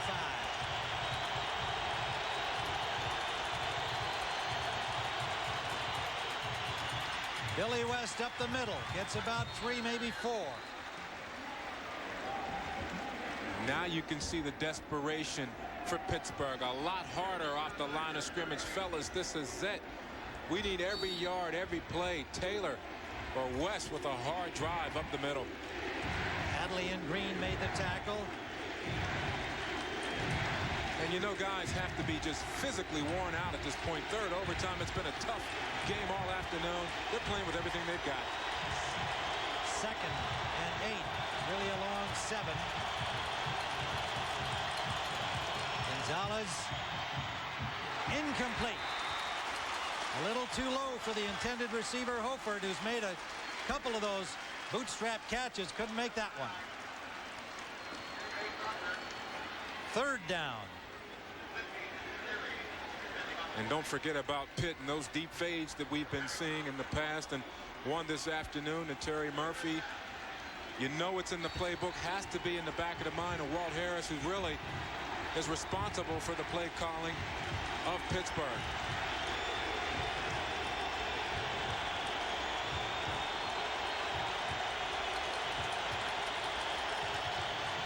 Gonzalez sacked. Ryan Brady.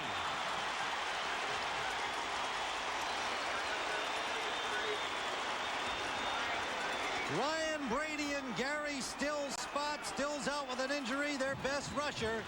Brady makes the play, 6 sacks today. Brady from the outside right there. Loops around, keeps coming, just beats the tackle to the outside. No contest. Big sack for West Virginia. Look at the hustle. Guys coming up the middle. Brady extends himself, leaves his feet, gets Gonzalez on the ground. They will go for it on 4th down. Forensics career long 49. Now timeout is being called by Pittsburgh. Their last chance here. They're down by 3. They must at least tie to force another overtime. Anything better than that will give them victory. And remember, one has been blocked already in the second overtime period. And that has to weigh on the mind of Pittsburgh. Once you get it once, you know you can be had. And West Virginia's thinking we need that same kind of effort. Everything has to be perfect on this. The snap, the hold, the kick. Remember, the turf's a little wet. All that's playing on the mind of the kicker right now. And Walt Harris.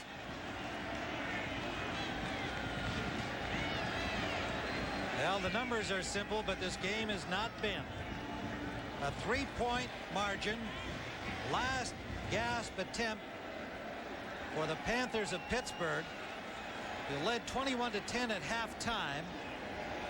The Mountaineers came roaring out of the locker room, battled back to force overtime on the 47-yard field goal by Jay Taylor late in the game, and now it's up to Pittsburgh to score or go home with a 5-6 record for the season and lose their bowl opportunity.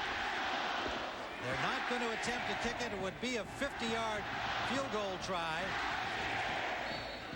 If they did try for it, forensics long, a 49, and as Dave Logan pointed out, he was blocked on an attempt earlier in overtime. So they're going to go for it. They need 17 for a first down. Gonzalez complete. First down. Hofer. What a gutsy call. Wow. Oh, my goodness. Take a look at Hofer. Just a hard slant to the post. Right there in your screen. No one anywhere near. The ball's on the money by Gonzalez. West Virginia, they've been rushing the football very well. Look at the reaction on the Pitt side. That's Matt Lytle, the backup quarterback, number 8. First down from the 13. He had the flare man open. And it's incomplete. Intended for the fullback, Schneider. Somewhat of a desperation play. He waited for the deep receivers to clear. When they didn't, he let the swing man go. And normally we've seen Gonzalez just take off in this kind of situation. Everybody is covered downfield. Now it's kind of like, well, what do I do? First time we've really seen a lot of confusion from Pete Gonzalez. He seemed confused on the play. But I mean, that's all he could have done in that situation. But normally, Tim, he's the kind of quarterback who will just take off and go. He had to let that one go because he was afraid he was going to be sacked again. It is 2nd and 10 from the 13. Gonzalez to the end zone. It's caught. Touchdown. Terry Murphy, and the Panthers have won it.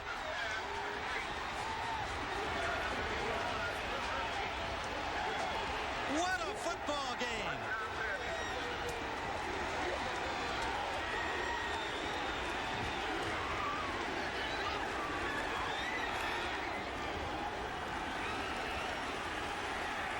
Pete Gonzalez, the Big East leading quarterback in the clutch situation of his college career, has given the Pittsburgh Panthers victory here in the Backyard Brawl and a 6-win season.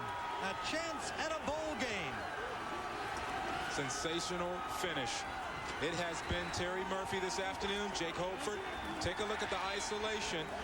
Terry Murphy, we saw him go up twice in the end zone on some of the fades. And you know you have to be thinking that. Fakes to the corner, runs back to the post, goes up in the air, and simply takes it away from Perlo Bastille. Take a look from the end zone, see? Fake to the corner, came right back to the post. Great throw by Gonzalez. I mean, that's a strike. That's what he needed. Remember, he floated one earlier? That's the kind of zip you need to get into the end zone.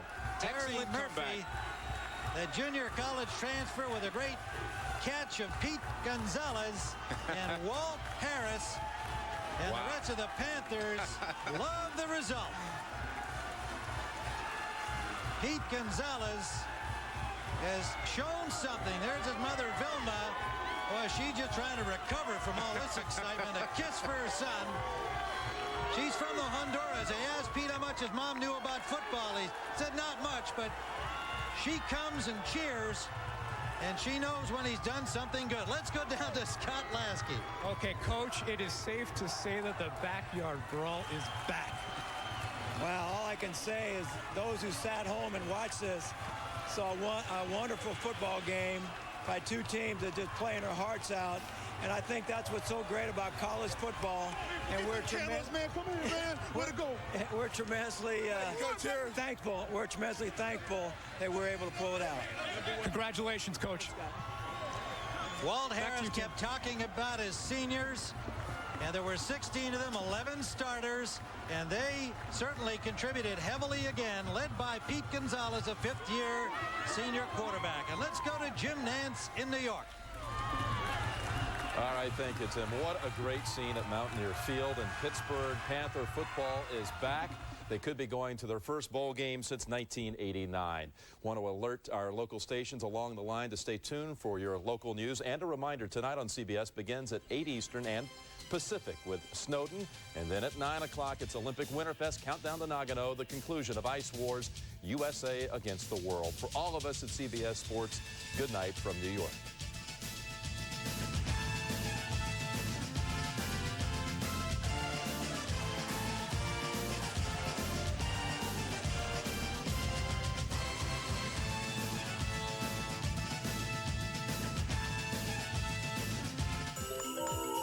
This holiday, put a Christmas tree where you might not expect one. A holiday flower tree from 1-800-Flowers. It's the perfect size for any home or office. 1-800-Flowers. Order one today. The holidays are coming. Everyone loves a parade, so everyone is sure to love the Dodge Thanksgiving Parade. Leading off with this Dodge Dakota. It's full of surprises, like a Magnum V6 at no extra charge and a low $169 a month lease.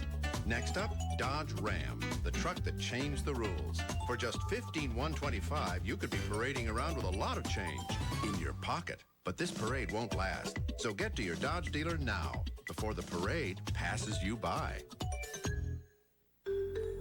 In the beginning, before co-payments and HMOs ruled the earth, there were herbs, and the people sang their praises. Herbs like ginkgo biloba and golden seal, St. John's wort, ginseng, and one called echinacea. Hundreds of the finest herbs tested for purity and potency can still be found at over 3,000 General Nutrition Centers, a place where knowledge and information help the people live happily ever after. GNC. Live well. You're watching KDK TV News at 6. It's been a few years since it's meant anything, but the Backyard Brawl is back, and the fans couldn't have been more excited. Anticipation was high for this year's Pittsburgh, West Virginia game. And boy, what a game it turned out to be. You saw right here on KDKA. Each team had something to lose besides the game, namely a bowl bid for Pitt. Andy Briggs says fans of both universities are just thrilled there's new life back in this long-time rivalry. Some of that old intensity between West Virginia and Pittsburgh was back in evidence at the tailgate parties outside Mountaineer Field. With the Mountaineers hoping for a Gator Bowl bid and the Panther football program shooting for a winning record plus a bowl invitation, fans look forward to a competitive game. Looks like it's starting to heat up, you know, just like it used to be when Pitt used to be in the top 10 every year. The Backyard Brawl hasn't been much of one recently, more like the Backyard Blowout, with the Ears winning the last 5, including shutouts the last 2 years. Making them tough games to attend for long-suffering Pittsburgh fans, especially Bill Bonney, who works in Morgantown. And I'm the only Pitt fan around, so it's tough. No, wait a minute. You hear a lot from your coworkers? Oh, they're beating me every day. These Pittsburgh students feel the same way. The glory years were long gone by the time they started school. I've heard a lot of stories, though. I heard a story this weekend about the Bobby Bowden when they came up here, when he was at West Virginia, and they came up here and we beat him, and he got fired because of it.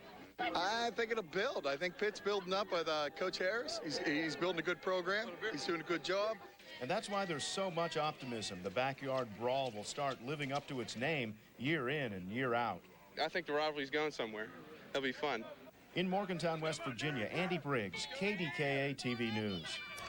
Well, John Steigerwald will have more on today's game. Big win for Pitt coming up in sports. Well, if you live in a city, you see them everywhere. Leaves, and more leaves piled up everywhere. But investigative reporter Andy Sheehan reports some people say the mayor's proposed solution to that problem is just more garbage. It's always been a tradition in Pittsburgh. Rake your leaves into piles at the curb, and the city will whisk them away. But this year, the piles have sat and sat and sat. Israel Chetlin's leaves have sat in a pile outside of his house since October. How you feeling about this situation here? Well, you know, frustrated, disgusted. You give up. You're reminded that you pay taxes and get nothing for it. The city says because of a long Indian summer, the leaves fell late and then all at once, putting work crews behind. But Mayor Murphy says all sanitation services will improve if the city council approves a $3 a month garbage pickup fee. Chetlin and his neighbors don't buy it. Why don't we call it what it is? It's another tax, and I object to it. Well, my constituents are very upset. This is a garbage tax. I don't consider it a fee, and it's $36 this year. What's it going to be next year? To stave off a budget shortfall, Murphy wants to increase parking rates at city garages. This way, he argues, non-city residents would share some of the burden. The downtown merchants fear it might scare off shoppers. A risky move after the city has already invested millions in a new Lazarus department store.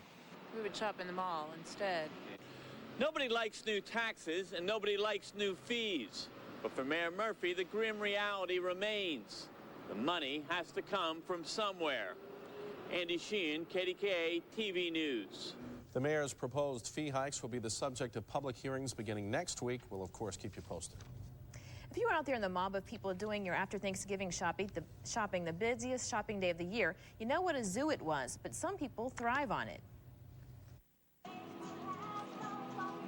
Despite the rain and drizzle, true holiday shoppers made the pilgrimage to the land of bargains in search of the perfect gift. Rain, shine, snow, we're here. When it mattered what it was doing, we were coming. It's become a tradition of sorts, a ritual race to the sales rack.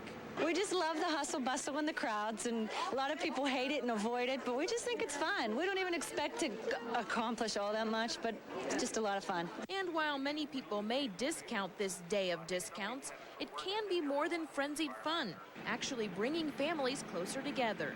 We come together every Friday after Thanksgiving, the three, mom and the two daughters. We just do it for a holiday get-together. I'm just following with the family. Mom dragged me down here.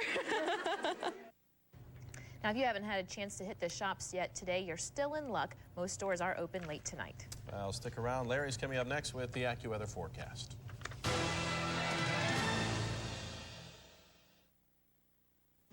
With Plymouth, this is what you pay for, and this is what you get. For instance, Plymouth Voyager. You get standard air conditioning, car-like handling, easy out-roller seats, and more. And this is what you pay. At $17,245, it's the lowest priced minivan. One more time. This is what you pay for, and this is what you get. Get up to $1,000 cash back on select Plymouth minivans. See your Plymouth dealer today. Levin Furniture, please leave your message at the tone. Could you give us just one more chance for your free financing? This Thanksgiving weekend, Levin Furniture continues their most powerful offer. Free financing till the next century. Start with great sale prices. Then get an additional discount for cash or take advantage of our most powerful offer ever. Free financing till the year 2000. This weekend, only at Levin Furniture. The house of your dreams. You've thought about every detail, gone over it in your mind 100 times. But how do you make your ideas real? Now there's a solution. Maggie's Building Solutions, the new full-service showroom of everything you need to see before you build. If you can dream it, we can make it a reality. Building Solutions, you gotta see it. I-279, Camp Horn exit 484 Lowry's Run Road. Building Solutions welcomes the American Express card. Right around 1900, J. Milton Eckert made a lot of enemies, namely other drugstores. There was an unwritten rule back then that store owners simply did not discount the price of medicine. Well, J. Milton Eckert disagreed with that rule. Concerned that some of his customers couldn't afford medicine, Mr. Eckert marked prices down. Eckert put the customer first, and the customer's been first ever since. Welcome back to the AccuWeather Advantage. Well, as a beautiful day yesterday as it could possibly be, today was just ugly. And let's take a look at the AccuWeather forecast with Storm Tracker 2000. We still have some light rain and drizzle moving through the area. We will continue to have a little bit of the same and some fog overnight. So let's take a look at your day planner tomorrow. Starting with the evening hours, some light rain and drizzle and fog continuing into the morning hours. Temperatures, though, will stay fairly mild. We'll be up to about 50, 56 degrees in the afternoon. And here is the AccuWeather forecast. So the light rain with those areas of fog likely to be around for a few hours tonight, and mostly cloudy with some drizzle again tomorrow. We'll have a high of just 56 degrees. That's not too bad. Let's take a look at the AccuWeather 5-day forecast. On Sunday, we still have the threat of rain as a front is just stationary right over the area, and it's not moving anywhere in any hurry. Then 46 on Monday. Doesn't look like tracking snow for the hunters, but we could get a snow shower late in the day Monday. 44 with some sunshine on Tuesday, and seasonal temperatures as we begin the month of December.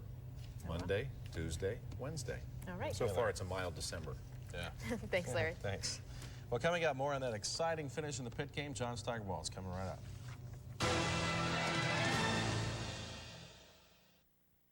Get your list together and let the shopping begin. It's the store-wide Thanksgiving sale at Lazarus, with savings everywhere you turn. The Thanksgiving sale at Lazarus. You've got the time. The future's bright. Why not enjoy life? The dreams inside. Head for the future in a new 98 DeVille with the North Star system. Because right now you can lease a quick, nimble DeVille for only $4.99 a month. Now there's a reason, and it's so pleasing for making whoopee. See your Cadillac consultants of Western Pennsylvania. It's that time of year when everyone is hoping for a Christmas bonus. And Pool City has a great one for you. Save now during Pool City's fabulous bonus dollar sale. You'll get 25% off our low prices, plus an extra $5 to $50 off with bonus dollars. Get a 50 light set, just $129. A beautiful 8-foot Christmas tree for $79. 2-foot talking Christmas tree, just $27.99. 24-inch animated Santa or Mrs. Claus, $22. And a 20-inch wreath for a low $2.99. Right now at Pool City. Hi, I'm Lee Iacocca. My family came up with a great way to get the rich taste of butter with only 1 gram of saturated fat. How'd we do it? With extra light olive oil. So try our Olivio spread. Olivio, not butter, better. Hometown Sports Advantage is brought to you by your all-star Jeep and Eagle dealers. Jeep Cherokee has always been the perfect getaway vehicle. But now, look what you can get away with. The $279 a month Jeep Cherokee lease, where you get 190 horses, automatic transmission, and always capable 4-wheel drive.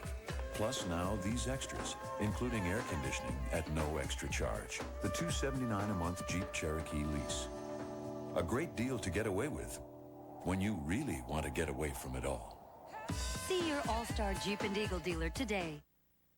Get ready for the hometown sports advantage. Last time Pitt went to a bowl game was 1989. Paul Hackett, remember him, was the coach, and they went to the John Hancock Bowl and beat Texas A&M. They could be going again when nobody thought it was possible. You wouldn't think it was possible to top so many great games in the Pitt, West Virginia series. I think it happened today. If you watch the game, I'll bet you agree. Unbelievable game in Morgantown today, and there is that's Paul Hackett at in Texas A&M. Now, here is Pitt today in West Virginia. That's Billy West in the first quarter, tying at 7-7 with that touchdown run for Pitt from 13 yards out. Later, it's still 7-7. Pete Gonzalez to Jake Holford, 14-7 Pitt.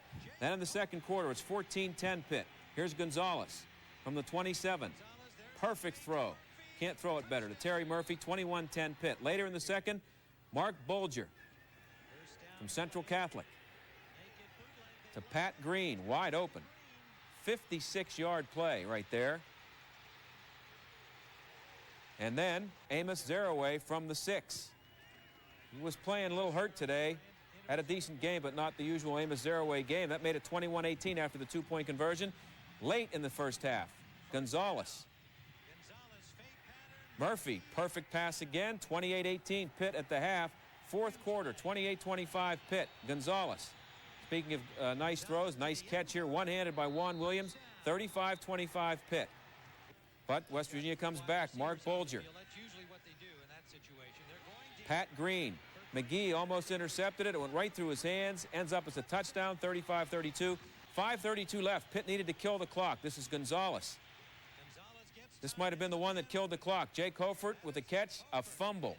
West Virginia recovers. That led to a field goal, 35-35 at the end of regulation. A missed field goal and a blocked field goal in the first two overtimes. This is the third overtime. Taylor, who had missed a much easier field goal earlier, 52 yards. Jay Taylor gives West Virginia a 38-35 lead. Pitt has to score at least a field goal in their possession. It's 4th and 17. It would have been a 50-yard field goal. They decided to go for it. The kid who fumbled in that drive that could have closed down the clock makes the catch there on 4th and 17, keeps it alive, and then Gonzalez to Terry Murphy, ball game. Pitt wins 42-38. The guess here, they're going to end up at the Liberty Bowl, and you cannot measure what that means to the Pitt program for so many reasons.